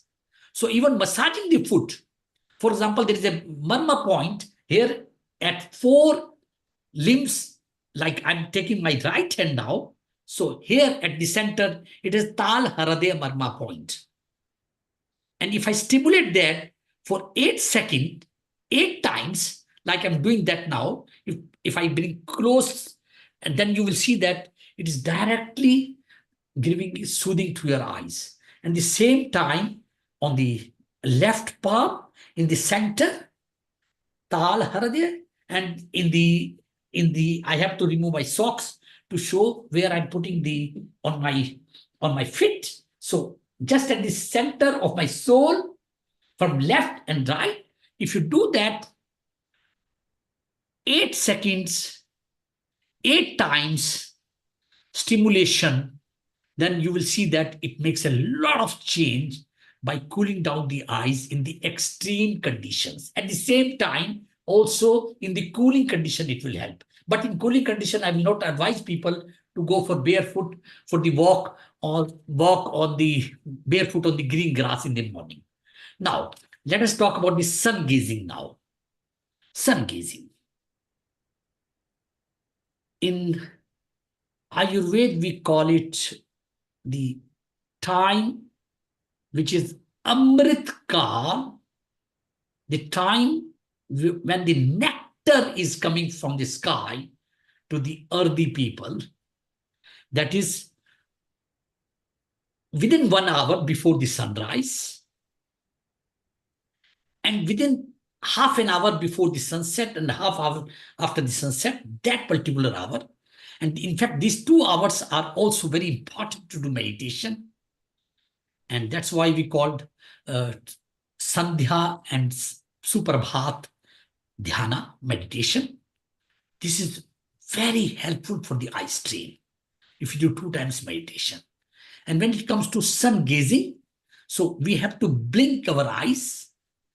And when I use the word blinking of the eyes, I must tell all the viewers an interesting thing, which could be really interesting all over the world, the people who are watching our Healing Our Earth program, because we are talking about the earth now. Akshinimesh, we call it. Means if I blink my eye 1 time, it's called 1 unit I blink my eyes. And if we want to calculate the biological time, like we calculate how much pulse rate, how much heart rate, so it's a biological time. Every single biological time in every organic system in the body is calculated as a single unit from Akshinimesh, 1 blink of the eyes. So it's so important, 1 blink of the eyes. So what we do in sun gazing at these 2 particular times, we gaze at the sun 20-20-20 formula like that. So we gaze for 20 seconds and then we blink the eyes. Then we blink the eyes. And this is how we do 2 times blinking of the eyes. And this is keeping our eyes so much we can adapt to any kind of eye strain which will come to us in the daytime, or when we do it in evening time, which has come to me in the daytime, in the night time, I can be totally relaxed. So these are the 2 points I wanted to refer here. And obviously, is a theoretical point I'm raising again. So Amrita, please raise the finger when you want me to stop, because I do not know when to stop, please. And because I'm just lecturing for the last 30 years all over Europe, so I do not know when to stop. Please tell me with your finger when to stop. So again, I'll come back to my, yes, please. Dr. Naveen, so it's nice to have an alternative perspective of eyes and things. So we want to carry on. Can we just have a little break? We go to Sharon in USA. So you are there in Europe. Amrita is in India. We had Robert from Uganda, and we go to Sharon, who's just going to bring a bit of break by showing how, and we want to come back to you with discussion with this on this. And Sharon wants to show a bit of eye movements, how she helps her eyes and relax because of dancing. And then we come back to you. Is that okay? Yeah, that's very much okay. And I would also love to look at the dance, and maybe Yes. my eyes according to her eyes moving. Thank you. Global Namaste, Sharon, all the way in the North Atlantic there. And welcome. And you have got some sort of eye movements that you used to use. So if you look at the Indian classical dances, eye exercise were actually the way to bring into the dancing, and they were so useful. So tell us more about it. Well, living with Sitara Devi, so I got a really strong transmission of Abhinaya and studied the Natya Shastra and the Abhinaya Darpana, mirror of gesture. And I was working on a whole video, this was in 98, about how to experience and embody the different emotional qualities of the divine feminine, of the goddesses.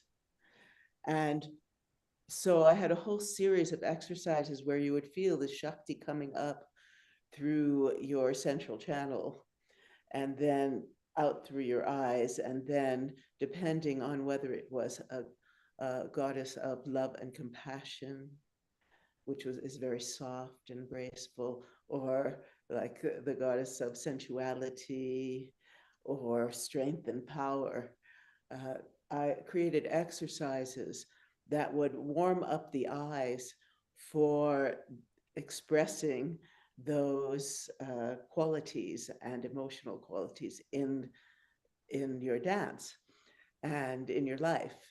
And I am now 75. I've been doing these exercises a long time. I do not wear glasses.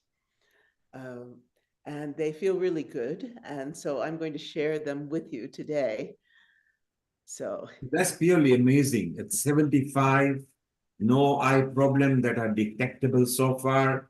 You don't wear glasses, so that's beautiful. So tell us what routine you observed and through your dance, how you can do them with me. This is a video that Yes. I made, and you can do them with me. They're fun. Okay. Let's watch the video and we see, and Amrita is ready to go as well. So Amrita, you've got several years to go before you get Sharon's age. Exactly. Exactly. And here we have the And coming up.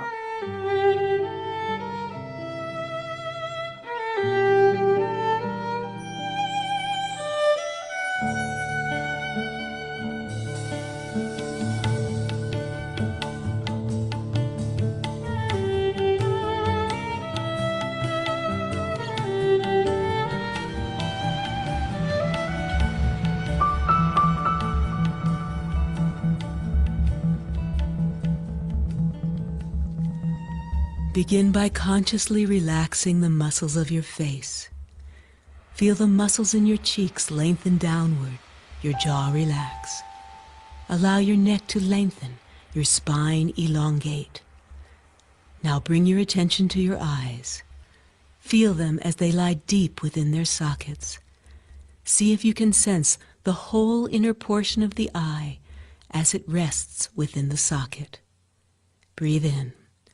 Once again, feel the divine fire of the goddess rise up into your central channel through the mystic centers of your body. Breathe out. Allow it to enter into and fully permeate your eyeballs until they become like two shining orbs, glowing with the clear light of divinity. As you perform the following exercises, imagine that the sacred light and energy is continuously entering into and exuding out from them, filling the world with new light and life.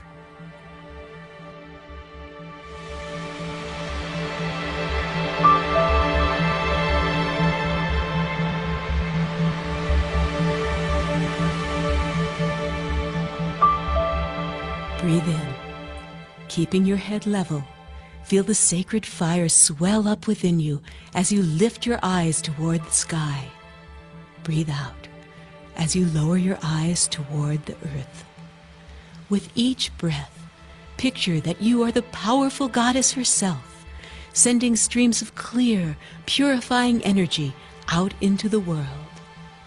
And breathe in, look up. Breathe out, look down. Breathe in, look up.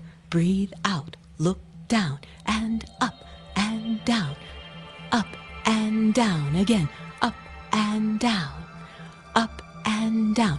Breathe in and out, and relax.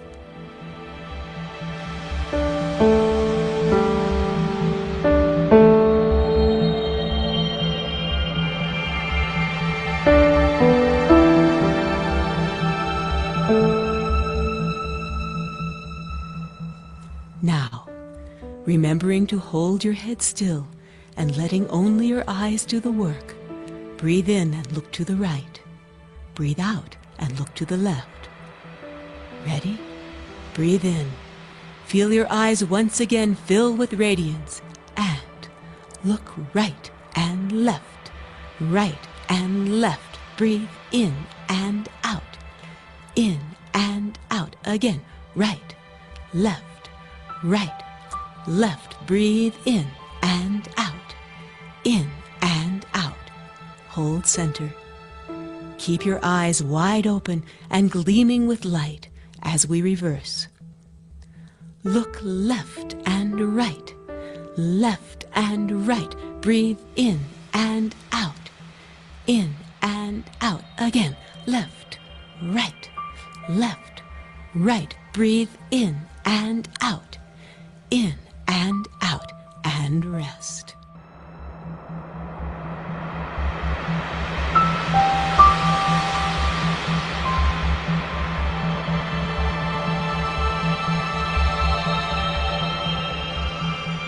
Eye circles.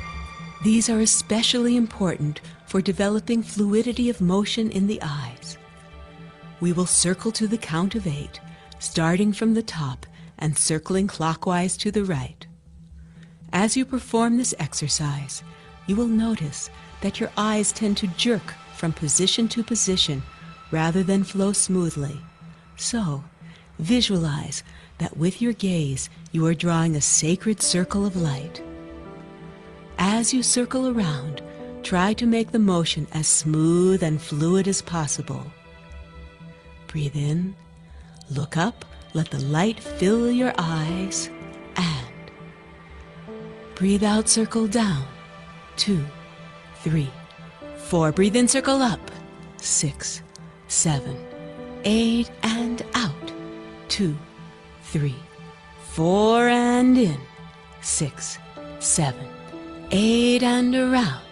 2, 3, 4, 5, 6, 7, 8, and around. 2, 3, 4, 5, 6, 7, 8. Now we're going to reverse so that we circle counterclockwise. During these circles, not only work to maintain fluidity of motion, but see if you can also perform one whole circle without blinking. Breathe in the light, look up, and breathe out, circle down. 2, 3, 4. Breathe in, circle up. 6, 7, 8, and out. 2, 3, 4, and in. 6, 7, 8, and around. 2, 3, 4, 5, 6, 7, 8, and around. 2, 3, 4, 5, 6, 7, 8, and rest.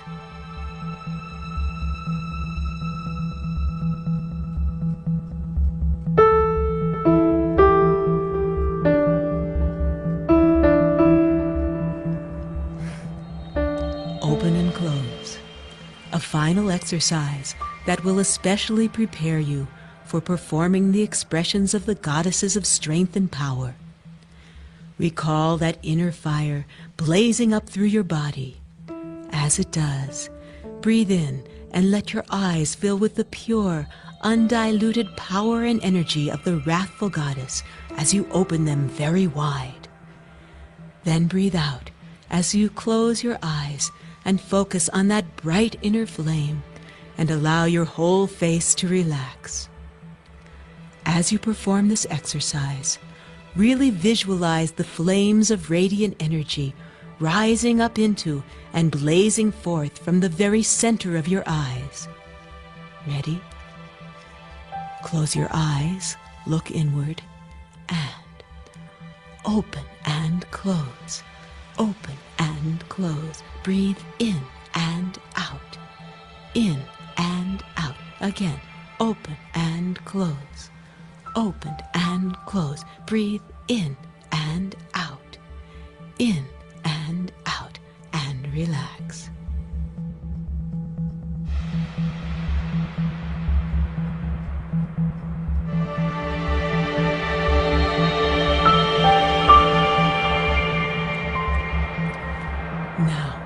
in order to soothe and relax your eyes after that workout.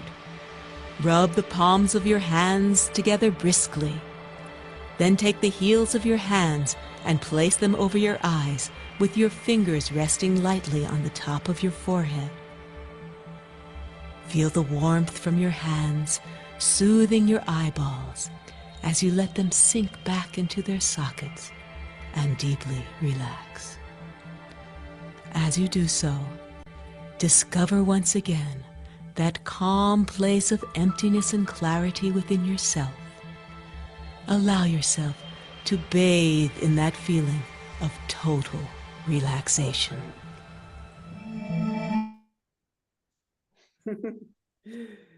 So Neil, I have 3 different pieces here. So maybe we should just either play them in sections or play that one. I don't want to take up too much time. Yeah, we'll play them in sections in a moment. Let's bring in others and get a comment because Amrita was following what you were doing. If we could stop screen share for a moment.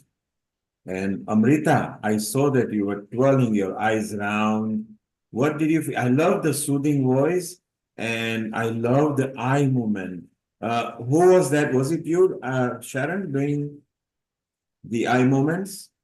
Well, they're very helpful, and especially because Yes, now she was the one who was doing the eye movements actually. Yes, and it's a completely alternative way to the opticians and the eye surgeons who guide because an Indian classical dance did use the eyes. It was a way of getting people doing their eye exercise anyway.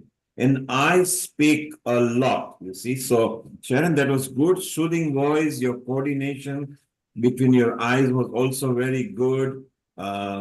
We want to ask others what they think. Let's bring Dr. Naveen Gupta, who's in Belgium. We have also got a guest here, Urmila, who actually went through some eye problems. So she's going to share when she puts her video on. And we can ask Naveen was also watching. So Naveen, what were your thoughts with the soothing voice and the nice background and the actual eye movement that you can clearly see the eye actually moving around without bending the head? What did you feel, Naveen, when you were watching it?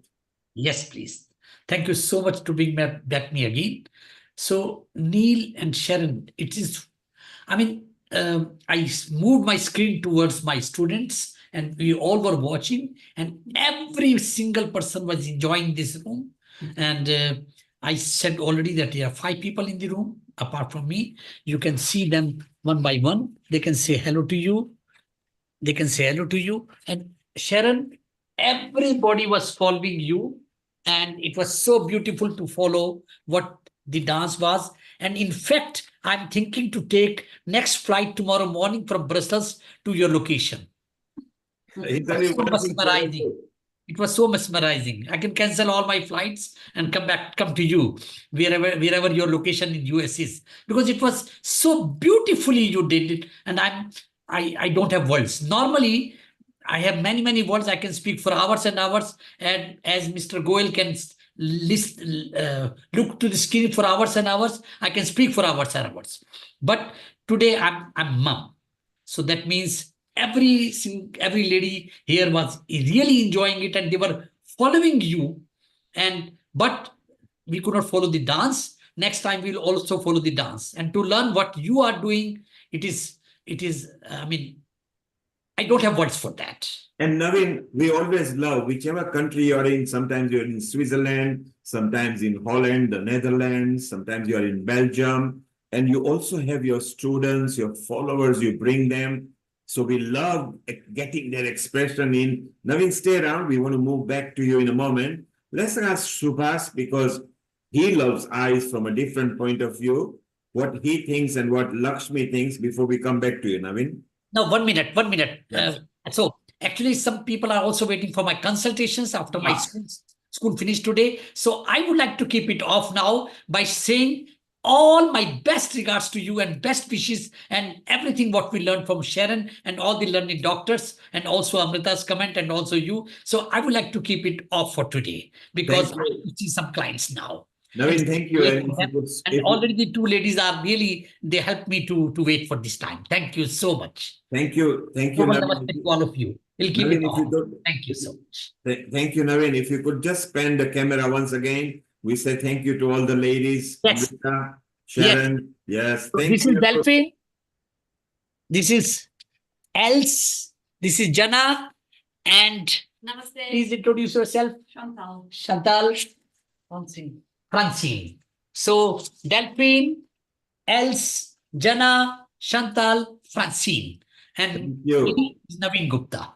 And Naveen, we would like to remind people that you are again back next week, bringing another expert and yourself and diabetes, knowledge about diabetes from Ayurveda, and an expert you are bringing as well. So thank you very much, Naveen. At that time, I will be in UK. So you will see all my students from Harley Street.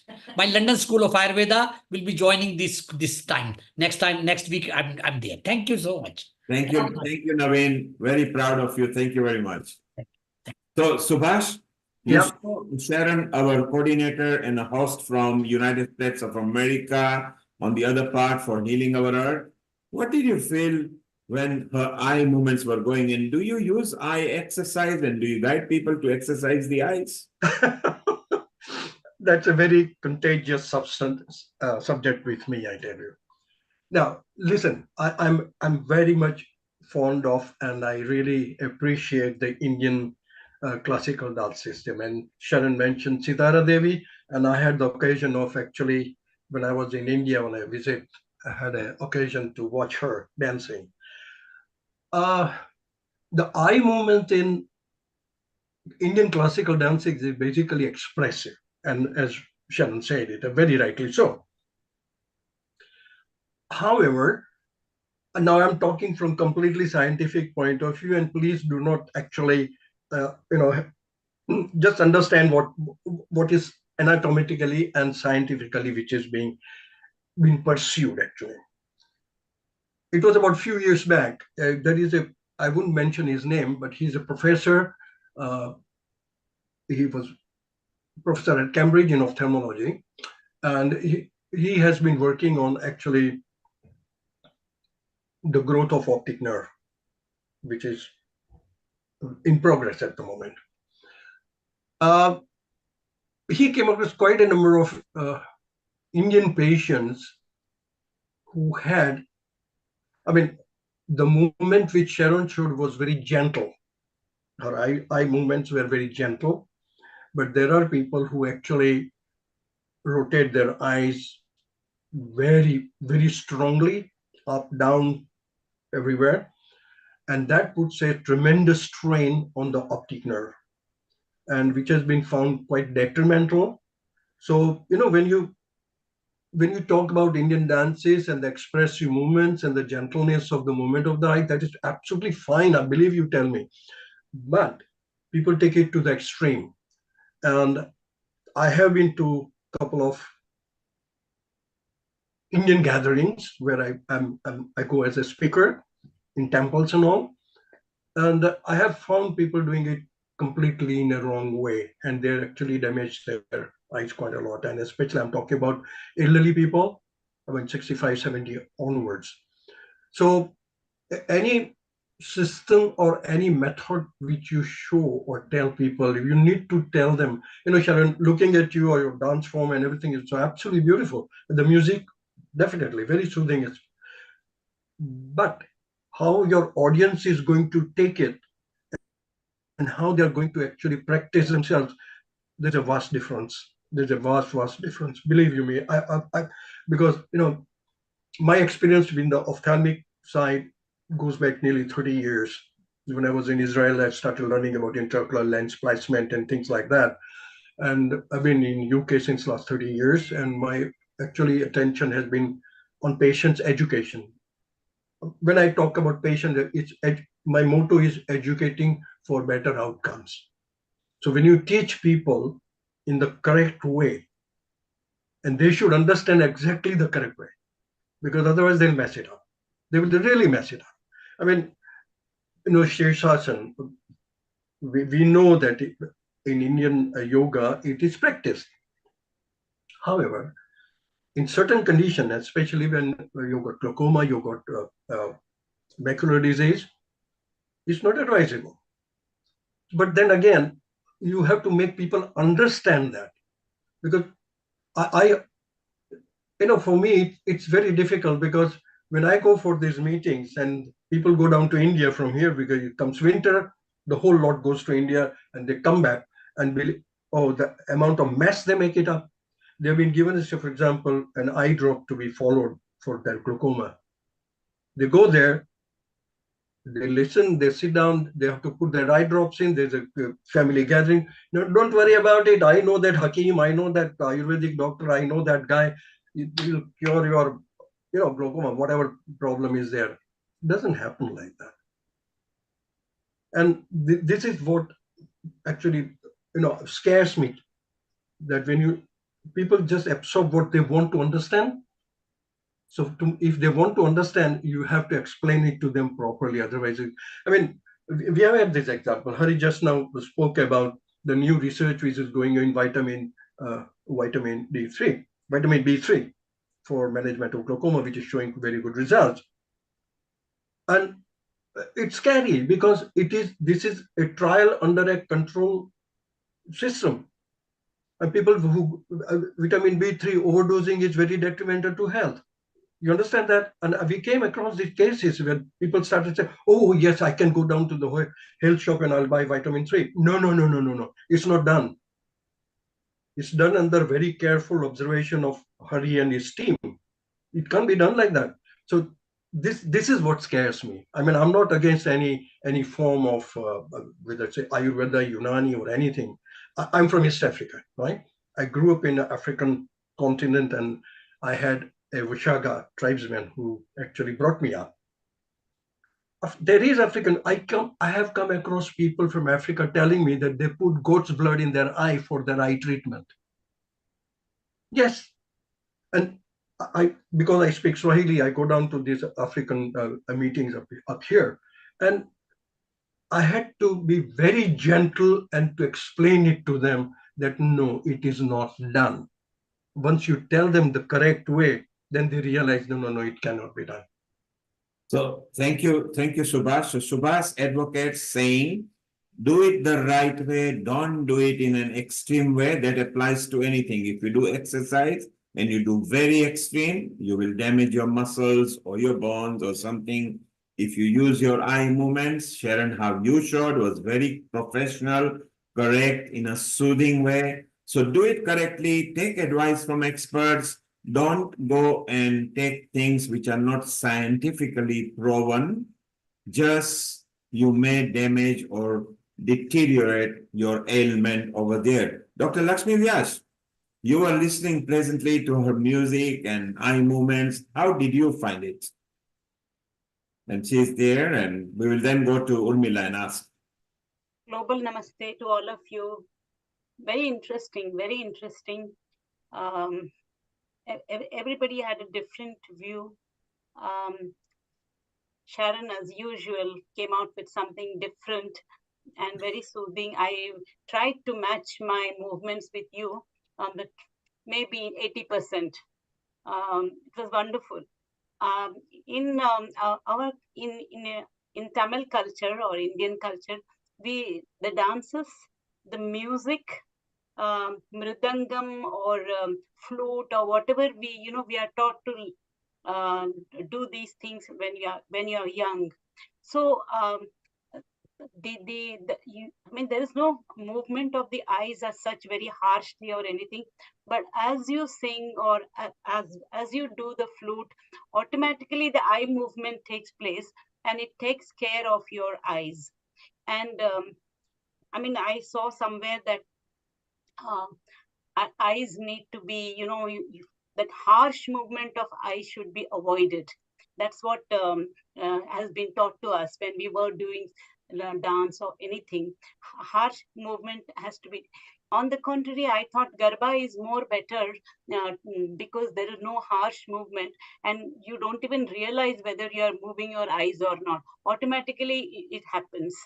So these are some of the points I thought I will mention. But I still want to know, you dry eyes is watery eyes, isn't it? Yeah. Maybe Subhash can answer that.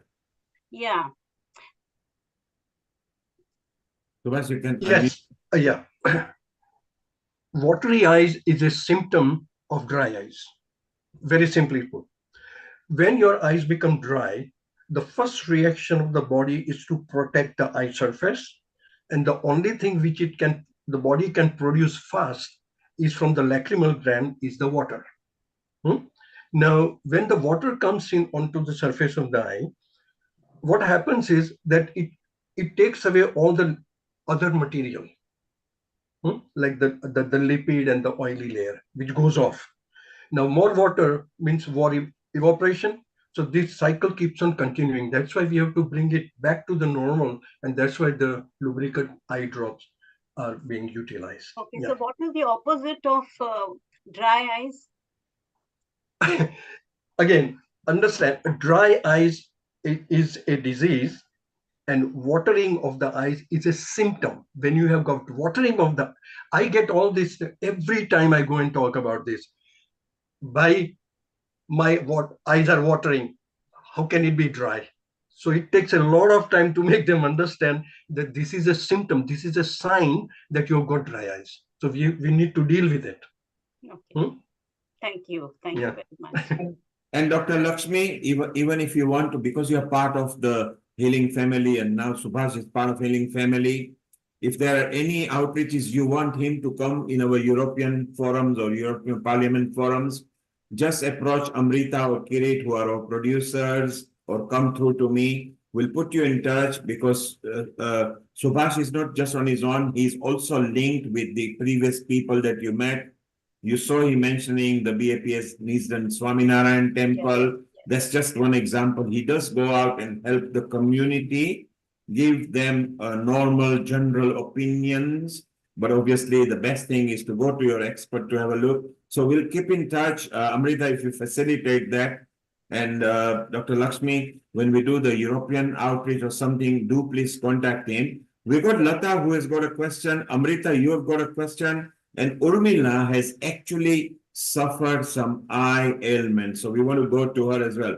Amrita, let's have your question. Then we go to Urmila and Lata, and then we still carry on. And Sharon has got more video to show. So Amrita, over to you. Thank you. Thank you, Neil Kumar. My question is for Dr. Subhash. So, Dr. Subhash, I have 2-3 questions. My first question is, whenever people use eye drops, when they put the eye drops, after that, there is tears flowing from the eye. So, my question is it normal that the tears should flow from the eye or not? And in that, doing that, the medicine goes out from the eye as well. So what actually is right? Should it come? Should it not come? Or is it like getting absorbed also or not? Over to you. Absolutely a brilliant question you asked. Okay, but first let me clear. I'm not a doctor. I'm a clinical and a therapeutic application specialist pharmacist. Okay, right. Okay. So you just call me Suresh. That's fine. Okay. Now, when you put an eye drop in, it's a foreign substance. For example, when you get a speck of dust in an eye, the first reaction of the eye is to just produce copious water, so the debris goes out, isn't it? Here, you deliberately put a foreign substance, which is a medicine, for a disease, for a symptom, as a treatment, and you have to put it in the eye. The eye surface reacts. Now, what happens with most of the eye drops, there's a difference between Hari also spoke about it, and I kept on speaking about it. Here in the UK and Europe, we are lucky to have preservative-free eye drops. In India, we don't have. So that's a problem. So the moment a foreign substance like an eye drop gets into the eye, the pharmaceutical molecule itself sometimes causes problem. But the preservative in that eye drop causes bigger problem. The moment the drop comes in, the reaction of the eye is to produce water, so it washes out. So, however,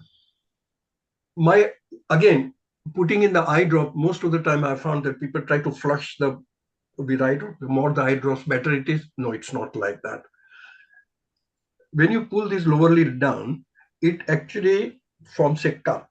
And this cup can only hold 0.03 milliliter of eye drop. Very small quantity, right? And that small quantity is the medication in that drop.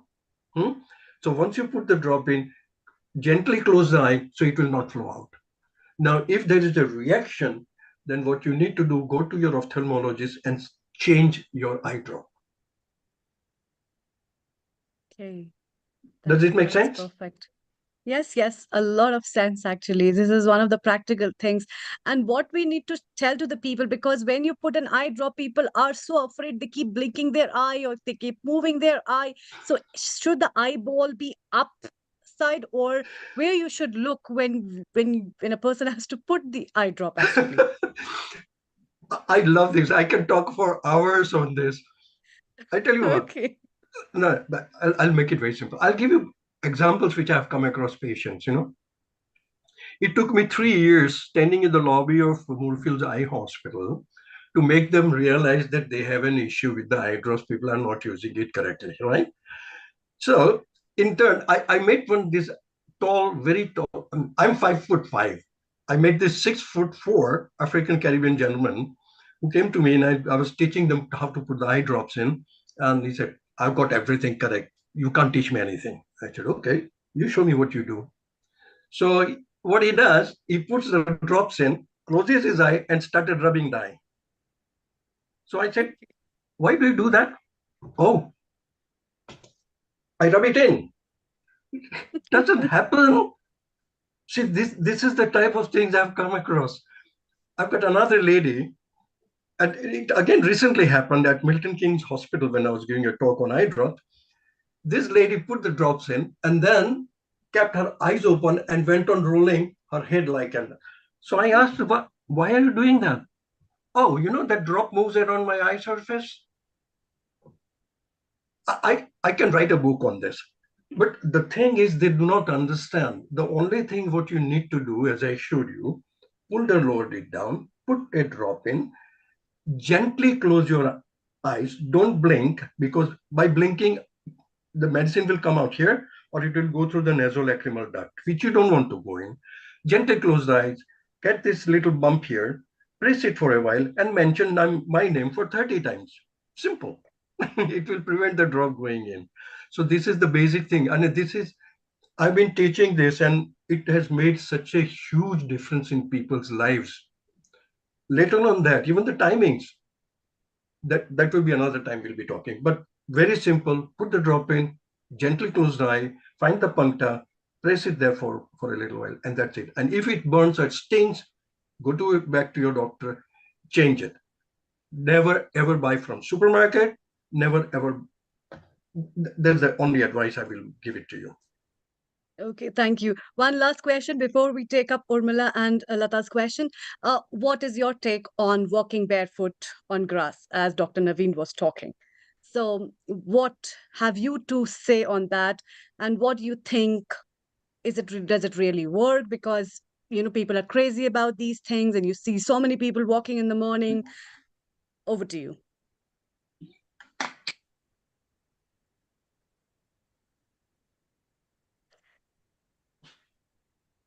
And then how much time one should walk, for how many hours, or few minutes, or one should, or does it work? Doesn't it work or not? I don't know. Well, over to you. There's so many myths and questions about eyes. I think I would rather I would request our founder and director Neil Kumar to have another episode, which will be a good blast again, to talk about so many things about eyes, because they're really so important. So, Dr. Subhash, before I take up the comments from others, please. Okay. When I was going in East Africa, we had a huge garden. And my dad used to say that, walking barefooted early morning would be helpful. Why? Because the dew is there. But then again, Naveen mentioned it that if you got fertilizers and all sorts of things. But then again, you have to be very careful. If you walk barefooted in grass, it's cooling. Yes, it's fine. In India, I have come across people who put mehndi also on the feet, because what did the Gujarati word say? Taja garmi means people suffer from heat. The palms and the sole of the feet get heated, so they put this mehndi. It's a cooling effect basically. So it just cools down.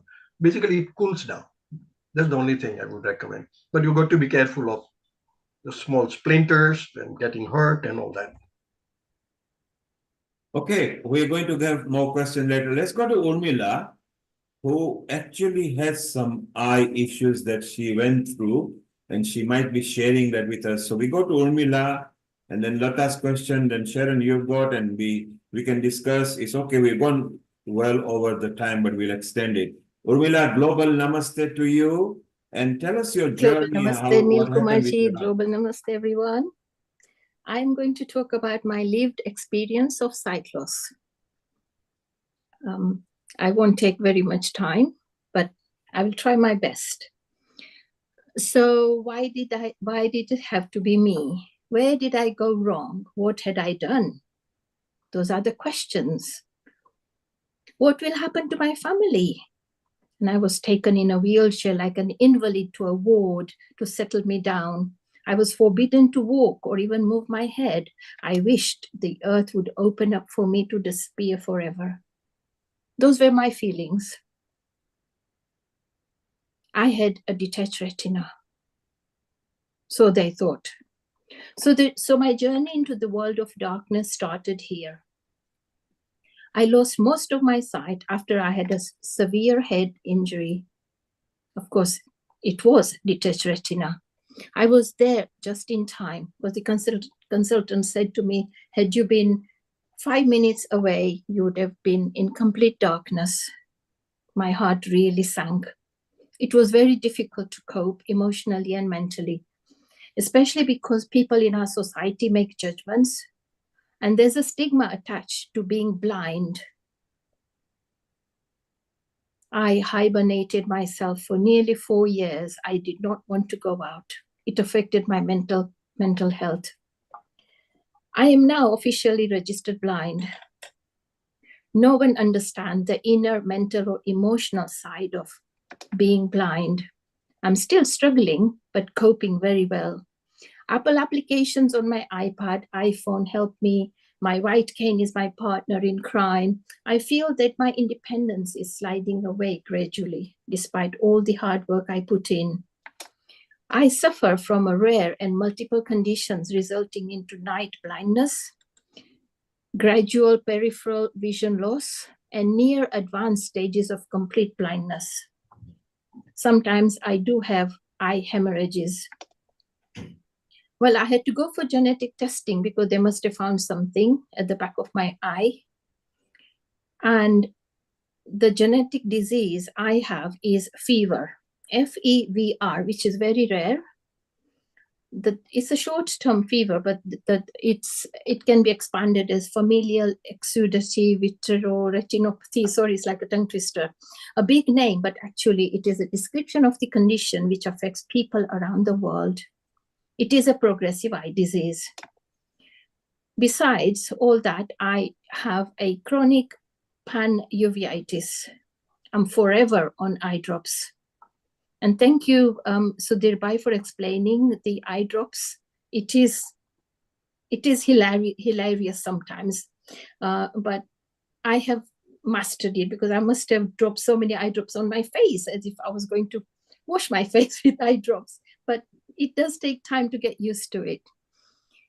I do feel tied down, and it looks like my world has ceased to operate. Even shopping in supermarkets is a frightening experience. I have traveled from light into the darkness. Most things and people seem out of focus even at about span's length. I can recognize a familiar person by their silhouette or when they speak. Even up close, I can hardly see fine details.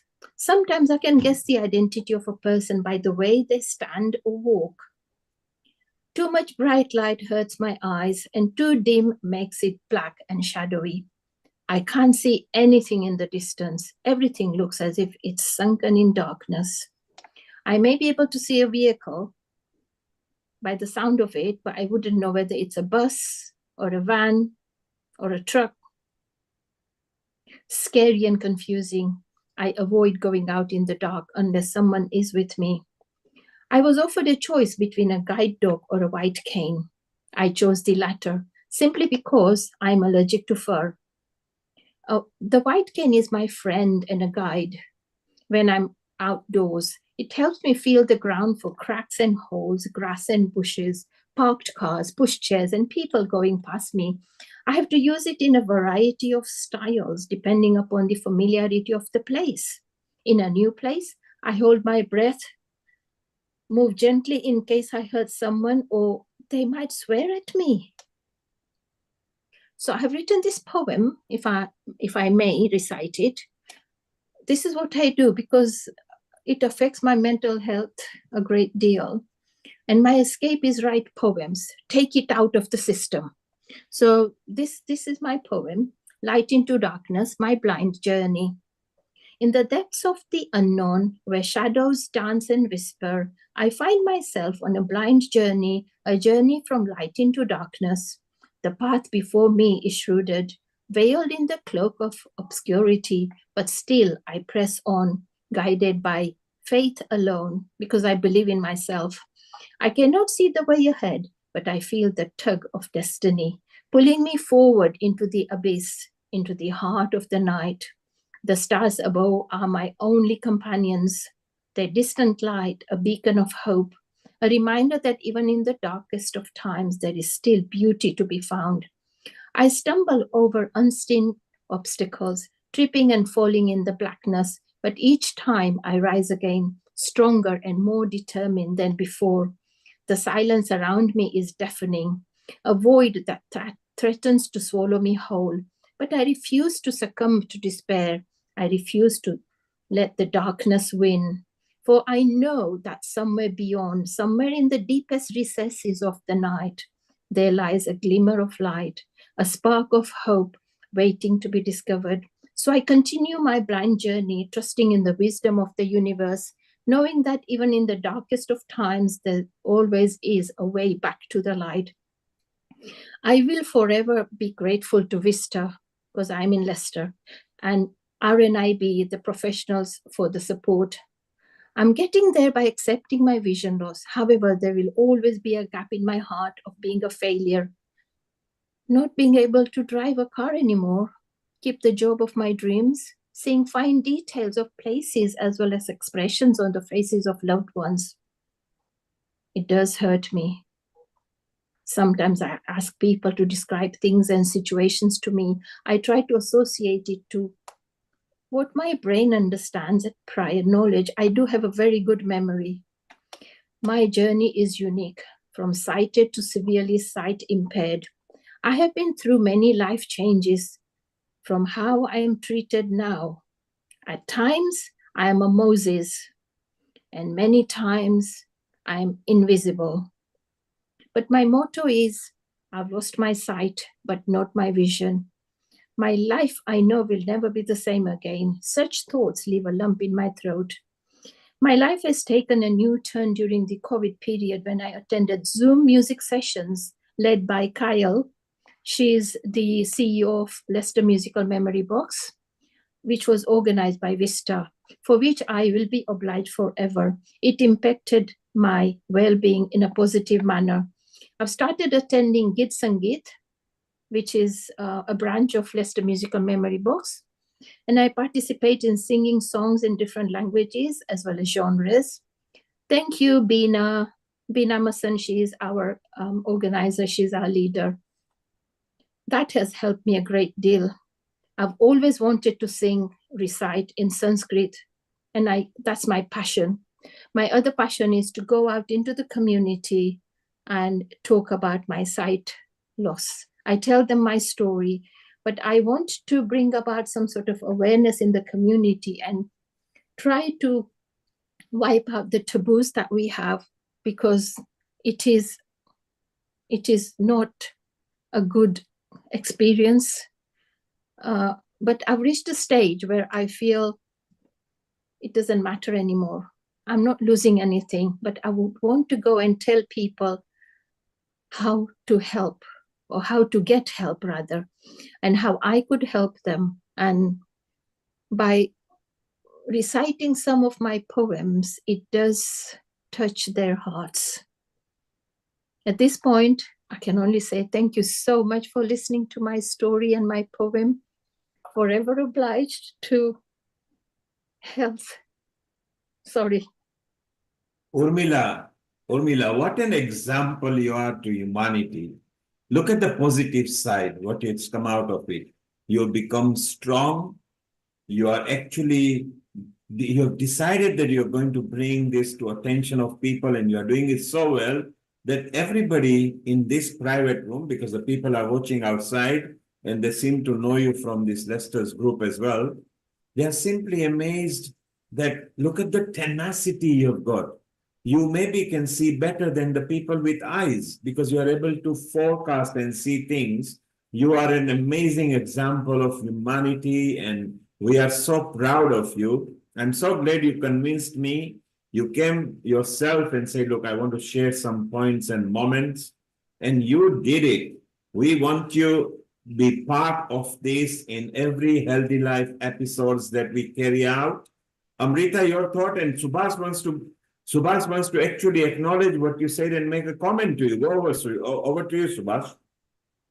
First of all, it was a very moving. You are a poetess, honestly, I tell you. Your words are absolutely brilliant. You are a very brave lady. You are a very, very brave lady. Another thing, I have got a friend, and she also have, I think she used to be in Leicester, and Bhavini Makwana, probably you might have met her. She's my friend too, yeah. There you go. She is another one who has got retinal pigmentosa, and she is a wonderful, visually impaired. Yes, she has got a beautiful guide dog. She has got 2 lovely daughters, a husband who supports her, and we are a very small core group of people who have created the BAME, Black African group. And this is how we inculcate people into and help them out. So yes, you're there. Thank you very much, Subhash Bhai. No, and never get depressed. Music is one, and you live in Leicester. It's a classical music area, you know. So that's my passion. And absolutely. Veena, I think she's this platform. She knows how hard I try. There you go. I can't sing, but I can recite, and I'm happy with that. Yep. And Hemant Mathani of Rupam, Sona Rupa. He's a brilliant classical collection of music and all. Yeah. So there you go. Thank you so much. Amrita. And before I go, I'll teach you how to put the eye drops in at some point. Okay. So if you're feeling any problems putting your eye drops in, there are different equipment or aids which are available, which will be very useful to you. Okay. So we'll have a next session for that. Yeah. Thank you. Yeah. Thank you. Thank you, Subhash. Amrita, stay around, because it wasn't only that you were poetic when you recited the poem. Even as you were speaking, you were poetic, which means, and you were eloquent. You were very succinct in how you were talking. So feel the pride that the fact that you can now see better than those who have got the eyes because they've taken it for granted. You are bringing some facets that they've forgotten. Lata, you've got a comment as well. Let's go to your comment before we go to Amrita and Sharon. Global Namaste, everyone. I just wanted to say I'm so proud of Urmila. Thank you for showing and demonstrating your courage as a woman, as someone who's been afflicted, but of course you feel those emotions and you have every right to question it. But you're so brave and courageous, and you've really touched our hearts. You really have, because all of us are going through losses in life. Yes. All of us can resonate with what your words are, but we can never feel exactly or understand exactly, because only you know that. But yes, I sent a message to Bina and she reached out to you, and I'm so glad it's worked out. Thank you very Neil. much. Thank you. We need to bring more souls like you Thank to you. So be appreciate it. shoulder to shoulder Yeah. and help humanity in every way.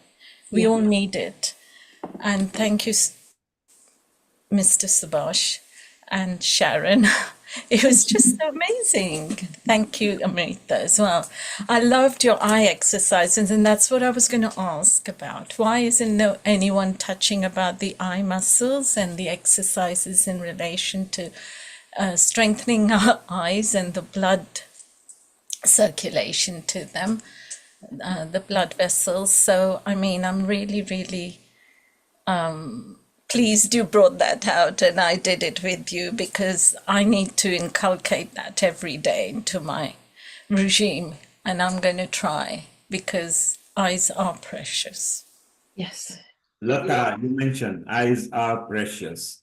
That is the tagline for today. They are indeed precious. We want to, Sharon, we got one more video that we want to see from you. Urmila, you've been on Healing Our Earth before.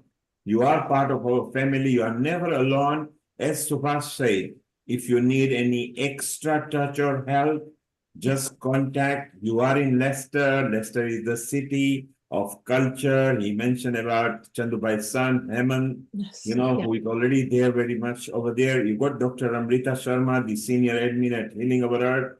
Everybody is here for you, so never feel alone. You are all there. And Bina wants to sing a song to you, so we'll go to Bina. Bina, if you landscape your video before we have you, if you put it landscape, and let's wait around. So Amrita and Sharon, let's watch another video and bring some more fun and light. We are now on the entertainment side of the eyes. Eyes are precious. They love looking at precious and nice videos as well. So Sharon, what have you got lined up for us next? Well, next are the exercises for Lakshmi, for sensuality. And so the ones that we did were really for the powerful goddesses, and so they're stronger. And as we go to the next, which is sensuality, and then the final, which is love and compassion. So this is for our very own Dr. Lakshmi Vyas, is it? That's true. Totally. Okay. And they get softer and softer. And it's very interesting because of the training, even when I'm doing Qigong, which is a very excellent exercise and more for calming the nervous system and really bringing that sense of relaxation. Then my eyes, because of my training, so if I'm doing, where the hand goes, the eyes follow, that one. And so that comes, my eyes have become a part of all the expression, all the movement, whether it is Indian classical dance or it is Qigong or it is African dance or whatever. So here we go with some more.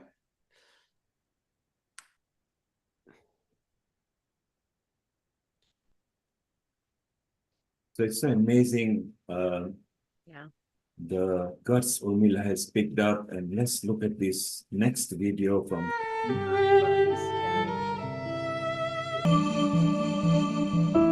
Half moon swings from side to side. A final exercise. Form this exercise. Really vision and out. In and that radiant stream eyes with your fingers resting lightly and deeply. Relax. Total relaxation.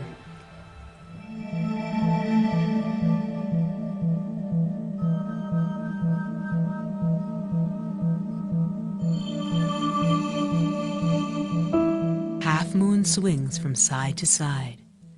Begin by breathing in and swinging your eyes to the right. Breathe out, swing them to the left. As we perform this exercise, imagine that radiant streams of light are emanating outward from the corners of your eyes. And swing right and left and right and left. Breathe in and out. Again, right and left, right and left. Breathe in and out, in and out. Relax. Focus, center, and reverse. Swing left and right, left and right. Breathe in and out, in and out. Again, left and right, left and right. Breathe in and out, in and out, and rest.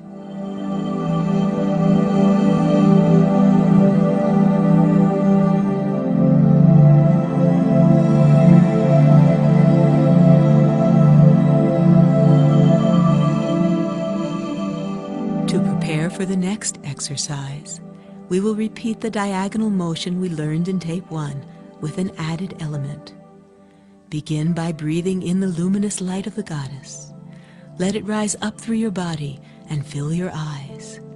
Now, as you lift your eyes to the upper right diagonal, breathe out and imagine that you are sending this light outward into the world with the magnetic power of your glance.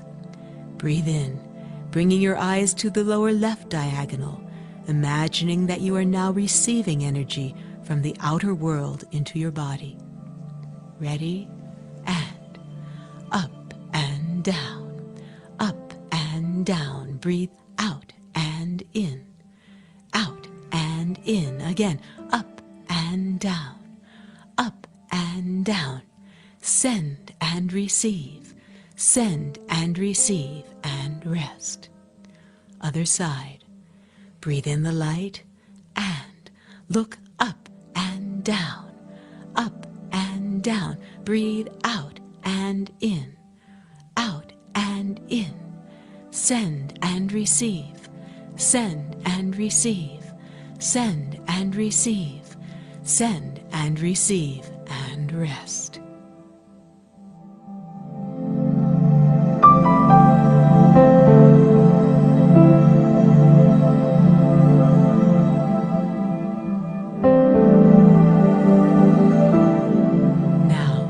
Become even more subtle and sensuous with this diagonal movement. As you perform it, not only send and receive energy from your eyes, but softly rock them in tiny figure 8-like patterns.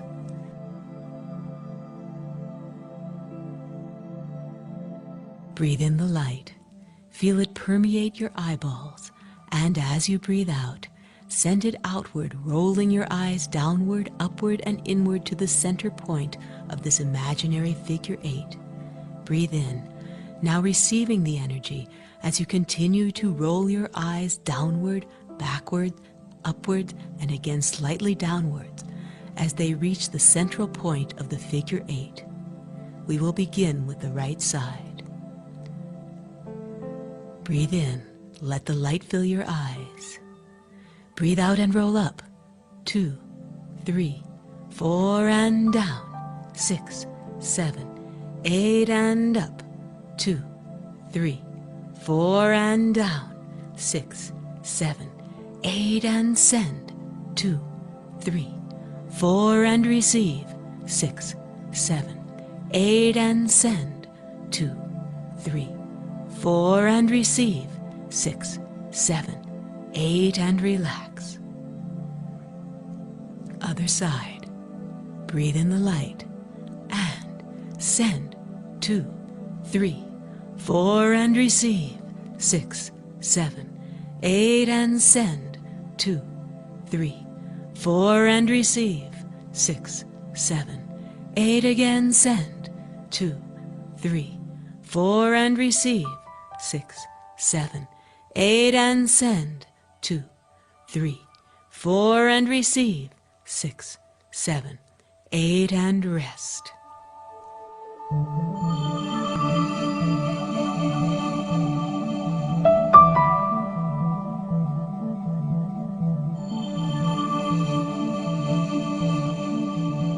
One more exercise that will especially prepare you for performing the expressions of the goddesses of fertility, joy, and abundance.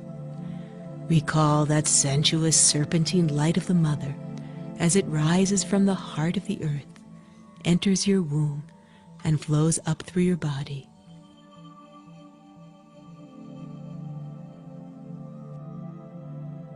As it does, breathe in, letting your eyes slowly open as they become permeated by its pleasant warmth. Breathe out. Slowly close your eyes, allowing this warmth to soften and relax them, as well as your entire face. Ready? And breathe in and open. 2, 3, 4. Close and rest. 6, 7, 8. And open. 2, 3, 4. And close. 6, 7, 8. Softly open. 2, 3, 4. And close. 6, 7, 8. And open. 2, 3, 4. And close. 6, 7, 8. And rest.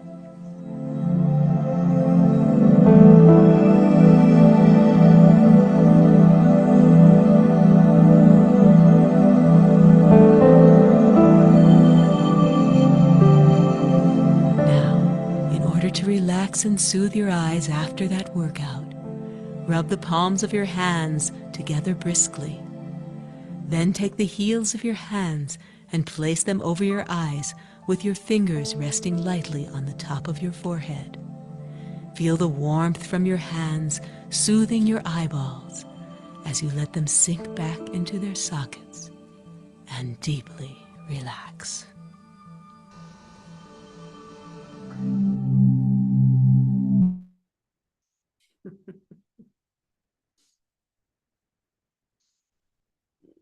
Another nice presentation, Sharon. Very well done, as usual. I want to show you something. See if I can move back far enough that you can see my hips and my eyes. Your dress. Oh, you got a The beautiful Indian sari on. I got this at the ashram, actually. Where did you get it, Charu? At the ashram here. Okay. Oh, Yeah, Ramloti. lovely fabric. It's beautiful. Isn't it beautiful? Yes.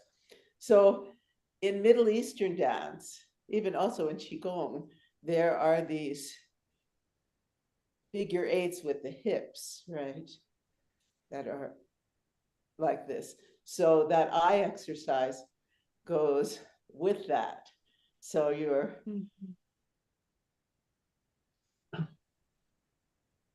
I also like the, the expression of the kind of shyness that's unique, I really think, to India, that kind of like, you're looking at Krishna, you're Radha at Krishna, and you see him, and then you're like, so sweet.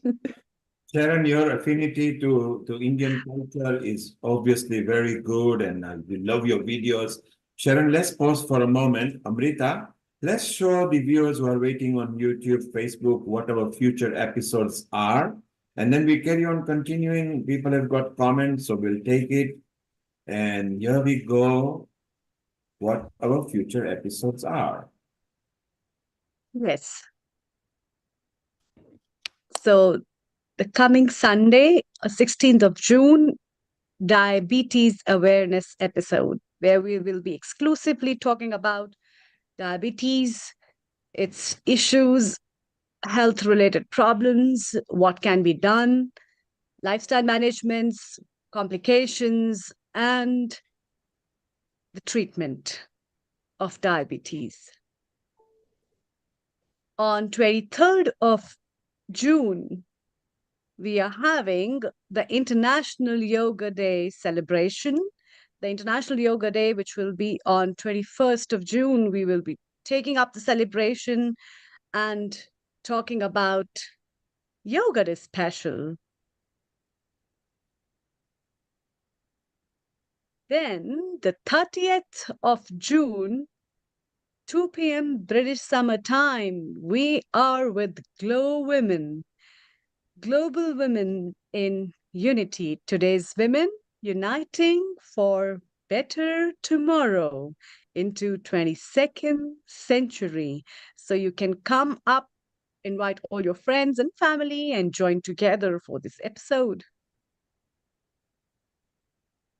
Then we are talking about healthy life through Ayurveda, an exclusive episode on Ayurveda and the special effects that Ayurveda produces in our lives, in the streams of our happiness and health and well-being on 7th of July, 2024, 2 p.m. British Summer Time, followed by Kids and Teens, a special episode from Healing Our Earth, especially for children, by the children, and for the family and friends. So don't forget to invite all the children. They can have rest time. They can show up their talents on 14th of July, 2 p.m. British Summer Time. Guru Purnima special, paying obeisance and showing our gratitude to our teachers on 21st of July 2024 from 2 p.m. British Summer Time. Thank you. So many episodes are coming, and if you are watching wherever you are, you can tap into it. And if you got any experts, we always keep one slot free for last moment experts who can come and join, and it'll be good. So next week, diabetes, very prevalent, not just in South Asian community now, but in every country. It is now the biggest problem for local health authorities in every country, where obesity and diabetes have risen so much that it will be a very good episode once again. So it'll be very nice. And Sharon, wonderful video presentation as usual. Like I say, your affinity with the Asian culture, your knowledge on how to record videos, I think everybody always loves it. And I think Subhash wanted to make a comment because he had a comment when he saw your attire as well. Dr. Lakshmi Vyat, Meeta, I'm sure they want to make a comment, and then we carry on talking. Subhash, you had a comment. Yeah, I just do Indian dance for it. My favorite is Odissi, which is based on Geet Govind. So that's one. I would like to leave after just making one comment. Sure. I just been receiving lots of WhatsApp messages, but one of the message I've just got it from East Africa. He says, "Dear Subhash, it was a beautiful talk on eye health this afternoon. Please keep me posted if there are any more." So there you go. Yes, so Subhash, you can tell them that Healing on Earth, we carry out every topics that is useful anywhere on the earth. It is a free channel, it's a free community channel. No contributors charges to us. We don't charge to the community because we love bringing education, entertainment, love, harmony, and unity. Subhash, we are very proud. You've been here since the start, and so many points and comments you brought in. One particular one where we enjoyed, and you showed it graphically and demonstration-wise, including illustration on your PowerPoint, was how to use the eye drops safely. So for those of you who missed out, just watch the repeat of these episodes, which will be on Facebook, YouTube, and the website. You can fast forward, you can save it, you can download it and share it with your friends, family. It's all free. Thank you, Subhash. And I'll send out the printout of the whole instructions, which is with my photos and everything, to Kirit Mistry, and he can distribute it all over. You are already in touch with Vaishali, who has tagged you as well. So she can put it on social media, and Amrita or Kirit, any one of them will go to the right appropriate departments. Thank you, Subhash. And in future, I've got two excellent consultants, one on cosmetic and effects on eye drops, and on the diet and everything. So definitely. Amrita, for Vaishali, the use of particularly from cosmetics point of view. And Nehul actually showed the toothbrush kind of instrument that I have never seen, how you can safely wash your eyes. And remember, don't splash your eyes with water. You can clean your eyes, close your eyes, clean your eyes, because when you use water, you are actually removing the useful matters in the eye when you wake up in the morning. Subhash, thank you very much. You are part of the family. It's a pleasure. Thank you for inviting me. We hope you feel good at healing our heart. And that's what we are here for. Thank you. Thank you so much. No, it was a pleasure meeting all of you. For joining. Yes, Yeah. thank you. Take care.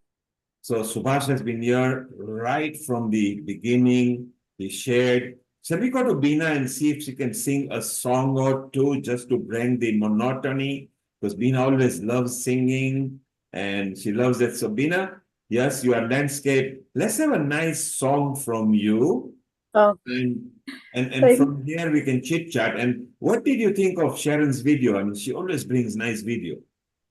Yes, I loved it. It was really nice. I was working in the kitchen, but I did stop and did the eye movement, what you were showing. So I'll try my best to practice, in at least once a week. It does help to your eyes, isn't it? So. And Bina, we have verified that Sharon is 75 because she always looks 40 to 50 only. So we asked her to send a proof of date of birth, which she has now submitted.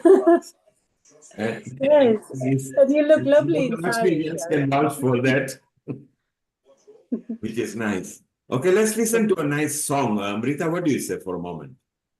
Definitely. It should be there. We are having an eye episode, Bina ji, so without a song and an eye episode is incomplete. Please go ahead. Oh, thank you so much. I'm not a great singer, but I just love singing. I'm not professional, or I don't sing like on stages or anything. It's just my hobby. And I lead a... The people who sing from heart are good singers. Because if we wanted singer, we would have asked Asa Bhosle to come or Sairam Iyer to come. But then the energy is different. You bringing the energy, you love the people. Look, Lata was not smiling till you came and now she's smiling. Thank you. While you were singing, Bina, watch eye movement from Sharon and Amrita, okay? Okay. And this is the song for my friend Urmila. She's lovely.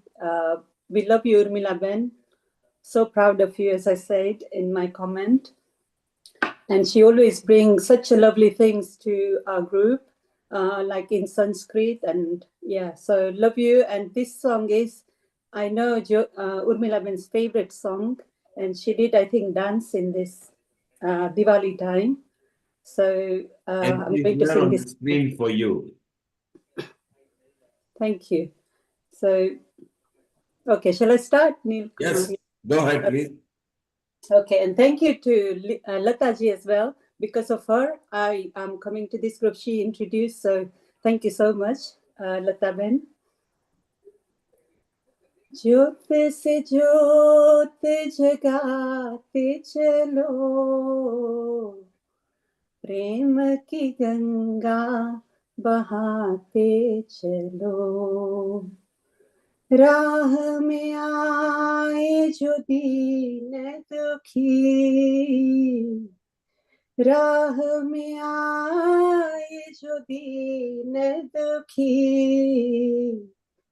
सबको गले से लगाते चलो, प्रेम की गंगा बहाते चलो,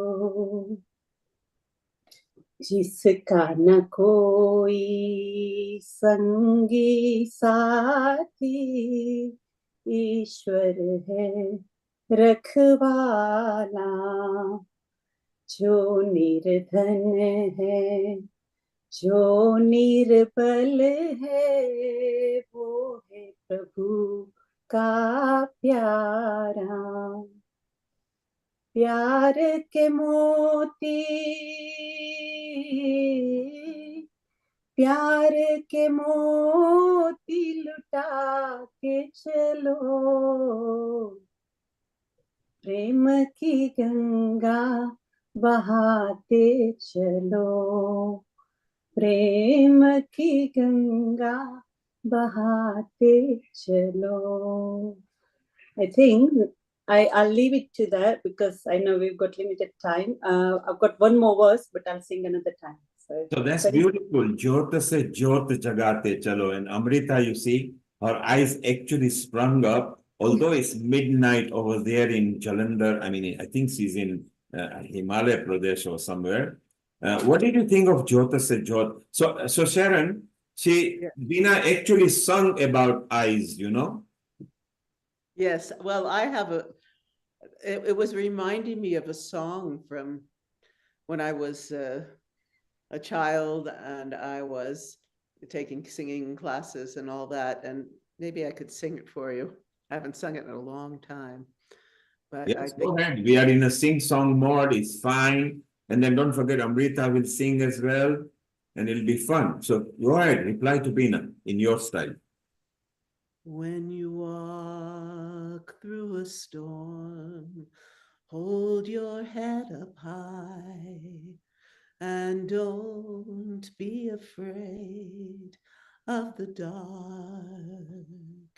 At the end of the storm is a golden sky and sweet silver song of a lark. Walk on through the wind, walk on through the rain, though your dreams be tossed and blown. Walk on with hope in your heart, and you'll never walk alone. You'll never walk alone. Too many years since I've sung it, but That is beautiful. It is very meaningful. It's very courageous. It's so nice. Amrita, your turn to even sing. So Veena started, Jyota se Jyota jagate chalo. Sharon has given you assurance. Don't be scared. You're not alone. It's beautiful. What have you got to sing, Amrita? Yeah, I think today's episode would be incomplete to combine the um, the human body from the anatomical point of view or the pathological point of view is very different, but then it has its own deep connection with the emotions as well. And that's what is the component which talks even when we have lost our sight. So very well said, Urmila ji, when she said, I've lost my sight, but I haven't lost my vision, because vision comes from wisdom. And her wisdom, what you have been talking about, Beena ji, is about jyot se jyot jalate chalo, which means that keep lighting up the lights of the heart of people, for which you don't need the eyes actually, but you really need the nourishment of love. And the nourishment of love does not uh, have any boundary, and that is the real vision with which you have to look through the world actually, rather than looking through the eyes. So there are so many times we say that even if I can't see, I know what it is. So that's what is. So my song is a small paragraph I will sing because it was so quick, which one of the melodies I love.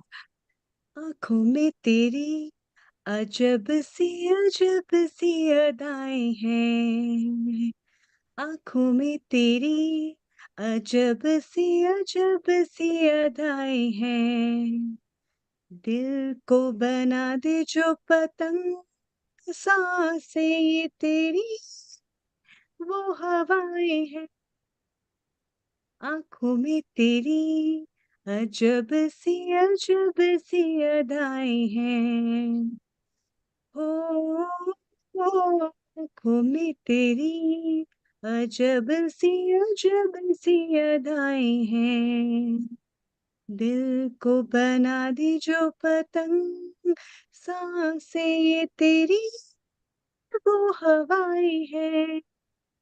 So this song is dedicated to Urmila ji specially. So keep rocking the word and igniting the word with the wisdom of light and love and compassion that you hold in your eyes. It's beautiful. I Thank love you.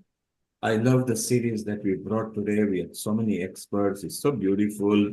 We ended up with a nice little medley songs at the end, which was so nice.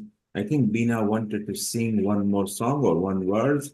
Bina, if you wanted to sing, we can listen to you and maybe go to Dr. Lakshmi Vyas and then we can switch off and then we can be happy. So Bina, if you like to sing one more number, do so.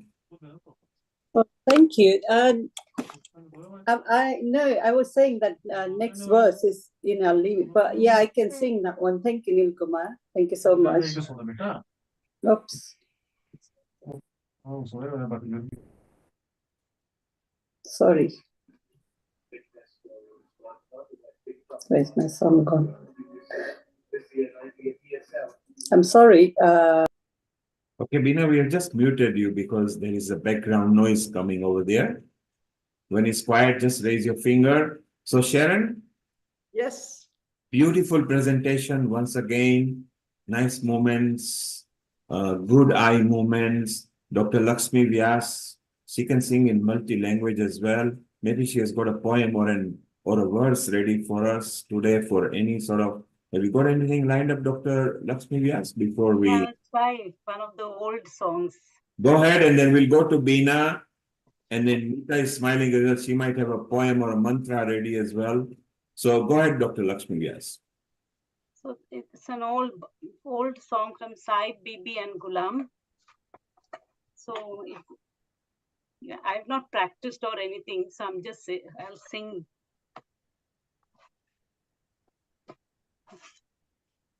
बवरा बड़ा नादान है, बगियन का मेहमान है, फिर भी जाने ना कलियन की मुस्कान है, बवरा बड़ा नादान। कभी उड़ जाए कभी मंडराए, बेद जिया का खोले ना, सामने आए नैन मिलाए, मुख देखे कुछ बोले ना, बवरा बड़ा नादान है, कलियन का मेहमान है, फिर भी जाने ना कलियन की मुस्कान है, बवरा बड़ा नादान। Yeah, baat hai. Very well done. It's so nice that everybody brings their own flair in their own style. And this is what we do at Healing Our Earth. It doesn't matter. Serious subject, we still end up nicely. It's so beautiful. Sharon brought her version, which is again different. Well, we've gone well over 1.5 hours. It's gone midnight.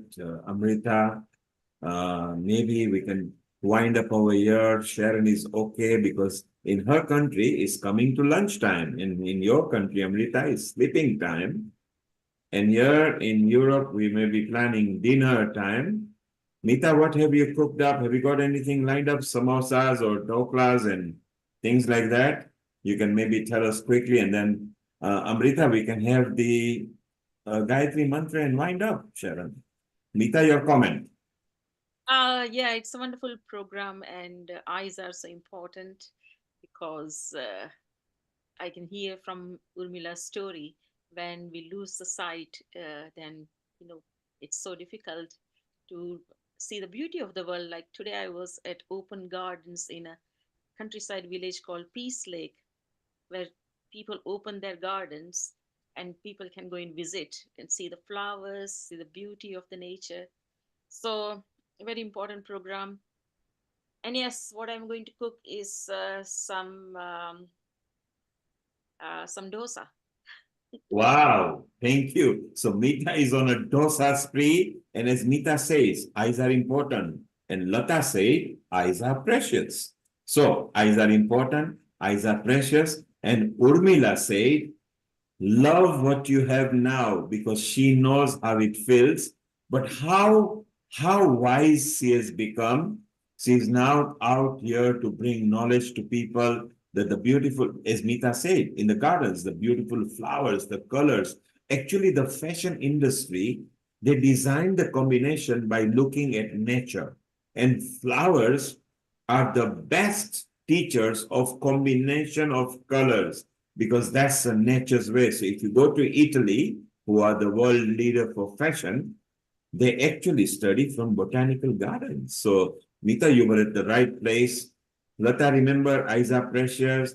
Dr. Lakshmi Vyas, wonderful that we can bring oldie goldies in this current time, which is so nice. Sharon, wonderful. We love your videos always. So keep on preparing your videos. We need them. Particularly, don't forget the children episode on 14th July. We want your grant. In fact, we want all your grandchildren, because lately they've been, one of them, your granddaughter, did a nice pose, and we had a lot of comments on that. So that was beautiful as well. Amrita, keep an eye on that for the children, we want that things. And for those who are listening to us on a YouTube, Facebook, Twitter, Twitch, website, on our partner channels, if you've got a child, it doesn't have to be special. As long as the child has got the aura and the energy, and it just doesn't have to be a child, it can be a teenager. We want to know about it. Let's bring fun in Kids and Teens episode on July the 14th, which is approximately 5 weeks from now. Amrita, let's have a nice Gayatri Mantra to wind up. And what a wonderful episode we have had today. Thank you. Thank you, Neil Kumar. Thanks to you especially. And especially Sharon and Rotarian Lalji and Kirit Bhai for making this episode really special today. Secondly, I would also like to thank all our viewers as well as our contributors who have made this episode a nice one, as well as very informative and educative.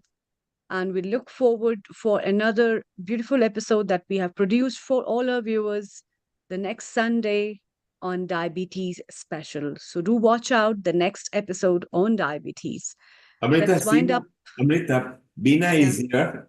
I think she's ready. She's got no background noise. The song. Sing a verse or two. So let's listen to her. Bina, we are still live in the public. Go ahead, unmute yourself. Sing. Thank you. I haven't got any song ready, but just one line I'll sing of one of my favorite songs. Go ahead.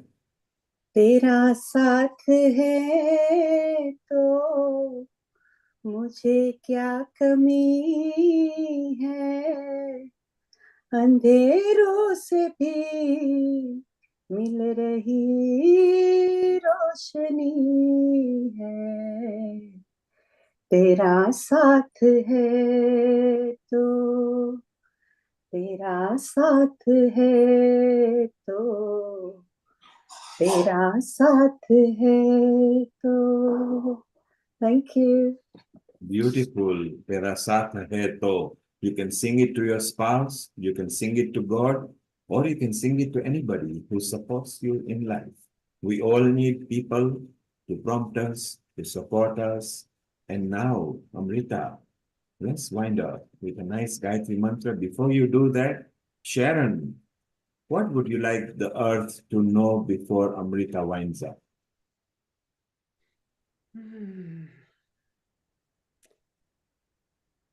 The most powerful, this is what I've been experiencing, the most powerful healing modality is bringing joy, doing what you enjoy, bringing love to yourself and to others,